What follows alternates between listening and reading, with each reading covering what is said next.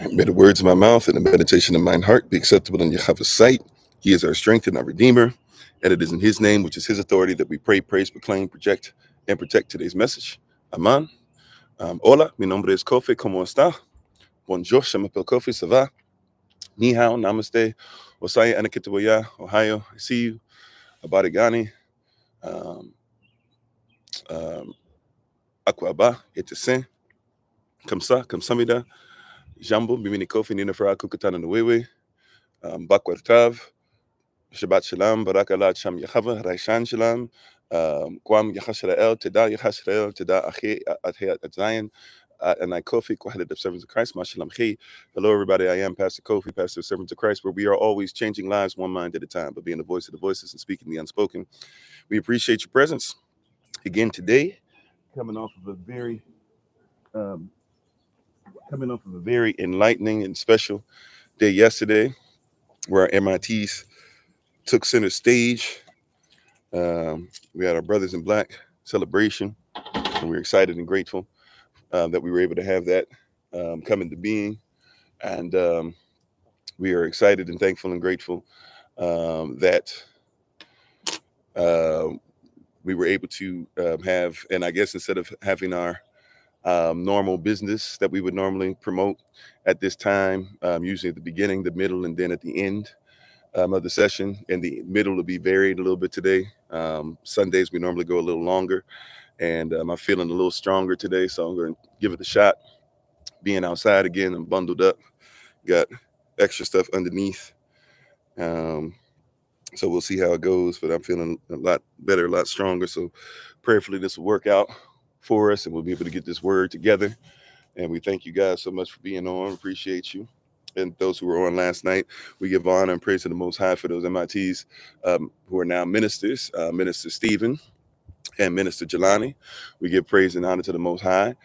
Please feel free to look at what they do, whether it be on TikTok or things they'll be doing later on as we ask them to preach the word more and do some more things behind the scenes, and maybe start giving some phone calls and start talking some things through with you guys, and getting more into the habit of having more responsibilities, especially with the brothers as well and in their areas. So we're excited about that, and we're thankful and grateful for those brothers who were able to accept the call and give their initial sermons last night and be added into the fold. And so we're thankful and grateful for them, and we appreciate all the ministerial staff, of course, but we appreciate you guys for supporting them. Once again, we are thankful for MIT Stephen and Minister Stephen and Minister Jelani. We got 2 more MITs left to go. We're asking that you continue to pray for MIT Tracy and MIT Jenny, who will be giving their initial sermons at the end of next month, December 23rd, for the Women in Red event, which I believe is at 7 p.m. Eastern New York time. So, and that will be, I believe that will be on Zoom only. I'll double check, for I am not running that, but I will double check, but I'm pretty sure it will be at that time. Hold on one second. Make sure we get our angle right here. All right, there we go. So I don't look like I'm looking down upon anybody. So, but we thank you guys, and we appreciate you. We're honored to have you guys on with us again. We are thankful to the ministerial staff, to the moderators, the SOC. Bow down to thee. Thank you so much. Appreciate your presence. Thank you for helping, even with just views that you give, things that you're helping us to do around the world. And we're excited to be in front of you one more again. And we're thankful and grateful. And if you did miss the Brothers in Black thing, it's a little different because we had to mute a lot of the stuff where the music would play on YouTube. So if you do watch the Brothers in Black recording, I tried to say it in the beginning, but if you do watch the recording, just make sure that you know, if I say we'll be back in like 2 minutes, we'll be back in 3 minutes, something like that, you might have to fast forward, because then it'll be just 2 or 3 minutes of silence. So, and there's, I think, when I get ready to do the encouraging word, and then I do the charge. I think you have, in the beginning of it, I didn't realize I was muted for like a minute or so. And so you might have to fast forward a little bit past that, but then I make sure I repeat what I said so you guys can get it for the recording. Amen. But we thank you guys, and to them, of course, or any family members who might be listening, any friends who might be listening, if you want to go back and listen to it, just once again, it's on YouTube, it's on Patreon, it's recorded. So feel free to go look at that. We might even posted the link on Facebook so you guys can watch it there. And we're thankful and grateful for what they did and what they gave, and them giving themselves even more so than they already have to the Most High and accepting the charge last night. Alrighty. But thank you guys. We appreciate you. It is Sunday. So Sunday, we usually have a little more time. Not sure if we'll go a long time. Sometimes we even go to like 1 p.m. Eastern New York time. Not sure if we'll do all that because I'm still recovering, but we'll see where we're led and how much energy I have. But we thank you guys. We're going to get into this word. We're in our Babylonian Benefactors series where we've been learning a lot. And we've kind of been talking about doctrines now. We came out of the 7 assemblies in Revelation, had Q&A, started the doctrine thing. I fell down the steps, had some complications, and started coming back on about Thursday night, Friday, Saturday, and then today. So we're getting back into the swing of things. Also, too, if you can join us for Early Rise of Bible Study session tomorrow, we're looking forward to continuing that as we do. And I'll actually be giving the word tomorrow. So I will see you there at 6:30 a.m. Eastern New York time on Zoom. If you have the link, feel free to go ahead and join us. And we'd be excited to have you. Amen. All right. But let's say hello to everybody real quick. Before, as I'm saying hello, feel free to turn with me in your Bible. We're going to go back to Exodus chapter 20. We're just going to focus on one verse, right? Or maybe 2 verses, but we'll go to Exodus chapter 20. So if you want to go there to Shamat, or even some would say Shafamat or Shamant, but we're going to go to Exodus chapter 20 and verse 3. So if you want to go there in your Bible with us, feel free to go and check. And once you have that, say amen, say I got it, say I'm with you. Let's say hello to everybody while we're doing that. How you doing, Cedric? How you doing, Minister Stephen? Sister Joy, Emmanuel, Dawn, Dante, Felicia, Denise, grand rising to you all. Carla, amen, you got it. All right, I see some goddess with you. How you doing, Sister Betty? How you doing, Sister Beverly? I think I saw you come on there earlier. How you doing, Sheena, D, Keith, Sherry, hola, como está? Mignon, Monica, Cheryl, everybody, come on in. Andrew, thanks for being part of the community. Appreciate you. Welcome in. Isha, Nadine, everybody. Deborah, I don't know if I said you earlier or not. By the way, sorry, I think I saw your message last night. We had a weird thing happen where I lost control. So I don't know if somebody else ended up getting control or something, but during the thing last night at a certain point, I could not share screen. I couldn't see if people were coming in and out. I couldn't mute or anything after a while. Somehow we lost control. So that if people were trying to come on, I did get some messages where people said, hey, I'm trying to come on. Can you let me on? I didn't even see it. Also, if you see the setup that we had on YouTube, you can see I wasn't even looking at the screen for a lot of it. After a while, I tried, and you can see my finger was going up and down. So you can see I was looking at stuff, but you can see on there, even on YouTube, sometimes you can see the names pop up that are there. I can't see any new names. I found out later on I had lost control, so I don't know what's going on. We've had some issues with Zoom big time for a while, but it is what it is right now. That's what we use. So just keep us in prayer. We might have to move to something else. Who knows? How you doing, Frank? How you doing, Warren? How you doing? Uh-oh. It's not letting me see the name for some reason. Oh, Makia. I still don't know if I'm saying that right. I've probably been saying your name wrong. I know I've said Makia before. I'm assuming it's Makia, but please forgive me. How you doing, KT? Thanks for being part of the community. Is it Big Zoe, is it? If you're still on, thanks for being on. Everybody, come on in.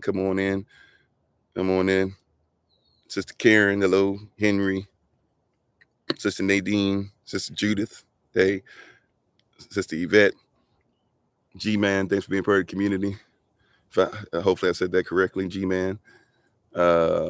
Everybody, come on in. All right, I'm scrolling. Frank, I think I said hello. If not, please forgive me. All righty, Romac, hello. Stella, beautiful royalty. Everybody, all right, we're going to Exodus chapter 20. How you doing, Sharon? Amen. All right, we got some I got it. Once again, if you have it, Exodus chapter 20, say I got it, say I'm with you, or if you're just listening, whatever the case might be. If you're traveling, of course, make sure that you're safe. If you're taking care of the babies, make sure that you're safe. How you doing, Minister Shante? Right. Just make sure that you're you're safe. You know, if you're getting stuff done, if you can reference the word with us, if you can read it with us, or if you can pause with us, be silent, whatever the case might be. But we just want to make sure everybody's on the same page, but be safe, of course. We're going to Exodus chapter 20, right? And when we go to Exodus chapter 20, we are going to read, we're going to read verses 2 and 3. Exodus chapter 20, verses 2 and right. So verse 2 and verse 3. Exodus 20, verse 2 and verse 3. All right. All right. And if you're able to reverence the word of Yah, if you're able to, we ask that you, if you can stand, or if whatever way you can reverence the word of Yah, we ask that you do so. And before we start, we're going to say our Bible pledge. So if you want to put your right hand in the air, right? If you want to put your right hand in the air, if you want to just put your device in your hand up in the air, if you want to put, or I'm sorry, if you want to put right hand in the air, if you want to put your device up in the air, or maybe if you even want to go ahead and put your Bible in your right hand and just repeat after me. Say, this is my Bible, this is my sword, and this will I trust. For Yehoshua is Lord. No sword of God shall ever be heard. For this is my Bible, and this is Yah's word. Atsham Yehava, or in Yehava's name. Aman. Amen. All right. And sorry, I don't know if I said hello to Sister Nadine. Please forgive me if I didn't. All right. Exodus chapter 20, we're going to read verses 2 and 3. It reads as follows. It says, I am Yahava Elohim. Right? I am the Lord thy God. I am Yahava Elohim, which have brought thee out of the land of Kemet, out of the house of bondage.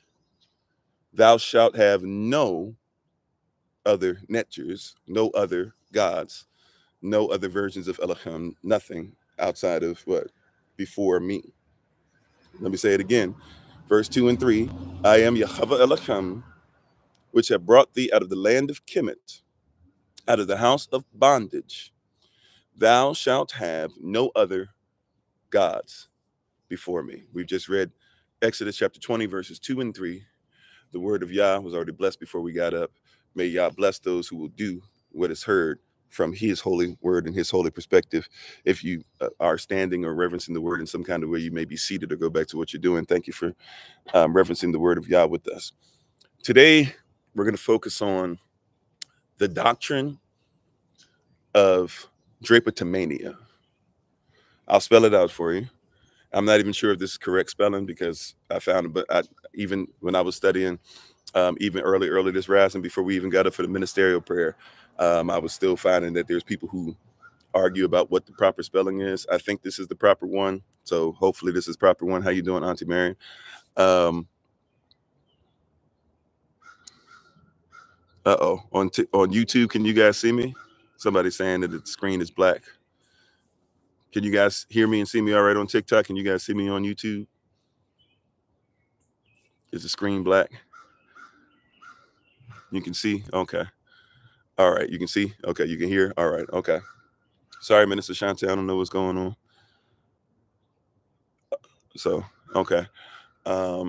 So today we're going to focus on the doctrine of Drapetomania, spelled like this: DRAP. Matter of fact, let me just look at it while I'm making sure. DRAPETOMANIA.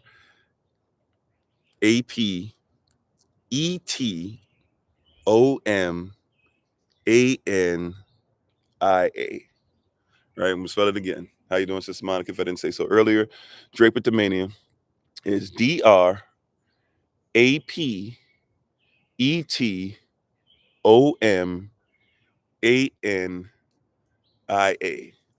All right, one more again. I'll spell it 2 more times. One more again. DRAPETOMANIA.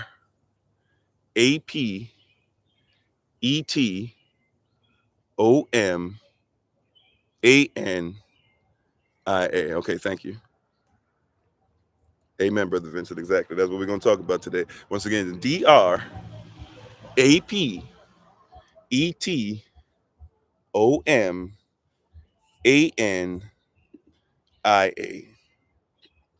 The doctrine of Drapetomania. Thank you for spelling it out for me. Appreciate y'all. Right. This is what we're focused on today. The doctrine of Drapetomania. Now, this is once again, remember what the definition of a doctrine is, the working definition that we're using, but the definition still is pretty much the same, especially the lawful definition, which we're holding on to. A doctrine is anything that a group lifts up, any kind of belief system that a group upholds, you would consider it to be doctrine. All right. Doctrine doesn't just mean we're talking about your church or your camp. It doesn't mean we're talking, doctrine doesn't mean that it has to be spiritually inclined, or even though everything is technically spiritually inclined anyways, but it doesn't mean that it has to be something where somebody has to be holding a cross, or somebody has to wear a kufi, or somebody has to, make sure that they're wearing a certain type of robe, or to make sure that their pant legs show their ankles or whatever, or that their whole body has to be covered, right? That's religion, even though religion is not a bad word either, because religion just means what a legion of people repetitively do, or something that binds people together repetitively, right? But we're talking about doctrine. Doctrine is what a group of people, a belief that people are upholding, right? And your belief that you uphold eventually becomes what? Your religion, right? You have your culture, which informs your beliefs, and then your emotions, your feelings, your mood, your habits, your effort or energy, and then your habits are coming out of that, right? So the doctrine is going to affect your religion. Did you catch that? It's important that we catch this now. The doctrine is going to uphold your religion, or your religion will uphold your doctrine, whichever way you want to look at it. And Shalom, how you doing, Elizabeth? Right. So we want to be very careful to make sure that we are representing this correctly. How you doing, Sister Bree? But we want to make sure that also that we're speaking in the manner that you're going to catch this. Today we're going to talk about this doctrine of Drapetomania. And some people might not believe that what I'm saying is true. So I made sure that I brought receipts, right, from stuff that we can even look at that was written back in 1851. Meaning that we can go back. This is the same time, by the way, that Sojourner Truth that everybody talks about. Everybody was on the same page. It's the same time that Sojourner Truth is saying, "Ain't I a woman?" Because women don't say that the black woman's fight. Some of you might even say the Israelite woman's fight, the native woman's fight, is not the same as I'm using colonial and social constructs here, right? The white woman's fight, it's not on the same level, right? At the same time, the Sojourner Truth is saying, let us in. There's somebody, right? There's a doctor. We're going to go over these names and stuff in a second, but there's somebody talking about Drapetomania. How you doing, Ralphia? Right. So the same time that they would like you and I to believe that, hey, man, we were fighting for everybody and everybody was on board. And you must recognize that, hey, there was only a small group of people that had slaves, and there were more colored people that had slaves, and blah, blah, and this and that and all that. Is the same time there's this doctrine of Drapetomania that goes back deeper and longer, right? Back even into his story, let alone the real story that goes back further than that. How you doing, Brother Yusuf? Right. But today we're going to focus on Drapetomania. We got evidence at least starting at 1851. That means that we're dealing with right before you're about to go into the Civil War. And just because the Civil War ended doesn't mean that this stopped. It's just like when they say slavery ended in 1865. No, slavery ended as far as if they didn't arrest you, but then that's when they started making money off of prisons, and prisons became new plantations. Or at that time, prisons would service the old plantations. They would arrest you and then take you right back to the plantation. And let's say you were doing something like jaywalking, or something like you were eating in the wrong place, or you decided to look at somebody's woman the wrong way or something like that, you could still be locked up, put into prison, and now you got to serve a 50-year sentence for the rest of your life. And now you're there working on the plantation, still doing the same thing. Yeah, for breathing, for basically existing, right? You know, so we're dealing with this type of mindset. And it's important that you catch this, because I don't just want to only, like, it's very easy, and obviously we have to deal with the physical, but I don't want to only just deal with the physical. Hey, it's black versus white, right? I want you to recognize there's a spirit to this, because you still live in a society where still, you could say black versus white for sure, but you still live in a society where there's a spirit that says that anybody trying to escape, right, is considered to be wrong. Anybody who wants to live sovereign, the first thing that we do is we say, why would you want to escape? You cannot escape. You cannot do this. They make it to where you can't do this, blah, blah. You'll never be able to be free. The first thing you must recognize this, and if you don't know what Drapetomania is, by the way, if you still are like, well, give me the definition, I don't comprehend, right? Because some people might not know what this is. Let me help you out. Like I said, I come bearing receipts today. I'm be on point today, right? I believe I am on point most days, but I'll make sure that I'm on point. If you'd like to know the definition of Drapetomania, we're actually going to read through a whole long thing later on to let you see the perspective. Uh-oh, hold on. I don't know if this is, yep. Okay, so let me see if I got the right one first. Okay, so Drapetomania is a term that was made by a doctor, Dr. Samuel Adolphus Cartwright.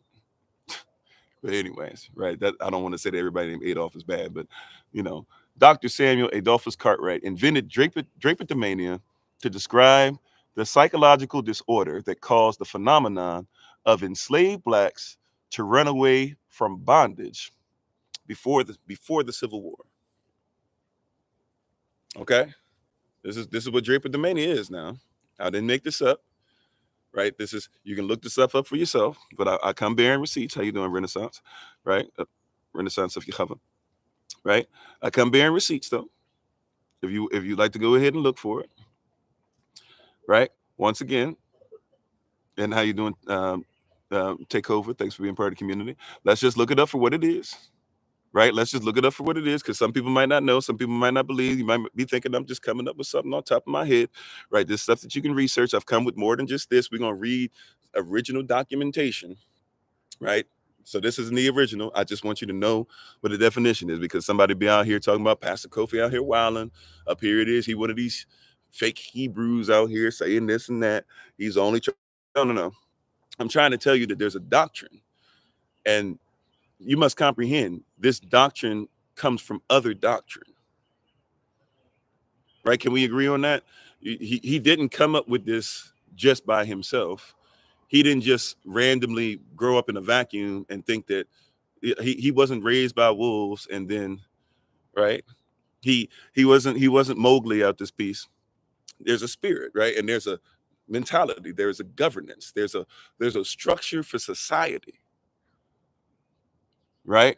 There's a structure for society that's out here that he's coming out of, right? And so Dr. Samuel Adolphus Cartwright invented Drapetomania, once again spelled Drapetomania.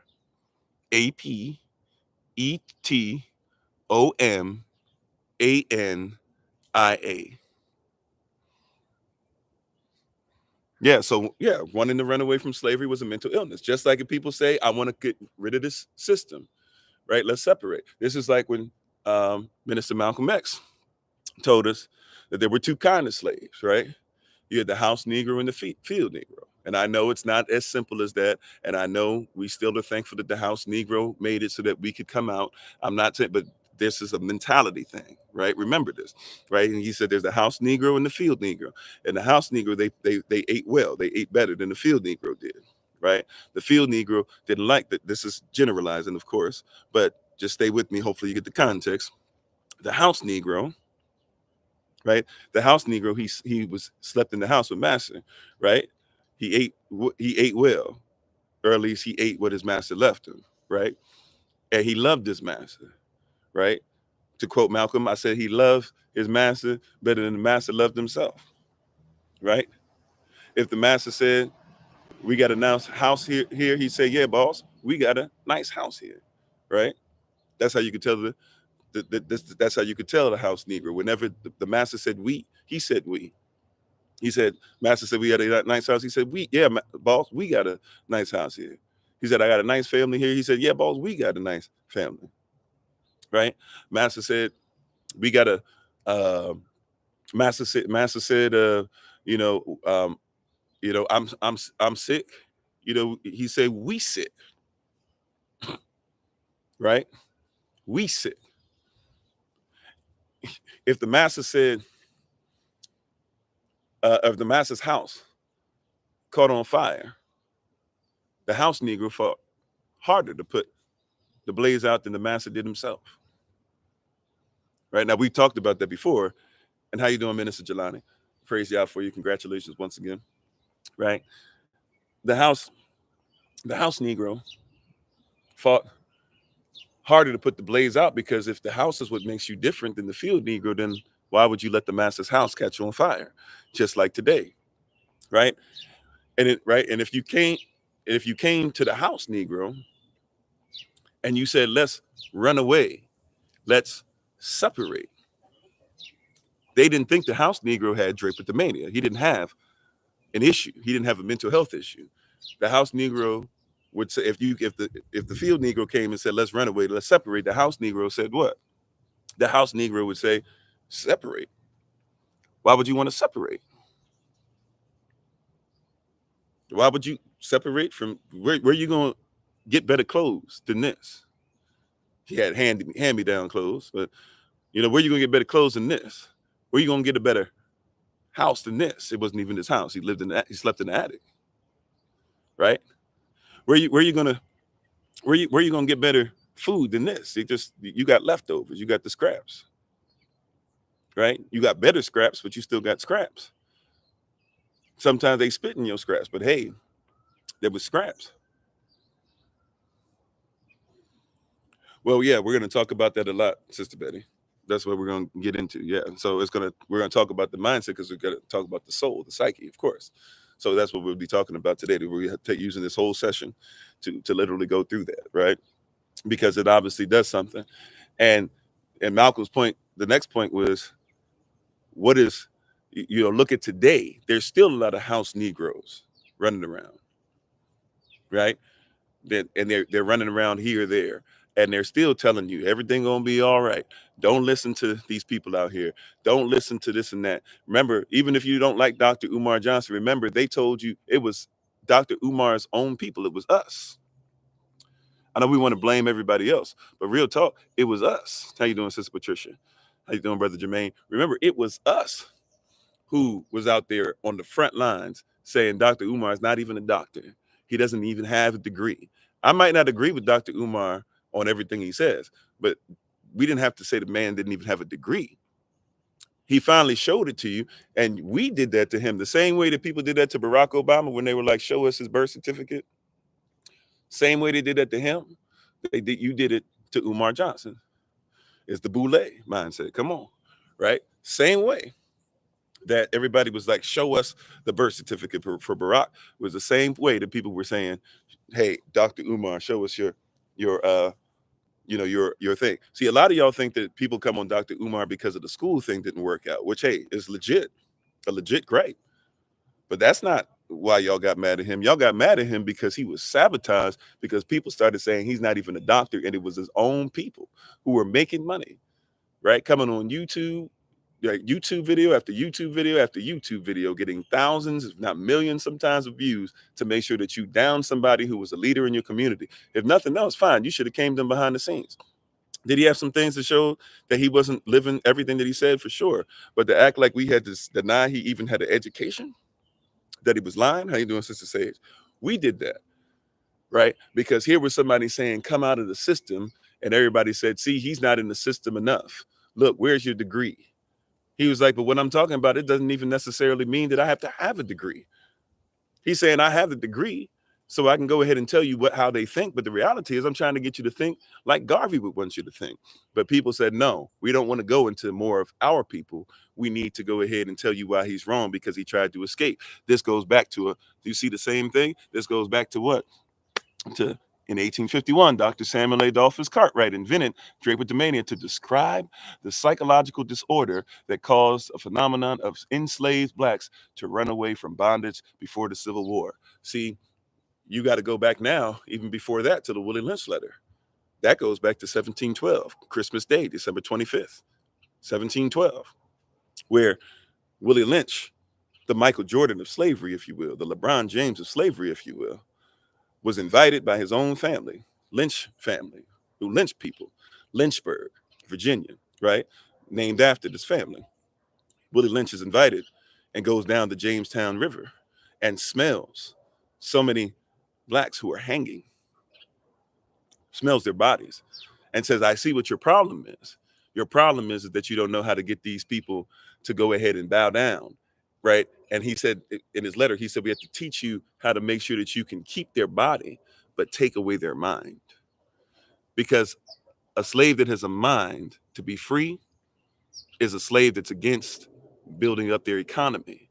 And he means that you'll have financial disaster, right? The slave is currency, but the slave that still wants to be free doesn't allow things to flow, right? You see, you said a degree, a piece of paper that has ink costs a lot more than one would believe. Sickness. Yeah. You see, and so there's a lot of stuff, and I want to be careful. I'm not trying to be hateful or spiteful towards anybody, but there's a spirit attached to this, and we got to be honest if we're going to deal with the spirit. They that worship Yahweh, right? He is a spirit, and they that worship him must worship him in what? Ravak at amat, in spirit and in truth. We can't just deal with one. How you doing tomorrow? We cannot just deal with one. But they that worship him must worship him in spirit and in truth. Right. And every time you find something more tangible, you introduce something else. Every time you get a little more piece of yourself, you introduce something else. So here's this doctor who, it's interesting, even though we know him, Dr. Samuel Adolphus Cartwright, we know him to not really be saying anything that's true. But even in his being wrong, we still will call him doctor.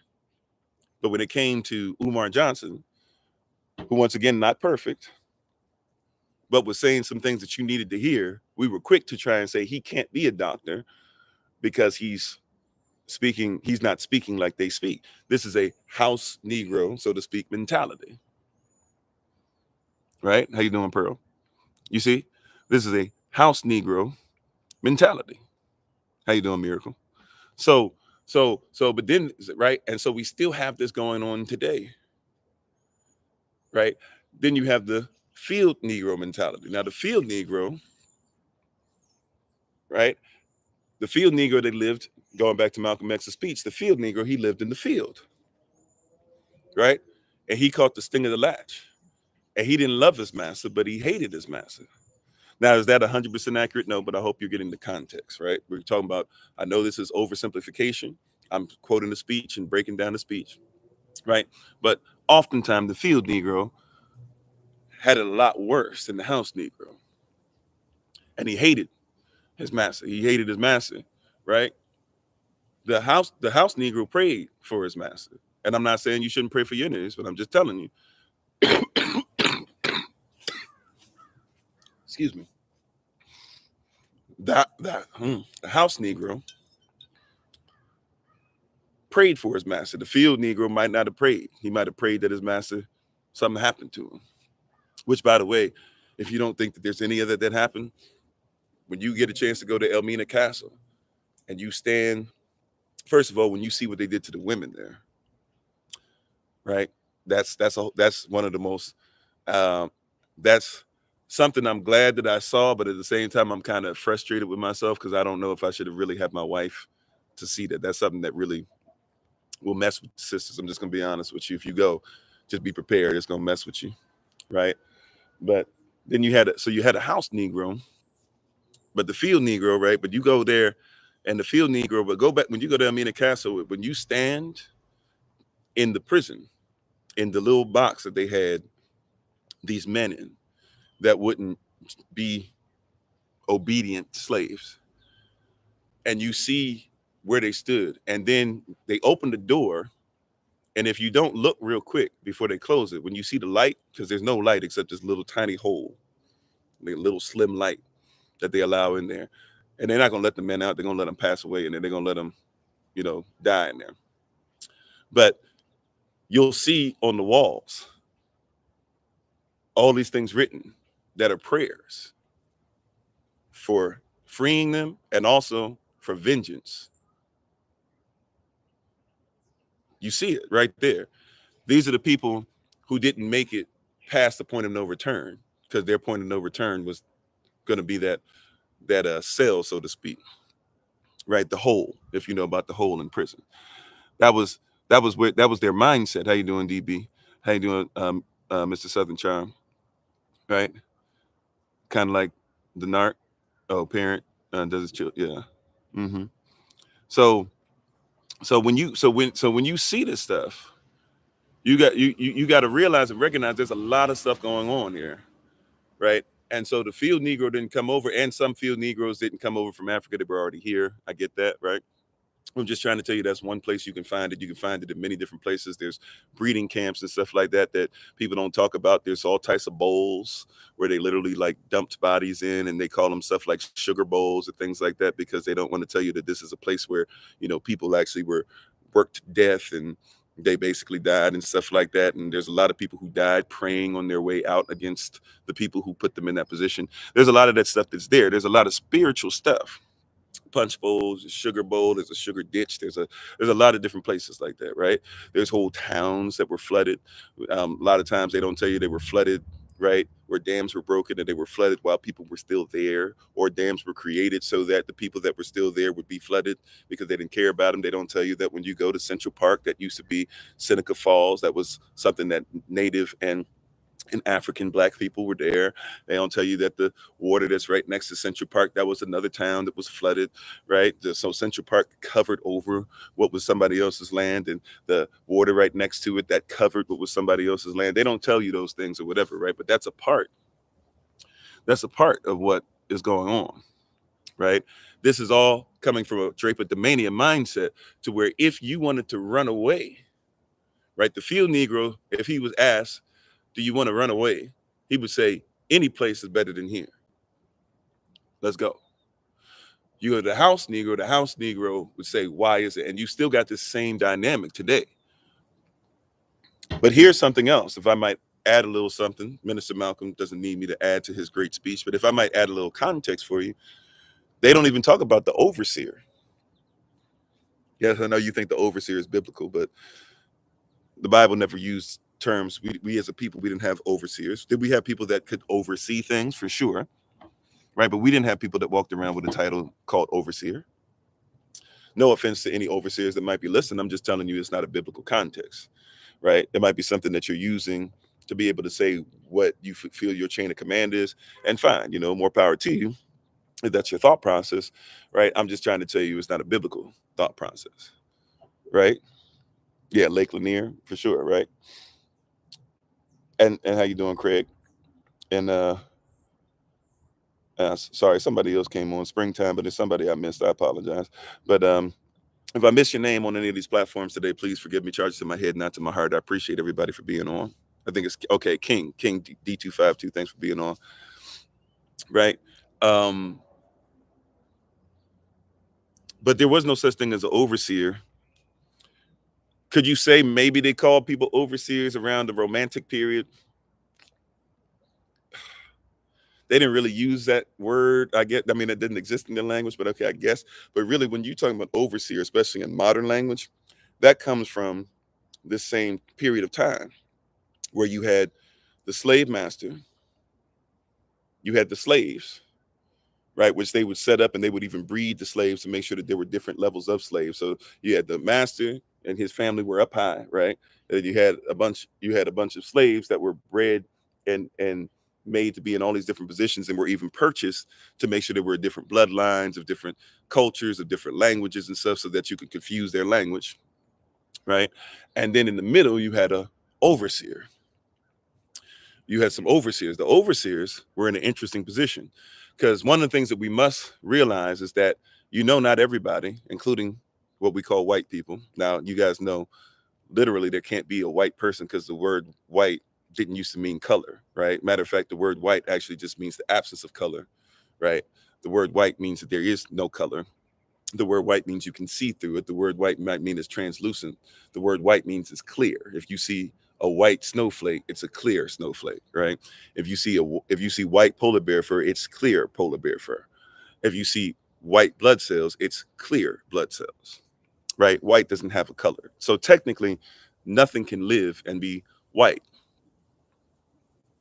Even cauliflower has to come out of green, if y'all didn't know that, right? Cauliflower has to be attached to something that has chlorophyll, right? People have to be attached to something that has melanin. That's just the way it is. That's the way it is, right? So there really is no such thing as a white person. So even the colorism thing, or just colorism thing as far as humanity, colorism thing within Yahashua, colorism thing within Africa, colorism thing within African Americans, whatever, that stuff doesn't make sense, right? How you doing, Money Green? But let's just use these social colonial constructs. Fine. If you had a white group of people, not all of them believed in chattel slavery. Some did fight and even gave their lives to fight against it. We kind of tossed that under the rug because it doesn't fit our narrative that we like. But we have to admit that there were some that gave their life, right? Right? We must admit this, right? At the same, there are some who fell hook, line, and sinker, or were part of the group that created, hey, we're going to go ahead and be white, which, by the way, goes back to the Roman Catholic Church. Excuse me. Which goes back to the Roman Catholic Church. And the Roman Catholic Church saying that we need to go ahead and have, we need to go ahead and, as white people, go against those brown and black people, because the European is offering too much of themselves. Because remember, Europeans didn't even think of themselves as Europeans. Remember, there was no such thing as Europe for the longest of times. And before it became Europe, it was Eurasia. And before that, it was just, it's part of Africa, it's part of Asia, if they even called it that. It was part of Rome, right? It was part of Greece. It was part of whoever had conquered it, or it was, nobody needed to own the whole thing, right? Europa, by the way, just used to mean anything that belonged to Rome. If you were conquered by Rome, then you were under Europa, which was an African deity that had became something that they turned into a Roman, or an African spirit that they had turned into a Roman deus or a Roman deity. That's it, right? So you have to realize that a lot of this stuff is being manipulated and being constructed anyways. And so here you have these people who don't have as much as a slave master does. A slave master has all these slaves. He needs somebody to run all the slaves. So what do? You have same thing that happens today, by the way. Bunch of people who have all the power up top, right? All these people who have all this power up top, and then you have all these people who are slaves anyways, and then you got all these people in the middle who are complaining because we can't get any jobs. Look at these people who are taking our jobs, not realizing that, fool, the only reason why these people are taking your jobs is because slave has made it to where you can't get any work, because he's enslaved people. He's got people so low that they have to do whatever it is to survive. See, it's a spirit. They're still controlling you with the same game. It's still Drapetomania. And rather than escape the system, what the slave master did was say, hey, they're starting to wise up. They're starting to ask the right questions. Why are there no jobs? They haven't really asked, why is it that you've given all our jobs to the slaves? But they're busy blaming the slaves. It's only a matter of time before they realize that the slaves are not the problem, but we're the problem. So let's make sure that we give them something in the in-between. We'll make them overseers. It'll cause them to go ahead and think that they have power and that they have jobs. Why? Because they get to go ahead and oversee the slaves. So, and I'll tell them that if they do a great job in overseeing the slaves, I'll pay them, and they can feel like they're equal to me. But you're not equal. You're just being a slave yourself. See, one of the things we don't talk about with the overseer, we got to bring this up. The overseer was tricked and manipulated, because what's the difference between an overseer and a house Negro? Uh-oh. So you got to be careful when you deal with a house Negro or an overseer, because they're the same person. They just have a different mindset. The house Negro is trying to make sure that he stays in the master's house.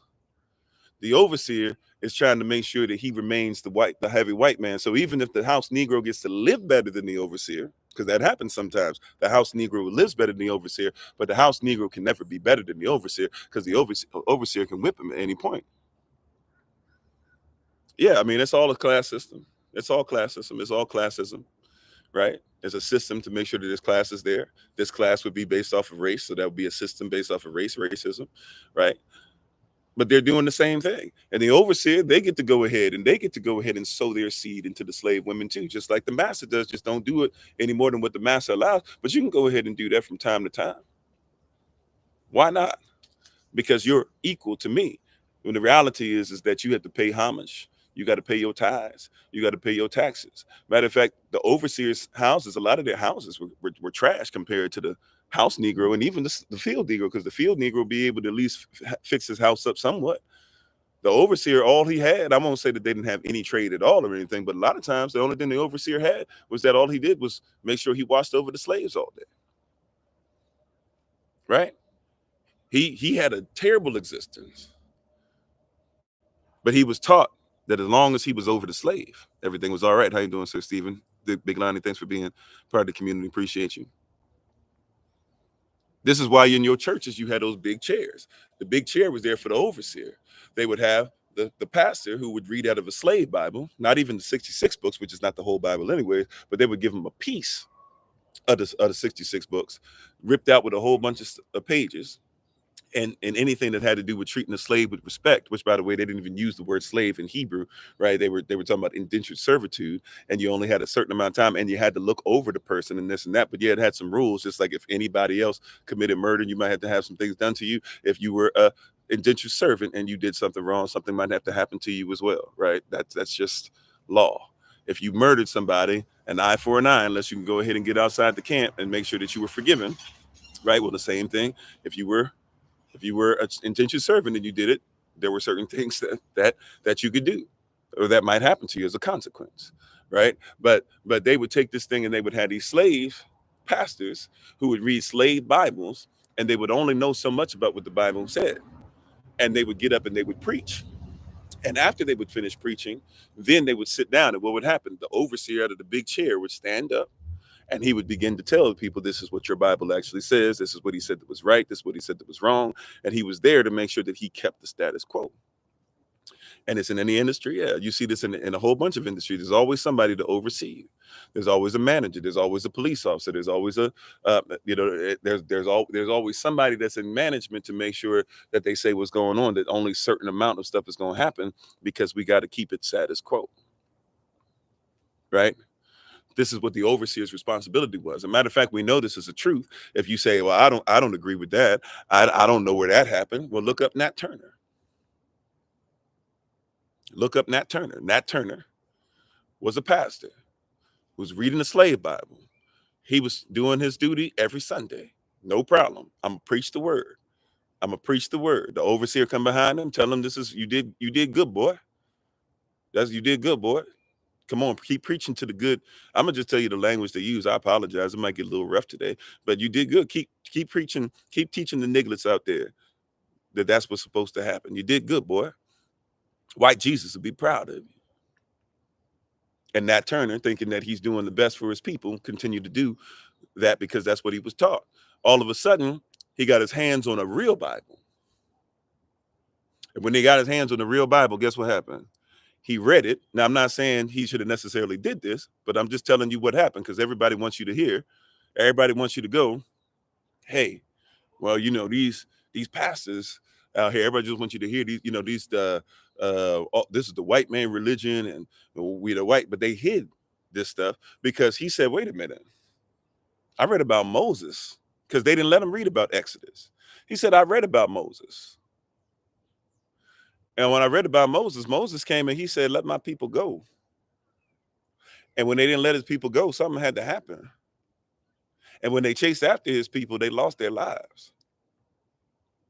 And Nat Turner's response, not being schooled in the truth, but saying, hey, I need to take care of my people. What did he say? Well, he said, look, somebody got to let us go. And if you ain't gonna let us go, then we gonna in the name, and he did it in the name of Jesus, so to speak. But we gonna deal with you. And they laid them hands on him. That's how Nat Turner, that's how that happened, right? That's how you get Toussaint Louverture in Haiti, who finally decides that he's going to go ahead and help his people when he sees stuff is going down, and he reads the Bible and he talks and he hears about Moses, and he says, I identify with this. He says, my people should be free. Maybe I can be Moses today.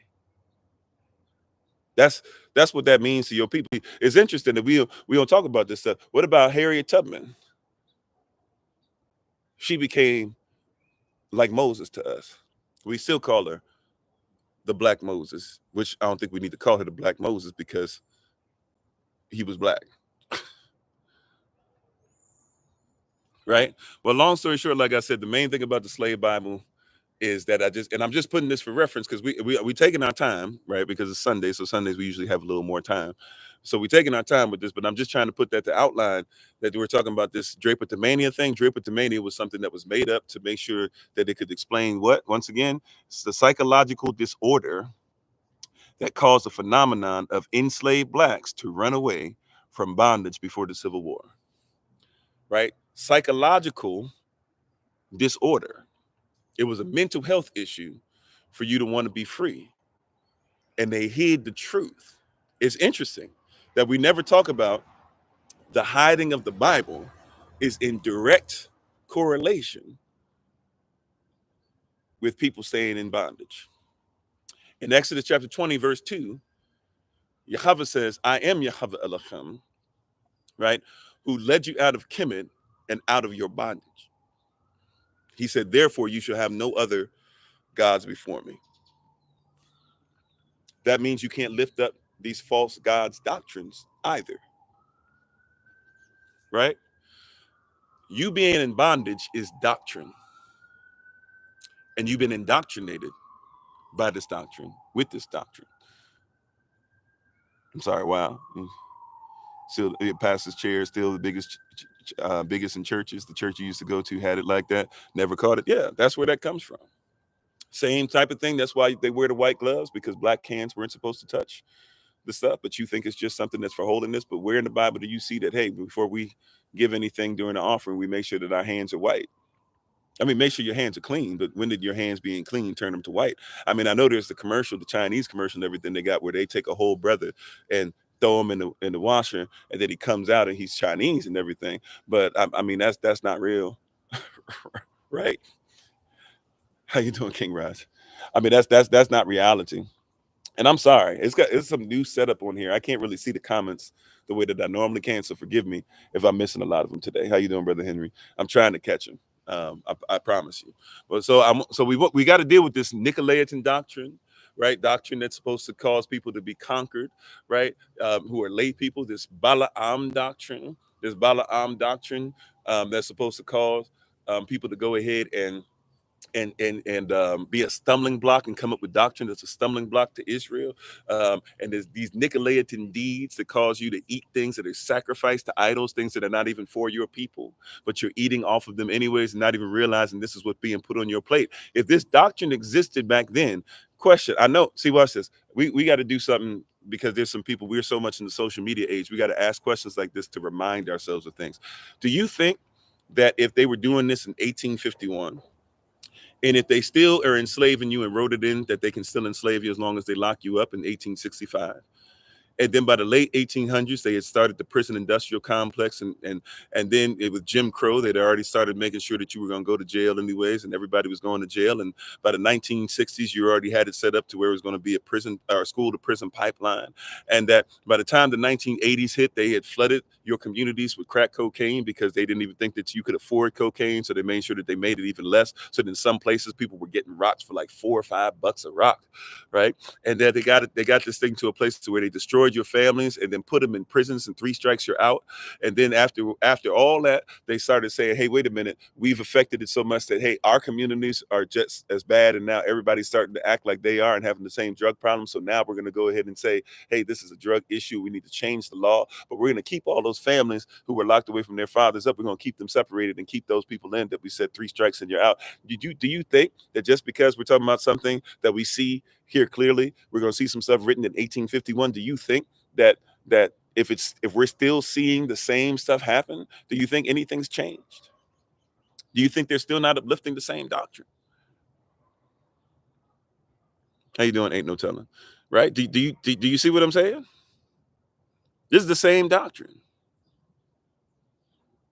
This is the reason why DeSantis doesn't want your history taught. Sure, but I'm gonna be honest with you. I'm not really mad at DeSantis because DeSantis is doing the same thing, right? Like this one thing, and I'm not saying you are. I'm just saying, look, Ron DeSantis, either he ignorant, which he is, or he's somebody that knows better and knows he gets votes off of this, which he does. So either way, he's doing the same thing that's been done to us for a long time. At some point, DeSantis is not our problem. Right, there are people at some point we're probably going to, get some land down in Georgia. I mean, we have land in Georgia now, but probably get some land down in Florida once we get the land in Georgia popping. I don't know if that'll be the next place we go, but at some point it'd probably be nice to make sure that we get something down there, right? Well, guess what? Right, there's places in there where we would be away from people, wouldn't have to worry about stuff like that, anyways. But I'm just trying to tell you, like, DeSantis is not your problem. If you're in the system, DeSantis is definitely your problem. But I'm just here to tell you, DeSantis is not your problem, right? But but but people treating you as if you have a mental disorder or you living in a system that says that you wanting to be free of bondage means that you have a psychological disorder. You know the word psyche, getting back to Sister Betty's question, the word psyche, right? In the Greek, psyche in the Greek, it means soul. So they're saying that something's wrong with your soul. There's a disorder. Your soul is chaotic if you want to be free.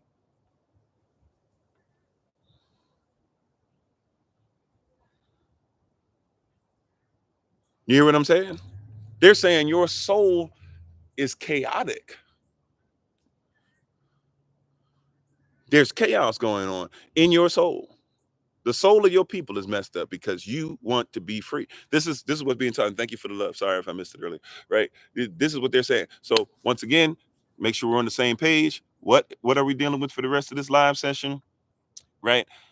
In 1851, Dr. Samuel Adolphus Cartwright invented Drapetomania to describe the psychological disorder that caused the phenomenon of blacks to run away from bondage before the Civil War. He spent enormous energy, catch this now, he spent enormous energy to research, diagnose, and suggest corrective treatments to mitigate the deviant tendency of blacks to escape. Don't miss it. Don't miss it. Did you catch what I just said? I want to make sure, right? I'm reading right off. I'm reading right off the paper, right? He spent what? He spent enormous energy to research this, diagnose, and suggest corrective treatments. That means anytime that you step out of line, we've got things to treat you because this is a disease.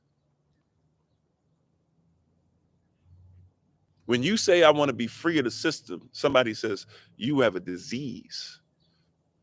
This is quiet as kept. This is one of the worst. This is one of the worst kept secrets, but one of the best kept secrets.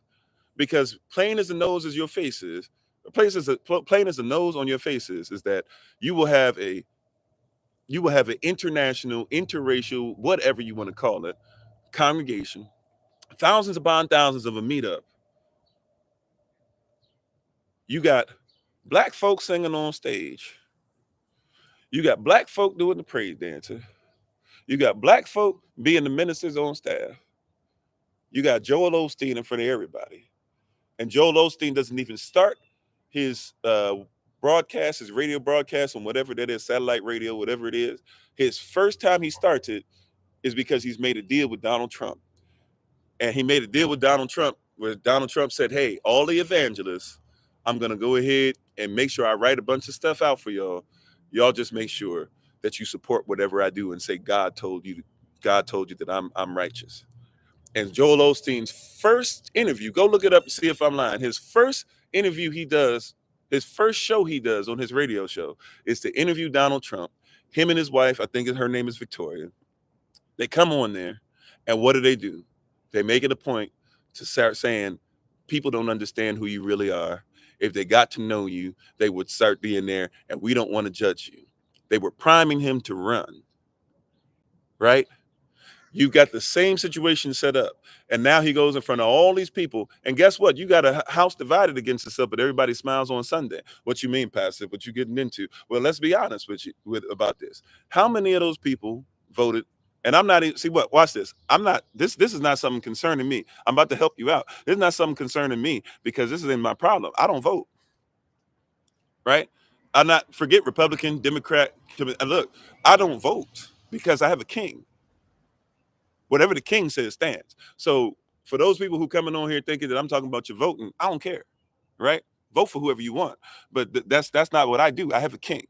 Whatever the king says is it, right? If I got a spiritual father, my spiritual father says, Kofi, you need to do this and that or whatever. As long as he ain't saying something that's outside the Bible, I'm gonna do whatever he says, right? I'm just here to let you know, okay? Just here to let you know. But back to what I'm saying. Now look at this. So here you got a person who's supporting Donald Trump. You think in that congregation, everybody voted for Trump? Some of y'all been there before. I've had family that's been to Lakewood before. You think everybody went to Lakewood, voted for Trump? Of course not, right? But everybody played like they get to get along on Sunday because that's what you're supposed to do. You're not supposed to even come outside the system when you go to your service on Sunday. It's gonna happen today. Everybody gonna come in there and talk about we don't see color and this and that or whatever. Yeah, let me see your YouTube feed. Let me see your Facebook feed. It'll tell on you. Let me see what comes up on your TikTok feed.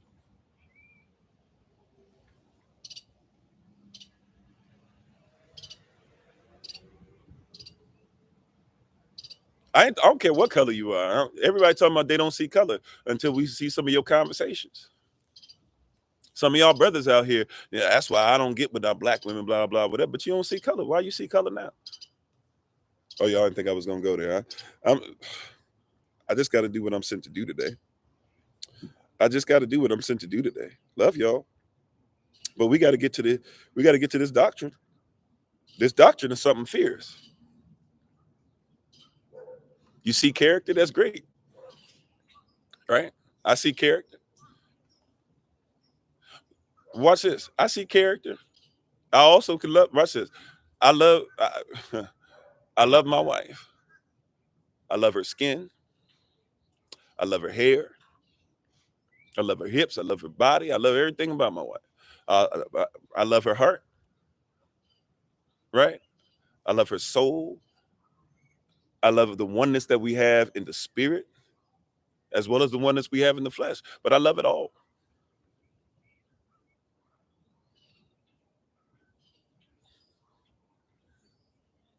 Right? I love my son's hair. I love his heart. Yes. But I love his hair. Right? I love the fact that Yah created the tree and that I can learn from the evergreen. And that I could even see, I was noticing that some of the evergreens having issues, which shows me that even in the evergreen, you can see the sickness. Well, I'm sorry, in certain places you can't see the evergreen right now. But I love seeing the stuff in it. But also I love the fact that it's green. It tells me something about it. The parts that aren't green, I can see, okay, it's not healthy because you're supposed to be evergreen. You're not supposed to ever stop being green. Something going on.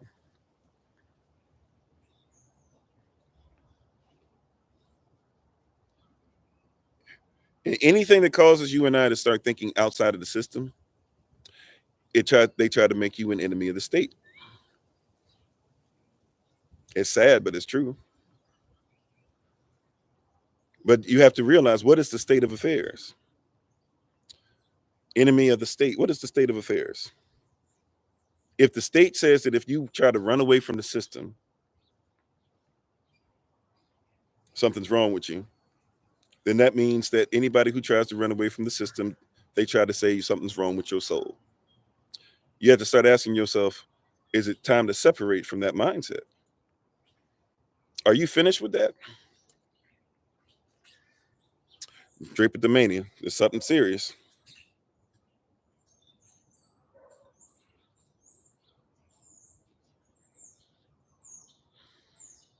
It's something serious. Sorry, I'm just trying to make sure that we upload the podcast real quick. Sorry. I'm not looking down just to stay looking down. Okay.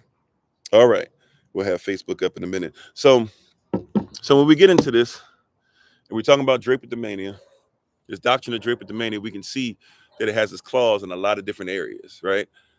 Anybody who's trying to escape foolishness, something's wrong with you, right? This is why in a lot of your churches, when you start asking questions, see, I told you it's a spirit. I don't want to only focus on this, but I got to show you how devious this is, and then we can start working our way into even how is it affecting your spiritual walk. See, you ask your pastor a question, what happens to you? You say, Pastor, why are we still celebrating Christmas? Well, we know there's no way that Christ could have been born December 25th, and we know about Saturnalia, and we know about winter solstice, and we know about the Druids, and we know about the Canaanites and what happened to them, and we know about Esau and the Edomites, and we know about the Scandinavians, and we know why Santa Claus flies, and we know that Santa Claus is a mix of 5 different people, and we know about Compass, and we know about Black Pete. Why do we continue this? And your pastor says, well, Jesus is the reason for the season, but we know his name's not Jesus, Pastor. They'll kick you out. How dare you tell the truth? You have a psychological disorder, don't you? That's what they say. Something wrong with his soul. I knew she shouldn't have been there. I knew they shouldn't have been here, but it's Drapetomania, right? It's Drapetomania. Mania is talking about you're crazy. You're crazy. You're crazy to be free. Right? Let's look at this one more again, and then we're going to read some stuff together that maybe you've never read before. Right? But here we go once again. So we're going to look at this. Right? Now they'll tell you that the concept has since been debunked as pseudoscience, which is, by the way, what they try to say, what we're talking about, like when we say the world is not round, or at least it's not, I don't believe it's flat like a pancake, but we don't believe it to be round like they say, or when we say, the flood happened and we can prove it by excuse me, the soil and this and that. But you have to realize it depends on your culture.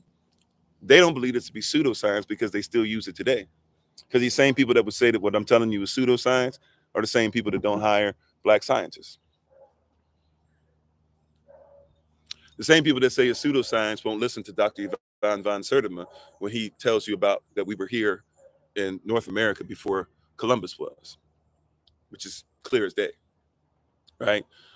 Not just by his story, their story, but even by the story and even our story. It's not even that hard to see. But nevertheless, right? They call it pseudoscience now, but it's not pseudoscience if you're still doing the same stuff. But the term derives from the Greek drapetus, right, which is a runaway, right, or a slave runaway, right, and mania, which is madness or frenzy.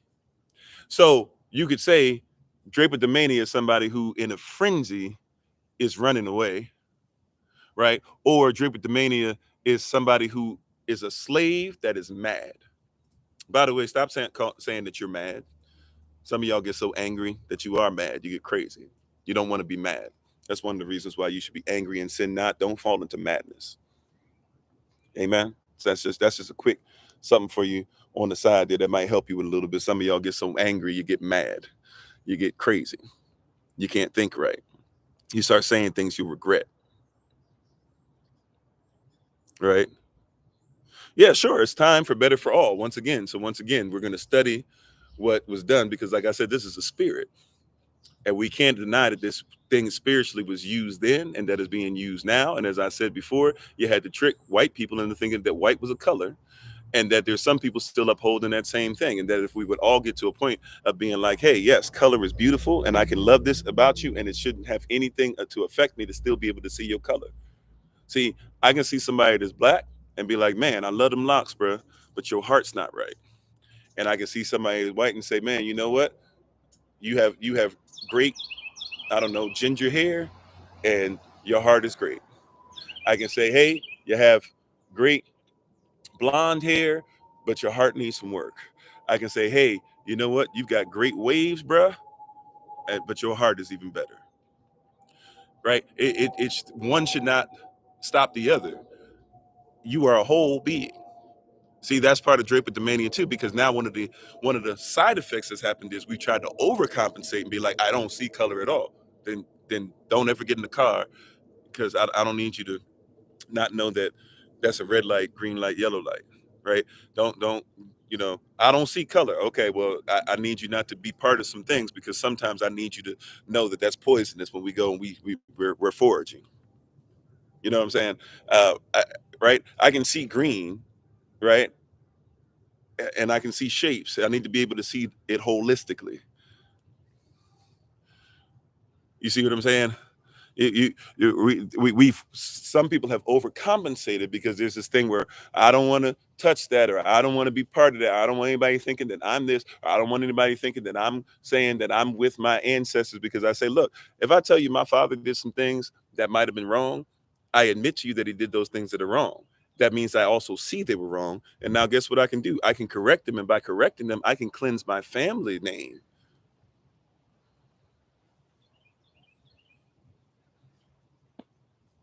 I mean, that's right. If I know, you see what I'm saying? And people go quick to, well, a whole bunch of people had slaves. So let me just make this a point. Any group of people that enslaved anybody else, they're all wrong. But today I'm talking about Drapetomania. And Drapetomania wasn't made by everybody, but it's a spirit that's been upheld for a long time. It's showing itself specifically in this manner, and it's a way that's still affecting not just America or your state or your city. It's affecting the entire world, and it's affecting your services. And we want to make sure that we get to the bottom of this. If you decide not to be obedient to truth, then that's on you. But I'm going to give you truth, because that's what I've been sent to give you. I can't give you anything else. Come on, we got to be curse breakers. Come on, Auntie Mary. It's time to cleanse this thing. It's time to what? To free this thing. It's time to bring it up. Y'all heard me cough a couple times, because I'm still dealing with some complications from some things that I've been going through, right? But guess what? When I'm hacking up stuff, guess what my body's saying? Get it out, right? Don't make no sense to just be like, let me just keep swallowing back down and swallowing back. Like, that's disgusting, isn't it? To describe it. But what are you doing to your body? Your body's saying, please get this out. And instead of it, you say, oh no, I'm gonna just keep it in. I'm gonna just keep it in. And then you still sick. No, get yourself over some hot water, right? Turn up the temperature, have it boil, and put your head there. And as nasty as it's gonna seem, let everything come on out, because the sooner everything comes out, the cleaner it's gonna be. You got to cleanse on the inside. It might not look great on the outside. It might not feel great. People who are watching us go through this might be saying, man, that's disgusting. I don't want no parts of that. Don't touch me. This and that. I don't know if I can ever look at you the same, but I'll live longer, because I'm gonna get it out. And thanks, babe, for being on. I'm sorry. Thank y'all for the love. I didn't even see how you doing, babe. My wife is on The Honorable Mind. Please check her out as always on TikTok, YouTube, or website, and Pinterest at Bloom and Flourish. Not A-N-D, the letter N, Bloom and Flourish. She is a healer, herbalist, chemist, and biologist by degree. I'm on. So I'm just waiting a little bit more. We're gonna make sure that Facebook is up when we start reading, but we're gonna get into the actual literature, right? We're gonna get into the actual literature, and we're gonna speak on this, and we're gonna actually read what was written, because I don't think that people have matter of fact, some of this I have not even read. I've read the beginning of this. I don't know if I've read the whole. I have not read the whole thing, matter of fact. So some of this we're going to learn together. So we'll see if what I'm saying is facts, not FAX, but FACTS, facts. Facts. Right, we'll see if it's facts. But the reality is that we're sitting up here trying our best to, like, it's like a silent, it's like a silent letter. And I'm sorry, before we go any deeper, I'm not doing businesses today, but I just want to bring up, once again, we're proud of MIT, or now Minister Stephen and Minister Jelani. Thank you so much for the excellent word that you guys gave yesterday. Greater than what I even expected. um, Excited to see what you brothers are going to keep on doing, and keep on pushing. They're both on TikTok. We'll be giving them more opportunities in the future. Brothers, especially, be ready for them to be doing some stuff they don't even know that they're going to be getting assignments, but they're going to be getting some assignments soon. And but we want to say we bless. We're asking God to continue to bless you. We bless thee with the best that we can give in prayer and support, whatever it is. And just know that if you need anything from us, we're glad to be able to stand by your side. Amen. Amen. But so back to this. We'll read this in a second. We're gonna read down. We're gonna read you know uh the literature in a second. right as soon as we finish uploading this on uploading the podcast, and then we can switch Facebook on with us.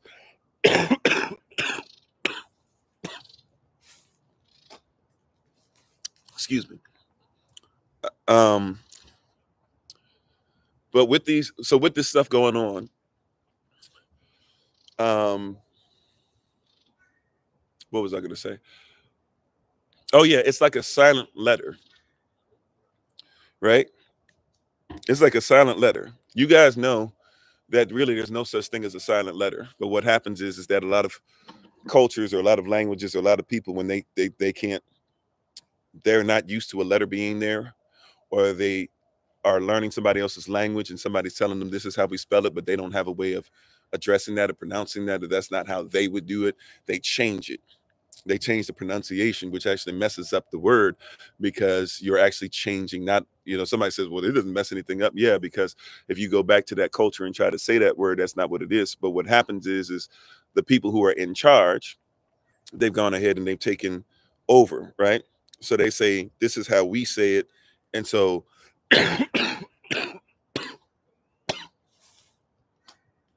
excuse me, I'm so sorry. Okay, so they say, since this is how we say it, right? This is how we decided. And so we're going to go ahead and say, you have to say it exactly like we say it, or you're going to have to do it exactly the way we do it, right? And that's not necessarily the way. That's why you have this thing called transliteration. I always tell you, be careful about transliteration. People change stuff up all the time in transliteration, and we don't even recognize that they're changing stuff up. So we get into these really bad issues, right? We get into these really bad issues where we don't even recognize what's going on. And so, you'll have, for example, you'll have the word debt. How do you pronounce debt in reality? Now, somebody says, well, you just pronounced it. No, you don't. You were supposed to pronounce it debit, debit, debit. That's how you pronounce it, debit, like debit, right? What happens if you use a debit card? What happens? Right? What happens if you use a debit card? You see what I'm saying? We changed the pronunciation, and we said it didn't matter anymore, right? And so now you use a debit card, not realizing, what are you doing? Whoever you paying, what are you saying? You're in what to them? Now I know somebody would say, "Oh no, when I looked it up, blah." Look, I'm not saying that you won't find somebody that disagrees with me a little bit. They can't disagree with me, but so much, right? But you got an issue, right? But you don't say that. You just say, "Oh, I'm in debt."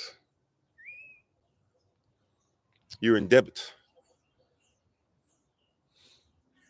and there you go. See, you even get charged fees to receiving merchandise, all that stuff, right? Debit is different, but you don't realize that debit and debt are pretty similar, if not the same, right? Why is it that you say honor and not hunter? Does it mean there's no letter H? Just because we see it, but we don't say anything about it, right? I'm going somewhere. And welcome everybody who's coming over from the podcast. If you're coming on Facebook now, on YouTube, on TikTok, we appreciate your presence so much. We're going to go ahead and get. We're talking about today the doctrine of Drapetomania, and we're going to continue to speak on it. Praise God, and hopefully you guys will be able to follow along with us. I'll be reading. We're just going to read now from Dr. Adolphus, and we're going to read what he had to say, and all these people that are lifting up what he had to say.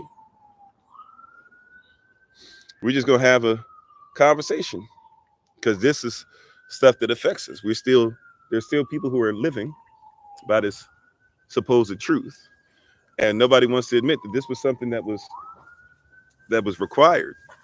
Now you must realize this, right? Like, you know how you went to school and you have required reading. Y'all remember you had required reading, right? Well, this was required. If he was teaching this, and he started putting this, and even said he started helping people to find ways to treat this illness, this disease, then this means that this was required. You had to live by this. Didn't nobody ask if this wasn't, hey, we're asking. It's like when they tell your child, okay, go ahead and have your child go to school, and you shouldn't teach your child and let your child make their own decisions. But your child doesn't make their own decisions. When your child goes to school, if your child doesn't listen to the teacher, they call you and they say, hey, force them to listen to us, right? So this whole thing that you shouldn't train your child, but the school should train your child, is something that's weird, isn't it? Oh, thank you, Sister Carl. Appreciate you. How you doing, MIT Jenny? Oh, thank you, Tuckwa. Hey, I believe he definitely is. Matter of fact, I'm just gonna say it the way I feel it. He is, right? But I'm just trying to tell you. Now, how you doing, Radio Prince? You the honor. The word is honor. It's not even honor. It's honor, right? The word is herbs. It's not even herb. It's herbs. Matter of fact, here's something that's interesting. How is it that if you see a plant, you're supposed to call the plant a herb, right? But if you meet a man, you're supposed to call him Herb. And how you doing, Sister Kira? How you doing, Sister Vivian? Tell me where that makes sense. That's your language, right? They'll tell you if we're saying herb, ignore the H. But when it comes to the man, make sure that you say the H. Well, you telling me the same thing. When it comes to society, ignore, right? When it comes to stuff that makes me feel great, ignore. And I'm sorry, go ahead and say, if I feel great about it, go ahead and tell me about the racism. Just tell me it's Martin Luther King Jr. And see, Martin Luther King Jr., he felt great. And yeah, things were bad, but at least we got it together as soon as he died. But then I say, well, wait a minute. Do you not realize that Martin Luther King Jr., he didn't get assassinated because he was telling the truth. He got assassinated when he started saying, hey, you know what? Not only am I telling the truth, but I think I've led my people into a burning house, and it's a bad thing, and it's a cruel joke to play, to tell a man that to pull himself up by his own bootstraps when he has no boot. When he started saying, hey, we're coming and we're marching and we're looking for our check. When he started saying, maybe I brought my people into a burning house, and maybe we can't have this whole thing as far as us just coming together. Maybe we do need to start thinking about ourselves. Next thing you know, he can't be here anymore.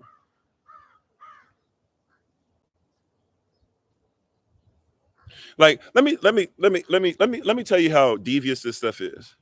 I can't remember his name. Charles Manson. Y'all know who Charles Manson is? Is everybody aware of who Charles Manson is? The further away you get from him in history, he kind of just gets covered up. And I'm not even saying you need to go ahead and get into him and get into deep study about him and all that. But Charles Manson, Helter Skelter, right? Charles Manson, you know the reason why people don't like to bring Charles Manson up? Not because people off people or because they think he was crazy or this and that or whatever. You know why Charles Manson isn't brought up?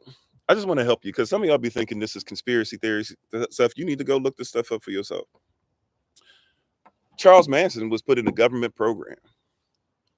Charles Manson was put in the government program to try and control his mind. You know how they have all these programs that are out there. These are real programs that the United States corporation have put together over years to make sure, that like y'all see the movie, somebody snaps their fingers or they say a code word or they do something and it activates this person who's like a sleeper. And all of a sudden they do this weird stuff with their eyes and they come up and they start doing this like MK Ultra and stuff. Charles Manson was in a program like that for the CIA. And what you don't know about Charles Manson, let me help you out. And what you don't know about Charles Manson is that Charles Manson was somebody who actually had been released from the program, and they would test him to see what he would do. Right. And Charles Manson kept getting locked up over and over again. It was hurting people all the time, was doing crazy stuff all the time, had SA women and stuff like that. He was doing stuff like that, and he would get in prison and they would be ready to go ahead and give him these long prison sentences, or they get in jail even, and the CIA would come to the jails and they would say, nope, go ahead, release him. They'd be like, release him. They say, release him. right? And he kept on doing it. They kept letting him out. They were testing him to see what he would do. He was one of many people that they were testing to see what he would do. They messed with his mind. And then finally, when the whole thing happened and it got so big or whatever, they went ahead and just was like, you know what, we can't go ahead and just let him out again. It's too much heat this time. And so they let him go ahead and rot. But Charles Manson was somebody where they messed him up. Charles Manson, if you listen to it, he look, hard to listen to. I get it. He gonna say some stuff that's wild, but if you listen to him, and it's hard too, because he got that big old swastika in the middle of his forehead and all this stuff now, right? Or well, not now, but you know, before he passed and everything. But I'm trying to tell you, Charles Manson, if you listen to him, he actually says some real stuff, and he'll say some stuff about the government. And he was labeled crazy by everybody. Why? Mania. Why? He would even say stuff about escaping the government, but people didn't realize he had been somebody who. Now, am I saying that I agree with the stuff he did, that the people who died because of him and blah? No, no, tragic. But what I'm trying to tell you is nobody even cares. Nobody even taught you. Nobody even taught you to look past that and say, wait a minute, why did he act like that again? Yeah, yeah, used by the government. And people get off. Like when I started talking like this, now all of a sudden people starting to get off TikTok and stuff, right? The numbers starting to go down. But that's real. Go research it. Somebody introduces that to us. The first thing we do, oh, okay, that's crazy. No, it's not crazy. The CIA admits it. What? Because you thought they were going to put it in the front page of your newspaper? No, they admit it. That was one of theirs. He didn't break out. They released him, and every time he got locked up, they would tell the people, let him back out. How you doing, Sister Shima? You said he once said the people who you allow to run your life are evil people. Yeah. He used to say a lot of it's hard. It's hard. I'll be honest with you. I've sat down and tried to listen to him for hours. It's hard to decipher what he's saying because his synapses and stuff don't fire correctly. So he's pulling from all different types of places, but then you stay connected and he'll hit you for like 5 minutes. He'll still start focusing and you like, oh, and then he just starts going all over. Right. There's times where he'll be like, there's times where you got to sit through some stuff where he'll talk about he's Jesus Christ. And then all of a sudden he'll start saying, I'm not Jesus Christ. I'm not blah, blah. He'll even say, I never said that. Blah. He doesn't like know where he is sometimes. He's out of it. But a lot of people don't know. They messed that man up. They messed that man up. They messed him up. Right. So I'm just trying to tell you, you'd be surprised how much stuff that when you start talking about escaping the system, right? Or when somebody has literally been messed up by the system and then they so crazy by it, but they start doing stuff and then they start telling you, I'm doing this because I'm trying to escape. I'm trying to escape. I don't like what I am. He doesn't know how to say that anymore. But if you listen to him, right, it's hard. It's difficult. I'm telling you, it's going to be difficult, especially when he got that big swastika in the middle of his forehead. But he'll even tell you when somebody asked him, there was one interview I was watching earlier this week or last week, and he was talking about something. And the guy asked him about the swastika. He said, well, this doesn't have anything to do with hate. He like snapped out of it for a second. The guy was like, well, you've got to hate black people. He's like, this doesn't have anything to do with hate. He's like, this isn't about hating black people. He's like, this is an ancient, Tibetan way of saying that, people should be free and should love each other. He was telling the truth, but then he snapped out of it and he went into some other stuff. But I'm just trying to tell you, like, they had these people all over the place. You'd be surprised. They mess up their minds and they put them out there on the street. There's a lot of serial killers that happens with. They mess up their mind and they put them out on the street. And then you sit up there, you go, this person, you don't even think about it. It's like what's going on with Israel now. I know you want to hear it. It's like what's going on with Israel now. Right? And nobody wants to talk about this. Started when Britain started doing stuff over there. The United Nations, what role do they still play? But you don't want to be freed from the system enough or even talk about that we need to free people from a system that would have you thinking that this is about Hamas and about Israel when the UN is in this. And then there's war companies, right? Weapons manufacturing companies making more money off of the offing of children. These babies are being offered up and people talking about are you Republican or Democrat out of this? People asking me, when are you guys, people sending messages to members of SOC and sending messages to me talking about, when are you guys, what are you guys going to do? Are you guys going to rise up if you're really Israel, blah, blah. This is not, no. Tell them to stop offering these babies. You want to put together something for that? I'll be the first person. I don't even do marches and stuff like that because they don't really do anything for my people. But put together something for the babies. I promise you, I'll show up. I'll make that a deal to anybody on here. Anybody set up something where you're going to talk about something for the babies and stuff like that, depending on how far it is from where I happen to be at the time, right? I might need some help just to make sure I got a place to stay or something like that, for the day or something like that. But I promise you, you do something for the babies, I'll be there. You put together something, say you're going to do a march, you're going to do whatever, you're going to have a speech, you want me to come and speak on blah, I promise you, we'll put that behind. I'll invite people to come on over, right? And when you start talking about the babies and start protecting them, sure. But you keep making Republican and Democrat, you keep talking about Zionist or Hamas or whatever, that's not my fight. Thank you, babe. Yeah, my wife co-signed it. I should have asked you first, babe. I'm sorry, but my wife and I we here on that, right? Like you go ahead and you put that there. I promise you. See, like people coming up here, they just want you. Well, you could just show up and you can speak. No, I'm not showing up to no Republican thing, and then all of a sudden they want me to just speak Republican. Then when I start speaking on some real truth, they all of a sudden tell me to take a seat. I'm not going to no Democrat thing, and then all of a sudden when I don't say I'm anti this and that or whatever, and we should vote for blah blah because of this and that, they won't let me speak. No, you make it about let's stop taking human lives. Okay, let's start there. But that's not what you want to do. Yeah, that's what I'm saying. It's a setup.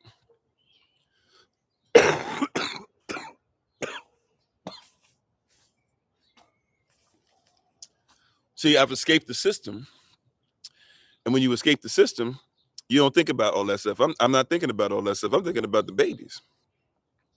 It's not a systemic thing for me.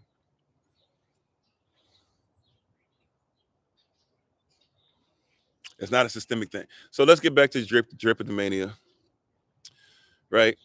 I'm just trying to show you some stuff. Let's get back in Drapetomania. We're gonna do some reading today. How fun, right? But we need to do some reading today. I apologize for the small print. Matter of fact, the way it's gonna be on my device, I don't even know if I'm gonna be able to read it, but I'm gonna try. Because on mine, I got all this stuff that pops up on my device as I'm seeing what you guys are seeing, but I'll make sure that you can see it as well. All right, so just give me a second. And we're gonna do some reading. We're gonna read this first paragraph. You ready? Y'all ready? This is Drapetomania. Drapetomania, or the disease causing Negroes to run away. What did you say? What did it say? Drapetomania, or the disease causing Negroes to run away. Now you remember what a Negro used to be considered. A Negro used to be considered to be a Sephardic Jew or an Israelite. Mm-hmm. Also, by this time, a Negro was considered to be any person of color, or basically, really, the way they put it, if you were a Native American or an African, you're a Negro. All right. All right. This is not. I didn't make this up. This is historical. Look, this is historical evidence. This is for educational purposes only. Be mad at me all that you want. Be mad at me, be frustrated at me all you want. I'm just telling you what it is. You could go read this for yourself, okay? How you doing, daughter of the Most High? Thanks for being a part of the community. All right, so here we go. You ready? Let's read. Look, we just gonna read. Okay, I'm gonna try because this thing is part of this stuff is like blocked on my screen. So y'all pray for me and with me. I'm not sure how much I'm gonna be able to read this. I'm gonna try. At least the first paragraph is difficult for me to see. But anyways, Drapetomania, or the disease causing Negroes to run away. It is unknown to our medical authorities, although its diagnostic symptom, the absconding from service, is well known to our planters and overseers. In noticing a disease not heretofore classed among the long list of maladies that man is subject to, it was necessary to have a new term to express it. Okay. What does that mean so far? What does that mean so far? So far, that means we know that there's a lot of diseases that are out here. We're noticing something that's going on with this property that we have. This animals, they're not even humans, right? Something's going on. We don't know what it is, and we don't have anything on the books yet to be able to officially name what this is. So, since we don't have anything officially on the books to actually give it a name, what we will do is we will just go ahead. We have to give it a name. So we're researching this so we might be able to name this malady, this disease, this thing that's destroying this race. And if we're not careful, just like a disease can mess up your crops, if we're not careful, just like a disease can mess up your vegetation, if we're not careful, just like a disease can cause hair to fall out, well, this thing could mess up our society, right? And could mess up them because remember, even this is 1851, so this is right before the Civil War. But remember when the southern states started seceding, and you see states like South Carolina and Texas and Georgia, Florida. I'm not sure if Missouri's one. I might be messing up with that. Mississippi, etc. When you see those particular ones and they have language in their statement as to why they're seceding, they say things like, well, we believe that not only has God ordained slavery, but we believe that the institution of slavery is a God-given right, something that our founding fathers fought for when they put the Constitution together. And they also say it's mutually beneficial both to the bond and the free, meaning that the slave and the slave master both get the same mutual benefit from slavery.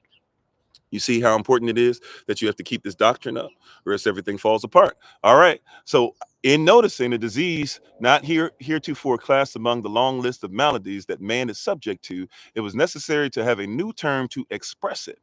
The cause, in the most of cases, that induces the Negro to run away from service is as much a disease of the mind as any other species of mental alienation, and much more curable as a general rule.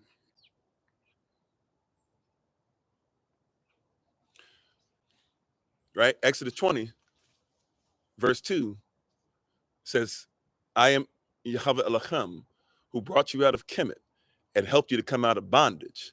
Here, these good Christian folks say, we're supposed to keep these people in bondage. And he says, we got a problem with these people. He says, hey, they got this disease, but hey, unlike other species, unlike other animals, that's what he just said. Yeah, that's why you got to beat them to the white meat show. Why? Because the white means that they're pure, right? He says, but unlike in other animals, he says it's easier to cure this disease. What is the disease? Once again, what is the psychological disorder? The psychological disorder, Drapetomania, it means that the slave is crazy to want to run away to freedom.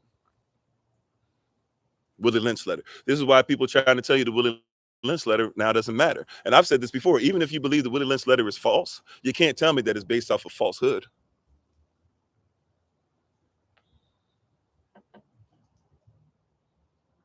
Right? Okay, let's keep on reading. We just reading documentation. This gonna be a little heavy today. Hopefully you're all right. Right? If the babies are watching, hey, if they listening, it's gonna be a little heavy today. Right? I don't know. You make sure that this is for educational purposes only. All right. I hope you're ready. It's gonna be heavy today. Okay. All right, here we go. Right? So it's more curable as a general rule, with the advantages of proper medical advice strictly followed. This troublesome practice that many Negroes have of running away can be almost entirely prevented, although the slaves be located on the borders of a free state within a stone's throw of the abolitionists. What was that saying?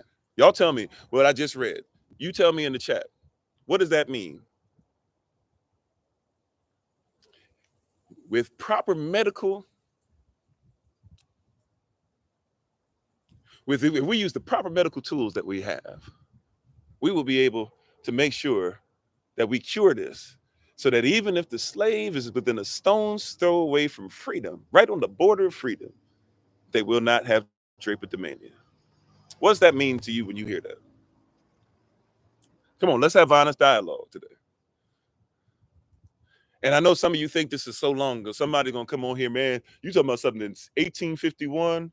1851, that's almost what would that be? Like almost 70, since that's like 70 years or 170 years ago.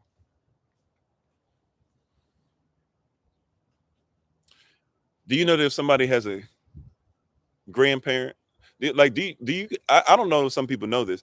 There are some people who are like the grandparents or their grandparents were like people who fought in the Civil War. Like if you know how that works, like there are people who like had children. I know it's disgusting, but had children with women when they were like 90, right? And then their children had children when they were like older too, which means that there's some people who are literally grandchildren of people that were in the Civil War. This ain't a long time ago. But even if you want to say, well, it was 40s and 40s and 40s, fine. Let's start going back, right? It's not as many generations as you think, right? You ready for this? So what is this 2020? This 2023. We're going back to 1851, right? So we're gonna add a couple more years or whatever. So let's just go ahead and subtract it to make it easy math for us. Let's make it 2021. That's only 2 years ago. I know that's not for some of you. You act like that's a long time ago. It's 2 years ago. Let's just make it easy mathematically. 2021. Let's go back 40 years. You ready? 2021. 1981. That's the generation. All right. 1981 to 1941. That's 2 generations. If we just going by 40s, right? 1941. What's going on in 1941? That's World War II. That seemed like a long time ago. That's so long ago. No, it wasn't. That's 2 generations. That's your mama and your mama. Your mama and your mama's mama. All right. Let's go back 40 more years. Now we go back to 1901. What's that? That's 3 generations. Matter of fact, if I'm doing it correctly, that's you. That's 1 generation. Your mama, that's your mama's mama. That's 3 generations. 1901. Come on now. My wife on here said her grandmother worked on the plantation, and her mother's mother worked on. Right? But 3 generations, 1901. Let's go back a 4th generation. Anybody ever known their great grandmother? Anybody ever been held by their great grandfather? That's 4 generations. Okay, that's 4 generations. And we just went back to what now? We're at 1861, right? We can't even get a 5th generation in there. Just add 10 more years, right? That gets you to 1851. If you want to say, well, you subtracted 2 from the beginning, fine, make it 12 more years, and you get back to 1851. You got 4 generations, which is just your great grandparent, and then you got a quarter of the life that your your great great grandparent lives. It's not that long. This is the mentality. And watch this. How many of those generations got the proper, when we say medical treatment, how many of them got proper psychological evaluation? How you doing, Minister Sharon? How many of them got proper psychological, how many of them have proper people to be able to speak to? I've said this before. If you know about Dr. Laia Africa, who just passed away, it always feels like he just passed away. I guess it's getting further and further away. I don't know, maybe 2 years ago, 3 years ago, 4 years. Wow, I don't even know. Powerful man. He talked about how his grandmother was a slave. He passed away. I think he's around 80 something, 80 years old, somewhere around there, right? And he said that he talked to his grandmother. His grandmother was a slave. So, and people don't believe him. He's like, no, my grandmother was a slave. He's 80 years old. But people do the math where it's like, oh no, they would have had babies at 20 and 20 or 30 or 40. That's not how it always goes. You know, there's some women that don't have their first babies until they're 40, 50. That's not how it always goes. Yeah, exactly, babe. That's exactly where I'm going. And Dr. Leah Africa talks about how he was going through, or he was going to school, and he was telling her about how in school they were teaching them how to deal with women who had gone through being SA. And they were teaching them and how to deal with them and how to psychological evaluation and stuff like that, and how to help them through and guide them. And his grandmother says, what you say? And he's like, yeah, when the woman goes through stuff and she's sexually assaulted and this and that or whatever, you gotta help him with this and blah blah. And she said, what? And he said, yeah, that she needs help and she needs time to get through the things and stuff like that. She said, and she just looks at him and she says, boy, whatever. She just need to learn how to wipe it off and keep on going. And he was stupefied. Like he didn't know what to do, but then he became hurt because he realized what his grandmama was telling him. Well, she comes from an age where somebody did that to you, you just wipe yourself off and keep on going.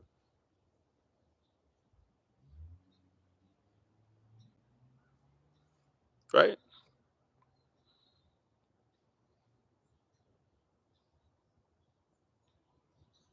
That's what he came from. And that's what his grandmother came from. Like she came from somewhere to where you don't even take time within yourself to see what happened. You still got to make sure you make quota. Right? She would have been raised in a place on the plantation to where if she had a child, she might have to try and stand up that same day. Maybe the master was nice enough to let her have the day off, but she would have had to stand up that same day. Put the child back on her, put the child, you know, tied on the back or tied to her chest, and figure out how she was going to shuck.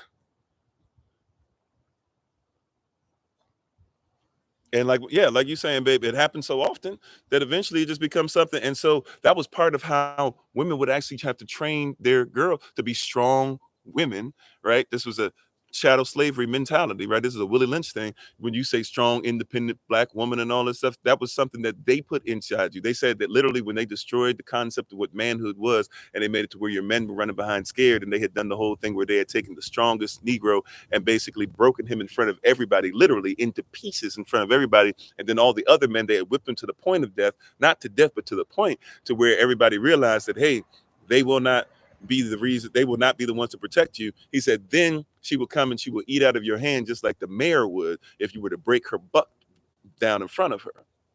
Right. And then he said, from that point on, we will have her to where she believes that she is strong and independent as she will raise her children in reverse roles. She had to raise her daughter to believe that she needed to be stronger than any man she would ever be with, while being able to go ahead and lay down for the person who she was strong and independent within. Is normalized. Exactly.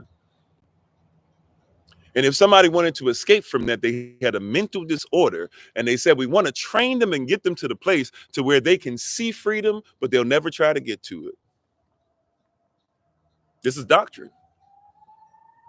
Come on, holler at your boy. You be mad at me all you want, but tell me if I'm lying to you. Tell me if we're not connecting dots. Tell me if this is not stuff that you can read right there. Tell me if this is not something that your word tells you what happened to you in Deuteronomy 28. Tell me if this doesn't tell you in Exodus chapter 20, verse 2, that Elohim said that he has decided to make sure that he has freed you from this bondage, and that therefore you should worship no kind of Elohim outside of him.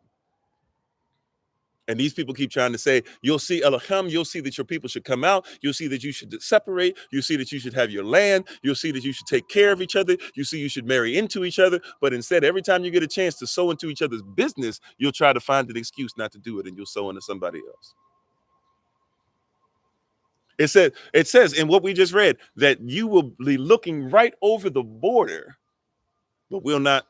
You says you were a stone's throw away, but will not leave the plantation. Think about that. You are a stone's throw away, but will not leave the plantation. That's what we just read, right? This is the beginning. It's going to be a little heavy today. I'm sorry, you said your sister had a baby at 15. Your great grandma was still here. So the baby, your mother, and mother, 5 generations. There you go. Like Harriet's sister.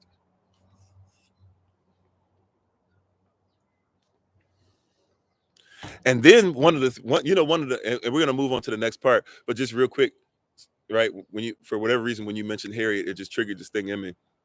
The Holy Spirit, she moving. When Harriet Tubman would take slaves to freedom, she would have a shotgun with her, but not just for protection from people, even protection from the slaves. Because she said, I can't even let them go back, because if they go back, they might know where we went or this and that or whatever. So she was like, if you come with me for freedom and then you try to turn around and go back, she put the shotgun on you. She said, either you gonna either, if we do end up having our lives extinguished, it's gonna be extinguished going towards freedom, or I'm gonna take your life right now. Right? And a lot of people don't recognize one of the worst threats that we have when we're trying to become free is that a lot of people who start on this mission to freedom, they keep turning back. You might as well just stay where you are and not even try to attempt freedom if you're not willing to go ahead and say, I'm willing to do this no matter what it takes. And that's a personal thing too, by the way. There's a lot of stuff that the Most High wants you to do. And if you're going to start it, be ready to start it till it's complete. We talked about that in 4 Hours of Power, did we not? Right? You better know the finish before you start, because it's going to determine your lane. It's going to determine your run style. It's going to determine if you got the endurance. It's going to determine your training, all that. You better know what the finish is. Don't get in this and be talking about, I tell you, that happens all the time, right? This is why you don't start with ordaining. No offense to anybody. I'm just telling the ministerial staff. I'm not talking about anybody on our ministerial staff. I'm just saying straight up, this is real. This is why we don't start ordaining. You start being licensed. Why? Because once you're licensed, now we're going to watch you for some years, for some time. We're going to see what you do with some years in. We're going to see how obedient you are. We're going to see, hey, when the rubber meets the road, what do you do? We're going to see when you're, see, I haven't even gotten to this place with the ministerial staff. Yeah, I'm still lenient. But y'all haven't even seen the Pastor Kofi yet that's come out and say, hey, and some of y'all do this anyways, praise y'all. But I'm just saying, right? Y'all haven't seen the Pastor Kofi yet that's going to be like, you're going to do this. That's not even my style, for real, right? But y'all haven't seen sometimes where it's like, do it like this. You get a lot of, what do you like? What is okay if blah, blah, whatever. But there might be some times where, especially when things start getting to where we don't have time for some of the stuff, or for the nurture, I won't say there's no time for nurturing, but you know what I'm saying? There's times for patting on the back. And sometimes there's times, hey, look, I ain't got time to explain this, son. Right? Solomon last night, he was going through some stuff. He needed dad to pat him on the back a little bit. No problem. I sat beside him and everything. He was kind of feeling, I said some things that he felt like I was, getting on him too much and stuff. And so I talked to him, stuff like that. There's times for that. There's other times when it's like, boy, look, do it. And you can cry while you're doing it. Just do it. We can talk about it later on. Right now, I said, do it. You know what I'm saying? Harriet was like, I ain't got time. We talking about your life. We talking about freedom. We talking about, I'm trying to make sure that I use the same trails and stuff to make sure that I come back and get others. We trying to make sure that people don't even recognize. You might bring back some stuff where somebody recognizes the vegetation that's on your shirt or something crazy like that. I can't have you go back. So either you gonna make it to freedom or you just ain't gonna make it. Be careful when you start walking this walk. You've been called to something, right? You say you called to this, okay. You called to it, well, you don't get to go back. Right? Just be careful. Anyway, let's go to the next one. Praise Yah. Y'all getting anything out of it? Some of y'all didn't even know this existed and didn't know, and definitely probably never read it before, even if you did. But let's keep going deeper. Once again, y'all give me a chance when I make sure that we can read this, because you guys might be able to read it. I have an issue reading it at first. I have to move stuff on my screen to read, so forgive me. It's going to take me a minute to. Oh wow.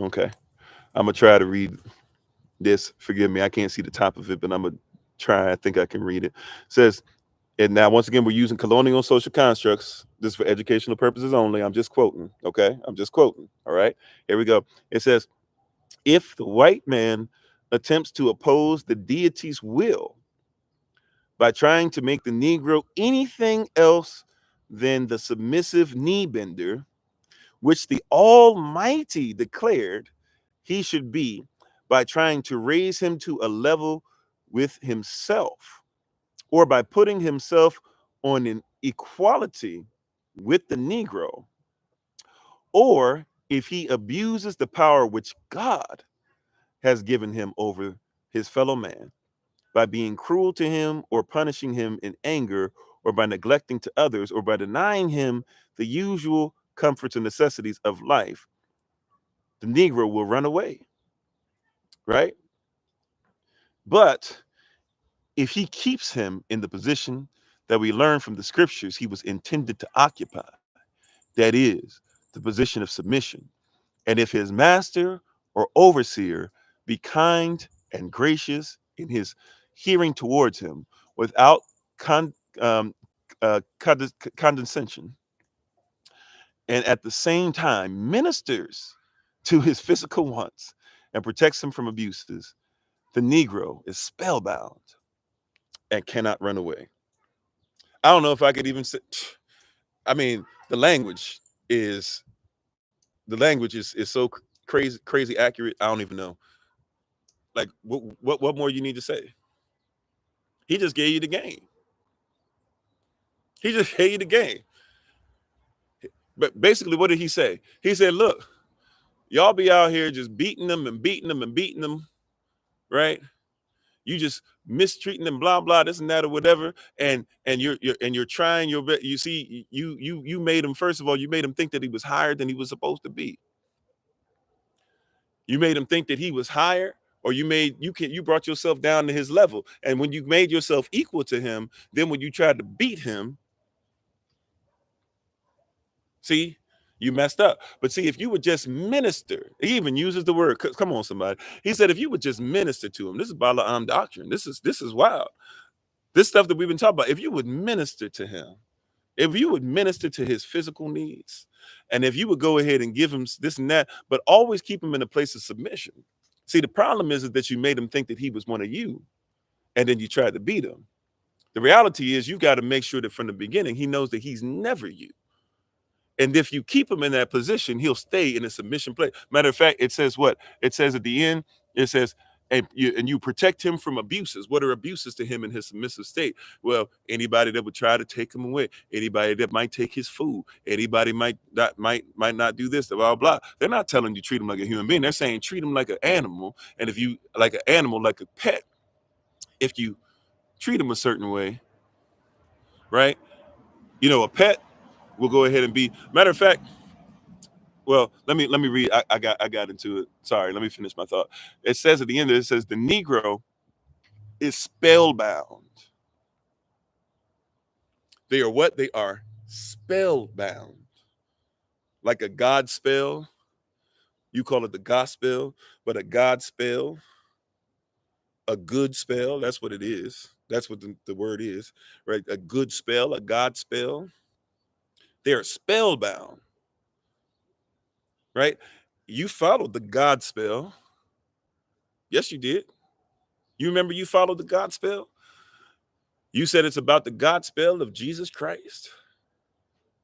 And as long as you stayed submissive to that white man on the wall, everything was fine, right? As long as you said it doesn't matter what color you are, as long as your blood was red, everybody was all right with it. As long as you said this many Hail Marys full of grace, everybody had not a problem with what you had to say. As long as you said, I'm on my way to church on Sunday, you can go ahead to the club and do whatever you wanted to do, right? As long as you said, this is just ladies' night and I feel all right. Come on, this is ladies' night. Oh, what a night. Did your Moulin Rouge thing? Nobody cared about none of that. You could dirty wine from Saturday, free before 11 till 4 a.m. You could drag yourself into your house, try and get as much of that stank off you, right? As much as that stuff that was leaking out your pores, so that you can go ahead and try and come into church service. And you can sit there with a hangover, but you was in the house of the Lord. And nobody said a thing about it. As long as you submitted.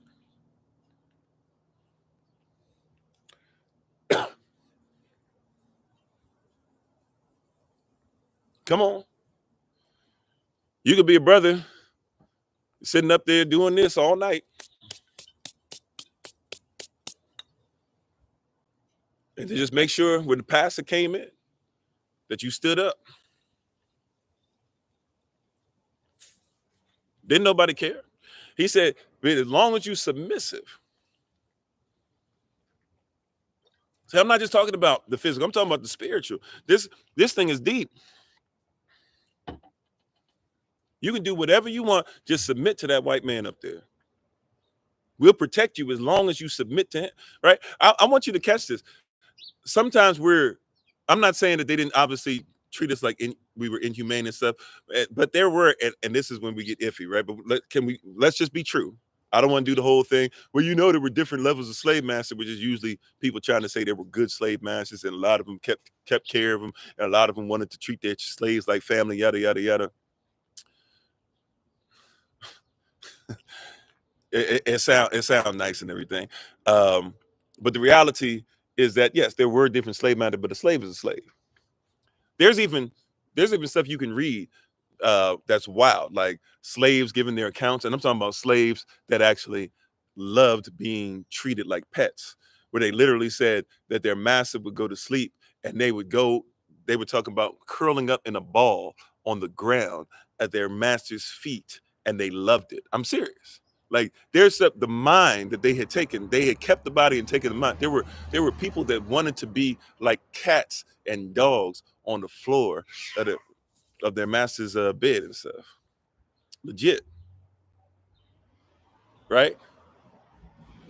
There were these people that legit, that's what they wanted to do. So in all those things, right?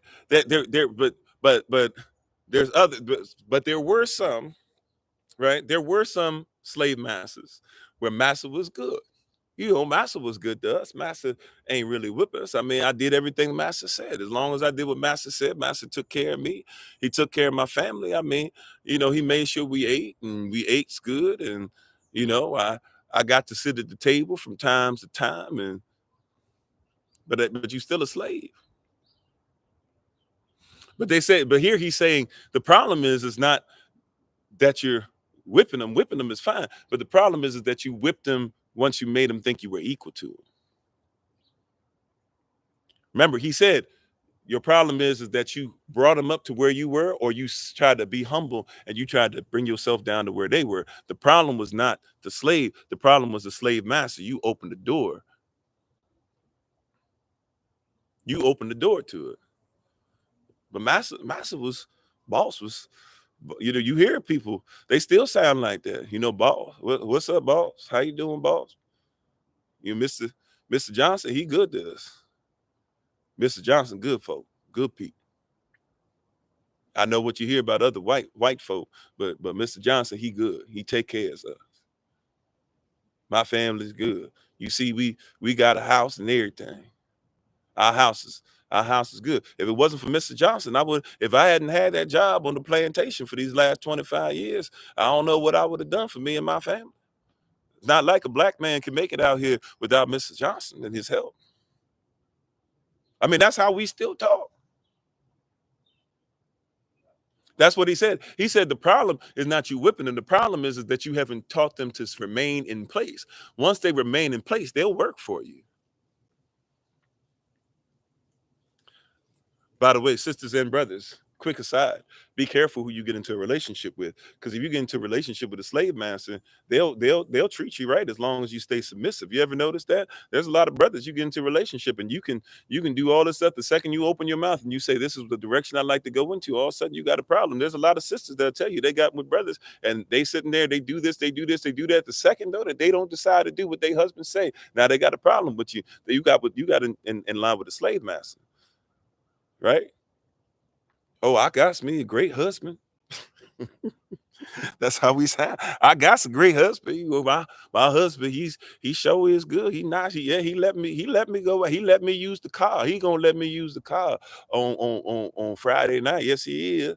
He gonna allow me to use. I'm not saying that your husband and your wife don't have a right to allow you to do this and that or whatever. That's within your relationship. But you hear what I'm saying? Like some of y'all be doing, yeah, you know what? It's not. He sure does allow me. He gonna allow me to make something that I want to make. He has me make this on Mondays, and he tell me I got to make this on Tuesday, but he gonna let me make something I want to make on Wednesday. And I'm so glad and grateful that I have somebody to make sure that he lets me cook things that I want to cook. I'm just saying what some of y'all be sounding like. And brothers, we be sounding the same. I'm so glad I was just she just lets me she let me be able to to she allows me to be able to speak. I couldn't speak if she didn't allow me to speak. Happy wife, happy life. I know who wears the pants in my house. That's how y'all sound. I'm imitating people in my family, by the way. I ain't talking about none of y'all. I'm just telling you. That's what we sound like.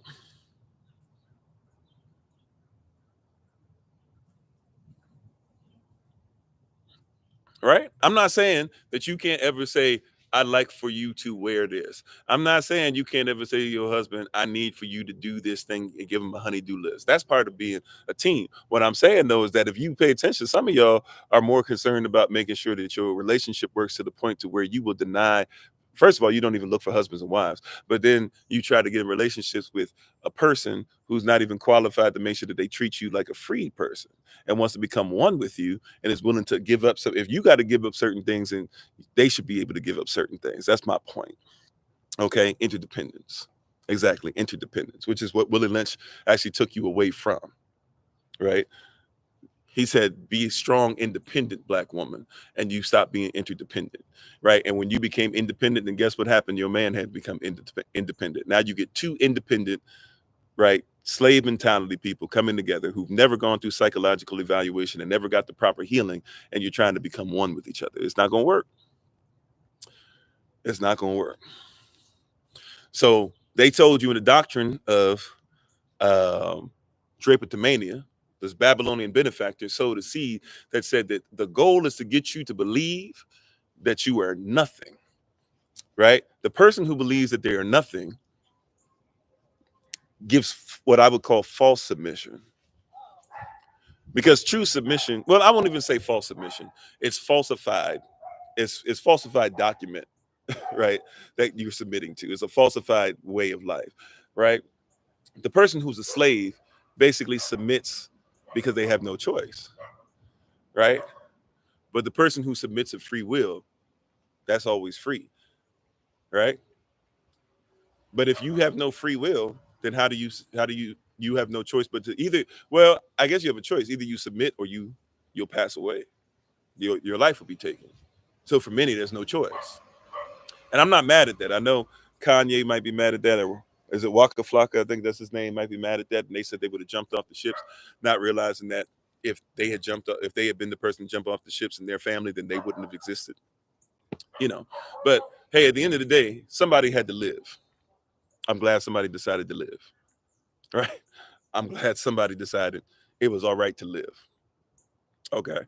But at the end of the day, you have to realize that the person who's a slave, if you unless you're not going to live, you're going to submit.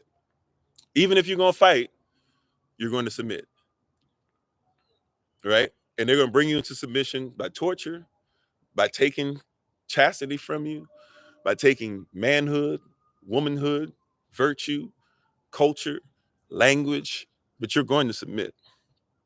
Thank you, babe. Yeah, it takes a lot of courage to live, by the way. That's what I'm saying. I used to be one of those people where I didn't know where I stood, but I kind of was leaning toward, even before Kanye and them said that, kind of like, yeah, man, this is kind of messed up that these people didn't even, be who they were supposed to, and they didn't fight and blah blah. But then I think about it, I'm like, but if they did, if they just went ahead and jumped off, then I'm not here, and I wouldn't have been able to come back to the point of no return to be able to stand here and said I came back. So who am I? That's foolish of me. Who am I to say I'm not going to, I'm not going to look at where I come from, and I'm not going to be excited, and that I can't be a curse breaker. And who knows, maybe some of them was shucking and jiving. They were the best ones. They was tap dancing, right? They was doing the step and fetch it. They was looking great while they did it too. Okay, maybe they did, but I'm glad they allowed me to be here. And if that makes somebody think that I am co-signing something I shouldn't co-sign, well, then be mad at me.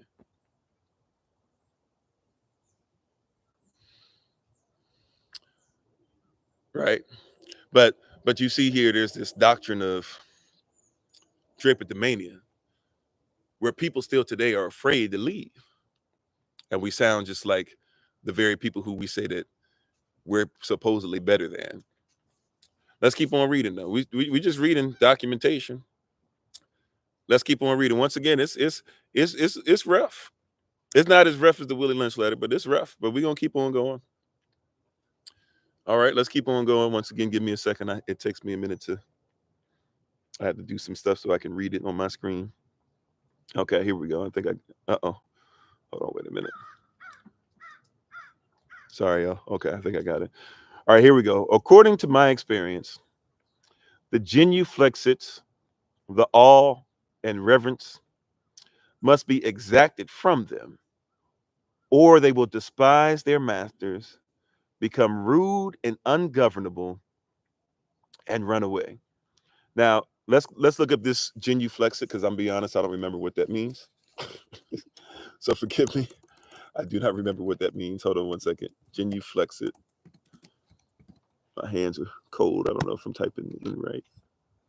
Oh, it doesn't even have anything. In French, it means when you come to a church and like this. Oh, okay. Thanks, babe. I didn't know that. Okay, so let me show you guys. Well, let me say. Okay, I didn't know that. My wife just hooked me up with some knowledge. So, in French, she's an exchange student, by the way. So she's lived in Swiss, speaks French, and also, visited France and many different places in Europe. But she's saying when you go into a church, her host father was a pastor, and French speaking pastor. So when you go into a church, I guess it's when you walk into a church and you do the whole right, and then you bow. Apparently, I didn't know that. So that's what genuflex. I don't even know if I'm saying it right, but I guess that's what it is in a Roman Catholic church. Okay, I guess. Okay, so I didn't know that. All right, so that's what they're talking about here. So when they say, see, it's difficult for me to read this. I'm sorry, y'all. Okay, according to my experience, the genuflexit, the awe and reverence must be exacted from them, right? Or they will despise their masters, become rude and ungovernable, and run away. All right. Now, this is even deeper because remember, he uses the term Negro, and people keep acting like they don't know who Negroes are, and we shouldn't know who Negroes are, right? But what was a Negro considered to be by the Roman Catholic Church? I said it earlier, but let's see if let's make sure we're on the same page. Yeah, we got to keep them from making it to freedom. Yeah, let's stay on the same page. What is a Negro? When they said Negro, see, we're looking at this time frame. Let's be honest about this particular time frame. When they're saying Negro, there's two different things that we're talking about here, but they're really combining them together, and we're not aware. So, who is a Negro? Right? You had a Khazarian Jew, but they weren't Negroes. You had an Ashkenazi Jew, but they weren't Negroes. You had a Sephardic Jew, they were Negroes, right? Exactly. And remember, right? You're talking about Roman Catholic view coming into alignment with this new, not doctrine of discovery, not lost cause, manifest destiny. This manifest destiny thing coming together, right? That's eventually coming together along with the evolution thing that's coming written in 1859, Charles Darwin, right? Remember what the name of his book is? It's The Origin of Species, the Theory of Evolution by Means of Natural Selection, or the favorite the struggle. Oh no, the struggle for survival of favorite or the favorite races and the struggle for and the I gotta look it up now. What is it? Or the struggle for some I always mess that up. Give me a second, y'all. On the origin of species by means of natural selection Uh-huh. or the preservation of favored races in the struggle for life. Okay, or the preservation of It's a long title. say it. So it's the origin of species by means of natural selection or the preservation of favored races in the struggle for life. right, written by Charles Darwin, and it also says on there it's well, it was written in 1859. It also says in there that it's Linnaean in doctrine. So Carl Linnaeus is the one who started coming up with races, which is another way for species, and then saying that humans were races and there were 4 races, and that white people were up top and black people were on the bottom, and all that stuff or whatever. Yeah, amen. I got the best eyes, the best helpmate, the best wife in the world, as far as I'm concerned. Amen. Yeah. And but you're seeing all this stuff come together, and now you're seeing this right before it, 1851. See, once again, there's a lot of different things going on, right? A lot of different things going on, right? A lot of different things going on. And here is this person now. See, remember I said this is not something we can just look at by itself. Yeah, the genuflecting is crazy, right? And so he said, according to my experience, the genuflexit or the genuflecting or the, once again, I don't even know if I'm doing this right, whatever that's supposed to be, or whatever, or is it this, whatever? And then they said that you bow down before the person. But remember, the Negro in the Inquisition, they call it the Spanish Inquisition, not even telling you about the Portuguese part of the Inquisition, and that it's a Roman Catholic Inquisition. You said, why does the color of our skin matter? Well, why does it not matter? Why doesn't I think the question should be, why does it matter as far as you not seeing my heart, right? Right, color is something that's created for us to see the beauty in many different things. There's beauty in the puzzle coming together, not beauty in a blob, right? I mean, maybe there's somebody who says the blob is beautiful. I like to be able to see the puzzles coming together, right? How you doing, Sister Helen? But once again, I'm not here telling you that color should be the first thing you look for. I'm telling you that that's what this system is based off of. But remember, we said this goes even deeper. It's a spirit. We're using this to be able to show there's something more sinister going on, and that we need to make sure that we get the mindset correct. Right? We talked about this the last few times I've been on. Hey, as far as color diversity, as far as colorism of any kind, we need to make sure that we stow that somewhere, because that's not even something that was supposed to be connected to us, even in the times of us being extremely dark people. Yes, but it doesn't mean that there was never anybody who was what you would call light skinned. They wouldn't have used those terms back then. Right? But if you love me, then hopefully you would love me. And if y'all made me to have this skin, then hopefully you would love the skin that comes with me. To be able to say, I don't see once again, it's an overcorrection if we're not careful, to be like, I never see color. Well, then you don't see part of me. And if this is the biggest organ on my body, then how in the world are you going to say that you love my heart? Don't pick and choose. If you love me, then love me. Right? You know what I'm saying?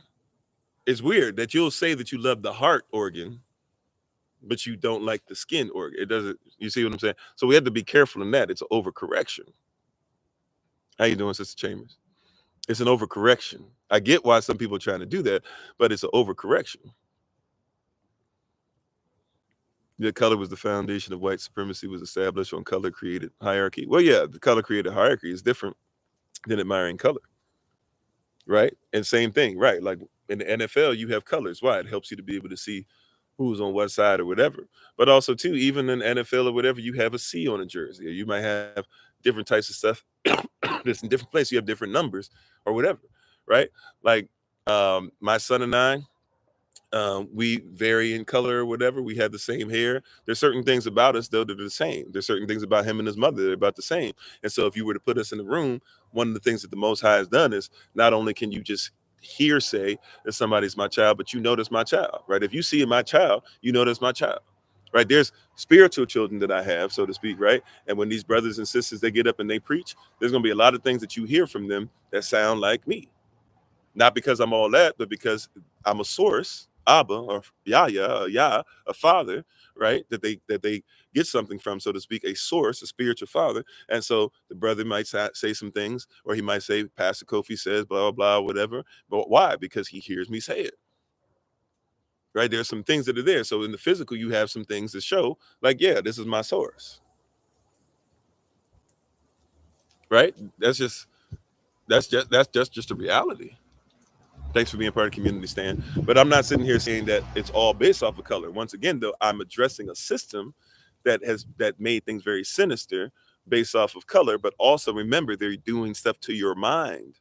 We don't even get to the place of only addressing color, right? And people thinking that your character is attached to your color until first somebody has to disattach your culture from your mind and put in a culture that says that you are nothing, you were smaller than, to where you were literally genuflexing, right? You will bow down. And remember, the Roman Catholic Church during the Inquisition, they started taking Sephardic Jews, who they and the Spanish and the Portuguese, who had ghettos for these people back in the 1200s, 1300s, 1400s, 1100s. Yes, they had ghettos. A lot of people don't even think about that. You think that a ghetto is only what they did to Jews who were Ashkenazi, who were in Germany at a certain time, or you think that ghettos are where black people still live today. Interesting, we don't make that connection at all. We still call those ghettos. Nobody ever thinks, why did we just start calling you black? You think black people just started slang, just calling themselves ghettos, or white people just randomly started calling them ghettos? Sephardic Jews, who were known as swarthy, they were known as having locks. They were known to be in black hoodies, which they were forced to wear, but they were in black hoodies. They lived in these ghettos that they had. This is in Portugal. You can still look at these ghettos in Portugal to this day, by the way. They're still up. You can still go look at them. Same places where they were living in. And you can go look and study for yourself. It says that they played musical instruments on the corners, and that people would come while they were on the corners playing musical instruments, somebody else be in front of them, and they'd start, spitting poetry. Like, this was your people. And it said that they believed in the Tanakh or the Torah. It said that they were heavy into women, which meant that they weren't bisexual men. Not even trying to throw shade on anybody. I'm just trying to tell you it's not our culture. It wasn't our culture, right? We were heavy into women, meaning that once we got married, that was our wife. That was it. Said that they were very masculine.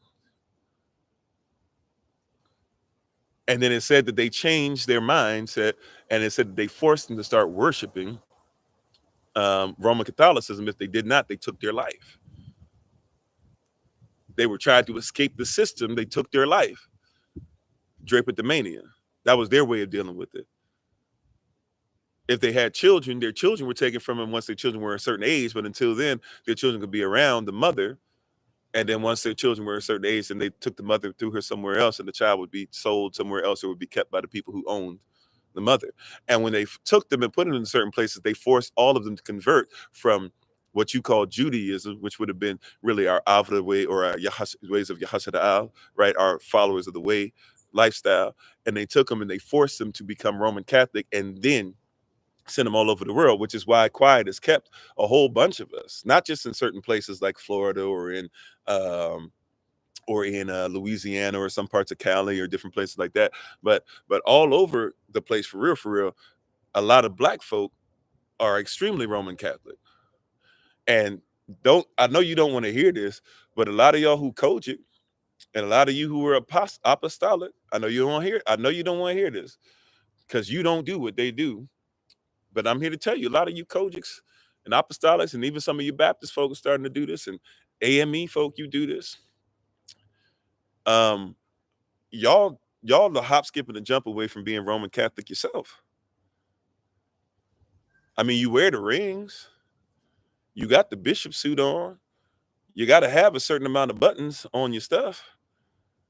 Your ring got to be so heavy that when your hand hits the table, everybody knows that your ring hit. I'm just trying to tell you, people got to bow down at certain times to you. I mean, look at what happens when the Roman Catholic Church gets together and the Pope's up there and all the archbishops are there, and then the bishops are lined up, and then the priests and everybody like that. And then you go look at what happens when you guys get together for your conventions and see what it looks like. Tell me if it's a difference. Tell me what the difference is. You don't know the difference until all of a sudden people start bowing down when the cross comes through the aisle. That's about the only difference. And nobody kisses the Pope's ring. And remember, when it comes to Christianity, there's really only everybody basically under one of three umbrellas, technically one of two umbrellas, technically only one umbrella. right? You got to remember that the mixing of iron and clay started happening, and that happened through all of Rome. Then Rome split into two. You had Eastern Rome, that's what you call Orthodox Christianity, and you had Western Rome, that's what you call Roman Catholic. And then out of Roman Catholic came the Protestant movement, right, which made its way over to the United States Corporation before it was a corporation, but when it was just still a prison, when a bunch of people they didn't like, they forced on a boat that they thought was going to capsize on the way over, and now you call them the Puritans, and they brought that Protestantism over, and then some of the Roman Catholics came over later, right, but really it was more so Protestants at that point because England was a Protestant nation. And the only reason why England became a Protestant nation, that's why every Protestant, I know you don't want to hear this, but every Protestant has a pope. Guess who your pope is? Your pope now is the King of England. Whoever is the person who's who's royally over England, that's the pope. Go look at what King Richard, what's his name? Sorry, is that name King Richard? King, whatever his name is. I don't even know his name. But go look up whatever what he gave his speech. How you doing, Miss Q? Right? How you doing, Awaken? Thanks for sharing. How you doing, brother TJ? Go look up his speech, and he tells you straight up that governance come through him, Charles. Yeah, and he said he owns the church because he ain't lying. That's who the church bowed down to. He is the Pope. And that came because King Henry VIII, he's the one who left the Pope when the Pope said, I can't let you keep having all these wives and stuff. And King Henry is like, yo, you got all these wives and stuff. You just don't tell nobody about it. You gonna flex on me like this, and I'm supporting you, blah, blah. He's like, fine, bump y'all. I'm powerful enough. You can't do nothing to me anyways. He went ahead and left and made himself the first Pope of Protestantism. Protestant movement was already happening, but it was a ground roots thing nobody really cared about. They was like, man, that's trash or whatever. But as a FU to them, he basically said, not only will I become that, I'll stop doing stuff in Greek and in Latin and in French, and we'll use English, which was considered to be the language of the poor. They rewrote everything in English just to be able to be just to make the Roman Catholic Church feel bad. And here you are thinking that you need to read English because English is what the best translation of the Bible is, when the reality is you're using English because it was an FU to the Pope. You using somebody's beef. We're in the middle of somebody's beef.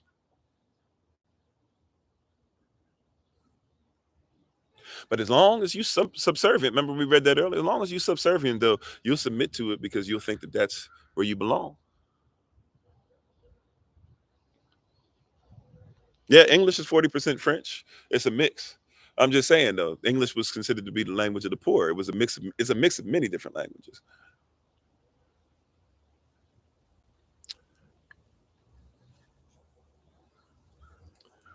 But let's keep on reading. My bad. Hold on one second, y'all. Let's keep on reading. Anybody? Hopefully y'all learning some stuff today. This is real stuff. This is real talk. Nobody really telling you this, but this is what we're dealing with every day.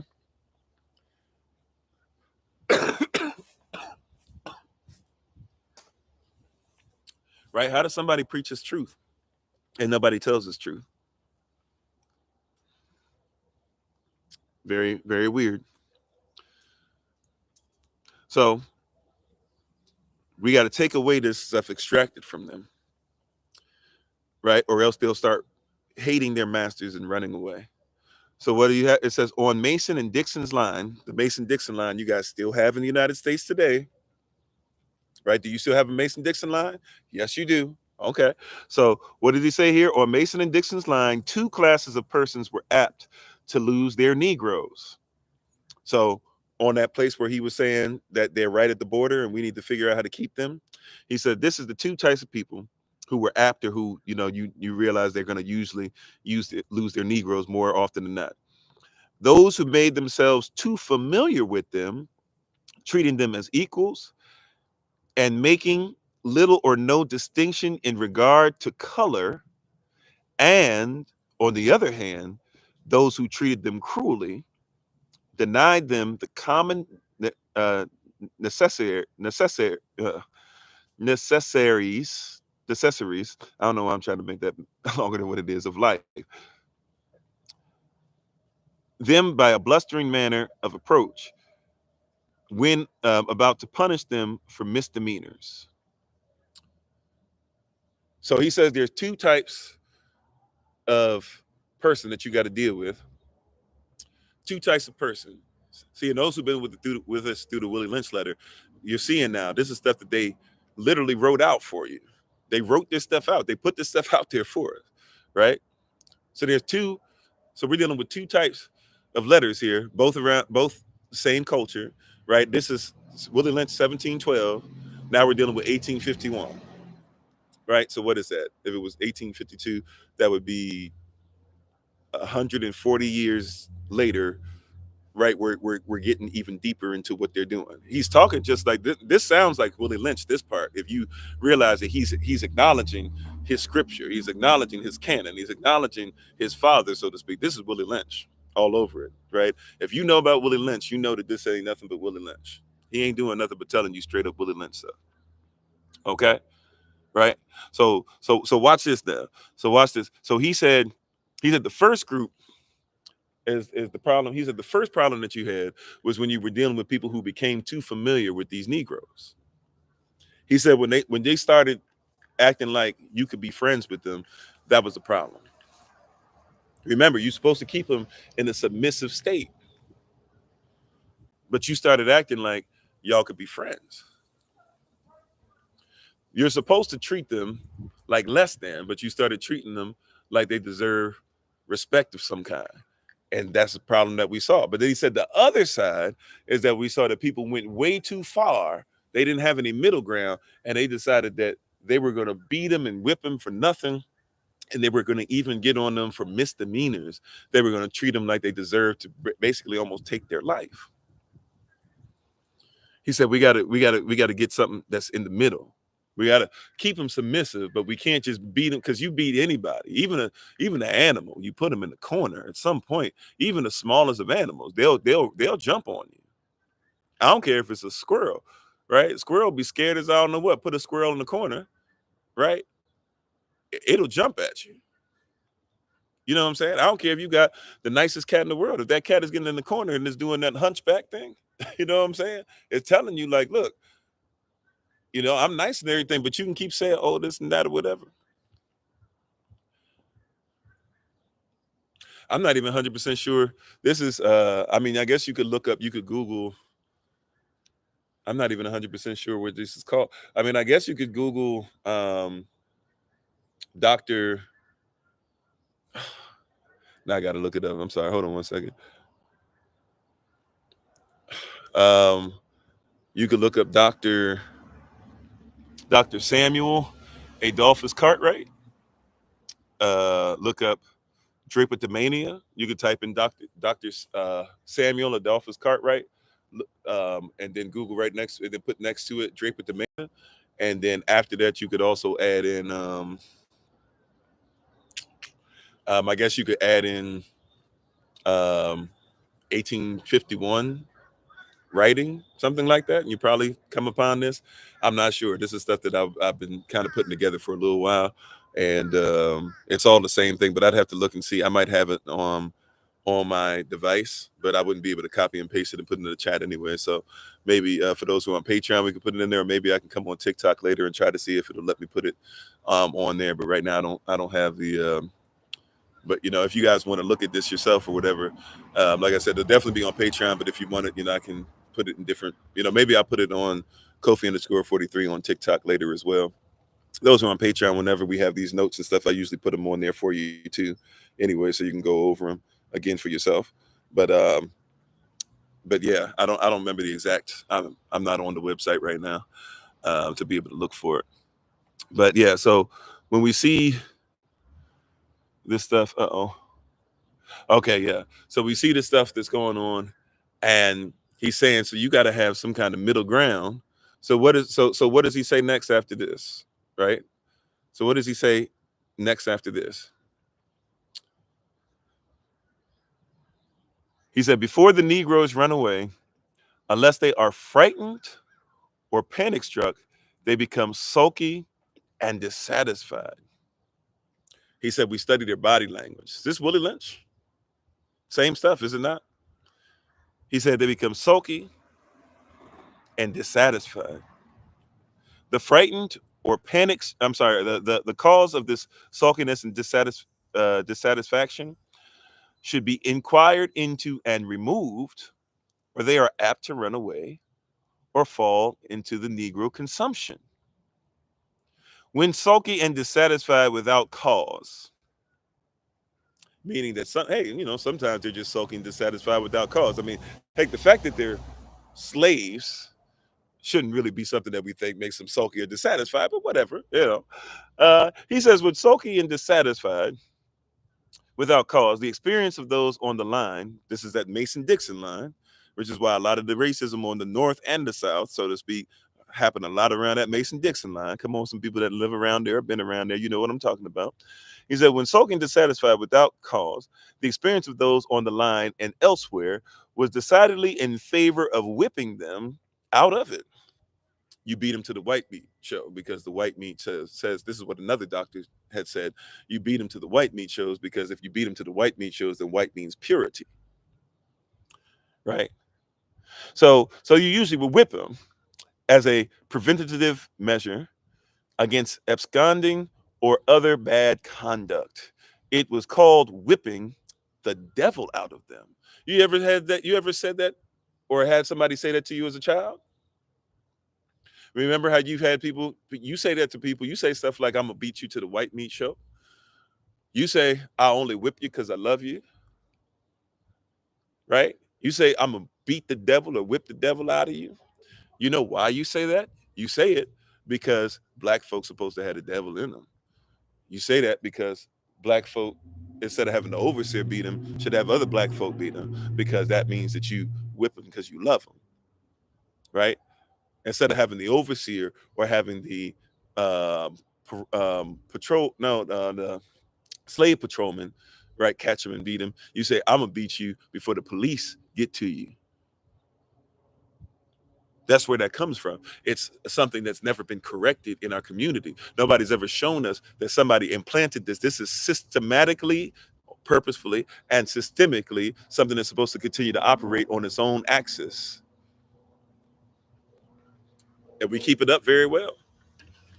And we even have gotten to the place, see, now this is your spirituality. Watch this. You got into the place to where you say it from the pulpits.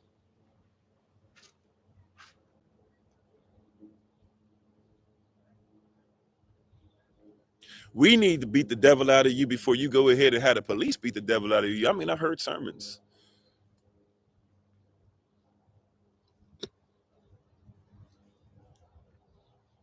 I've heard sermons. And by the way, I'm not anti-spanking, but I'm anti-whipping.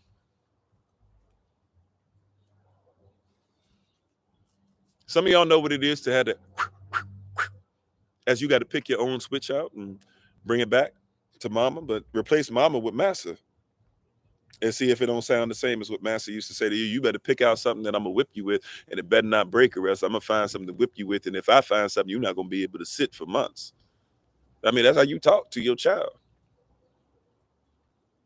Yeah, I believe don't spare the rod. There's two verses that actually say that. So there's one verse that says spare the rod, spoil the child. There's another one that says he that spared the rod hated the child. Hate doesn't mean that you um, despise them. Hate means that you will ignore them.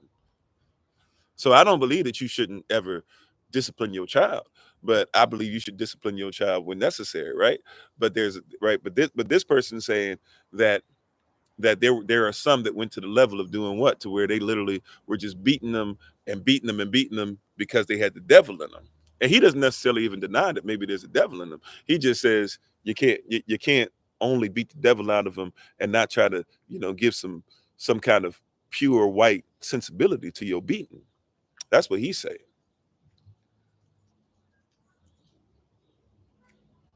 right? I mean, you be in church services, and your child realizes your child sitting there being like, church is kind of crazy. Like, what does this have to do with me as a child? This and that. And because he's not emotionally attached. Like, and it's weird because you see like your child gets attached to stuff emotionally all the time. I'm not just talking about weird shows they watch on television. I'm talking about your child gets attached when they're at the playground. Your child likes to be able to play with you when there's nobody else there. Your child emotionally attached all the time. He goes to your churches, he's not attached. Right. And y'all get mad at the child when he's not doing anything, or when he starts like sitting up there, he start rolling his eyes, or he start falling asleep because he's in a place that has nothing attached to him at all. And then all of a sudden, what do? You hit him in his throat. I mean, I've seen some craziness. Seen people slap him in the back of the head. I seen in the middle of service, child getting a whooping on the side, and everybody keep on praising. Like ain't nothing happening. Like this baby ain't being abused. I'm talking about not just a quick, I'm talking about belt off, trousers down, making sure that that child knows if you ever embarrass me by going to sleep in here again, I will embarrass you worse than basically showing your, can I say, I'm going to say it the way it's showing your ass. I'm going to show you behind to everybody in the church service. And everybody going to keep praising and worshiping while this is going on to little Jimmy on the side.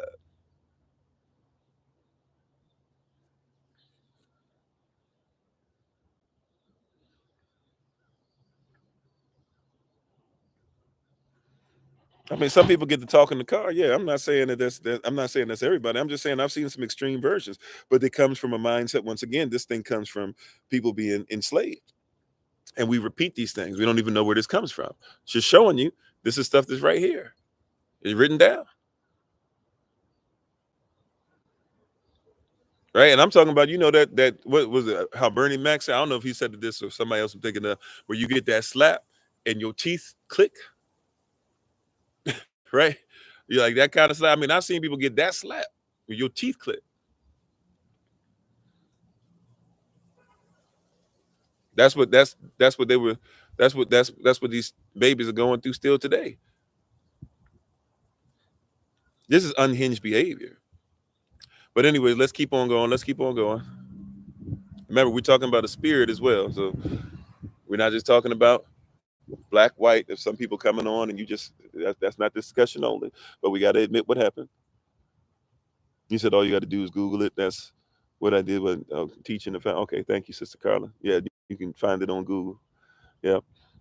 So watch this. It says, if treated kindly, well fed and clothed, with fuel enough to keep a small fire burning all night, separated into families, each family having its own house, not permitted to run about at night to visit their neighbors, to receive visits or use intoxicating liquors, and not overworked or exposed too much to the weather, they are very easily governed, more more so than any other people in the world. Wow.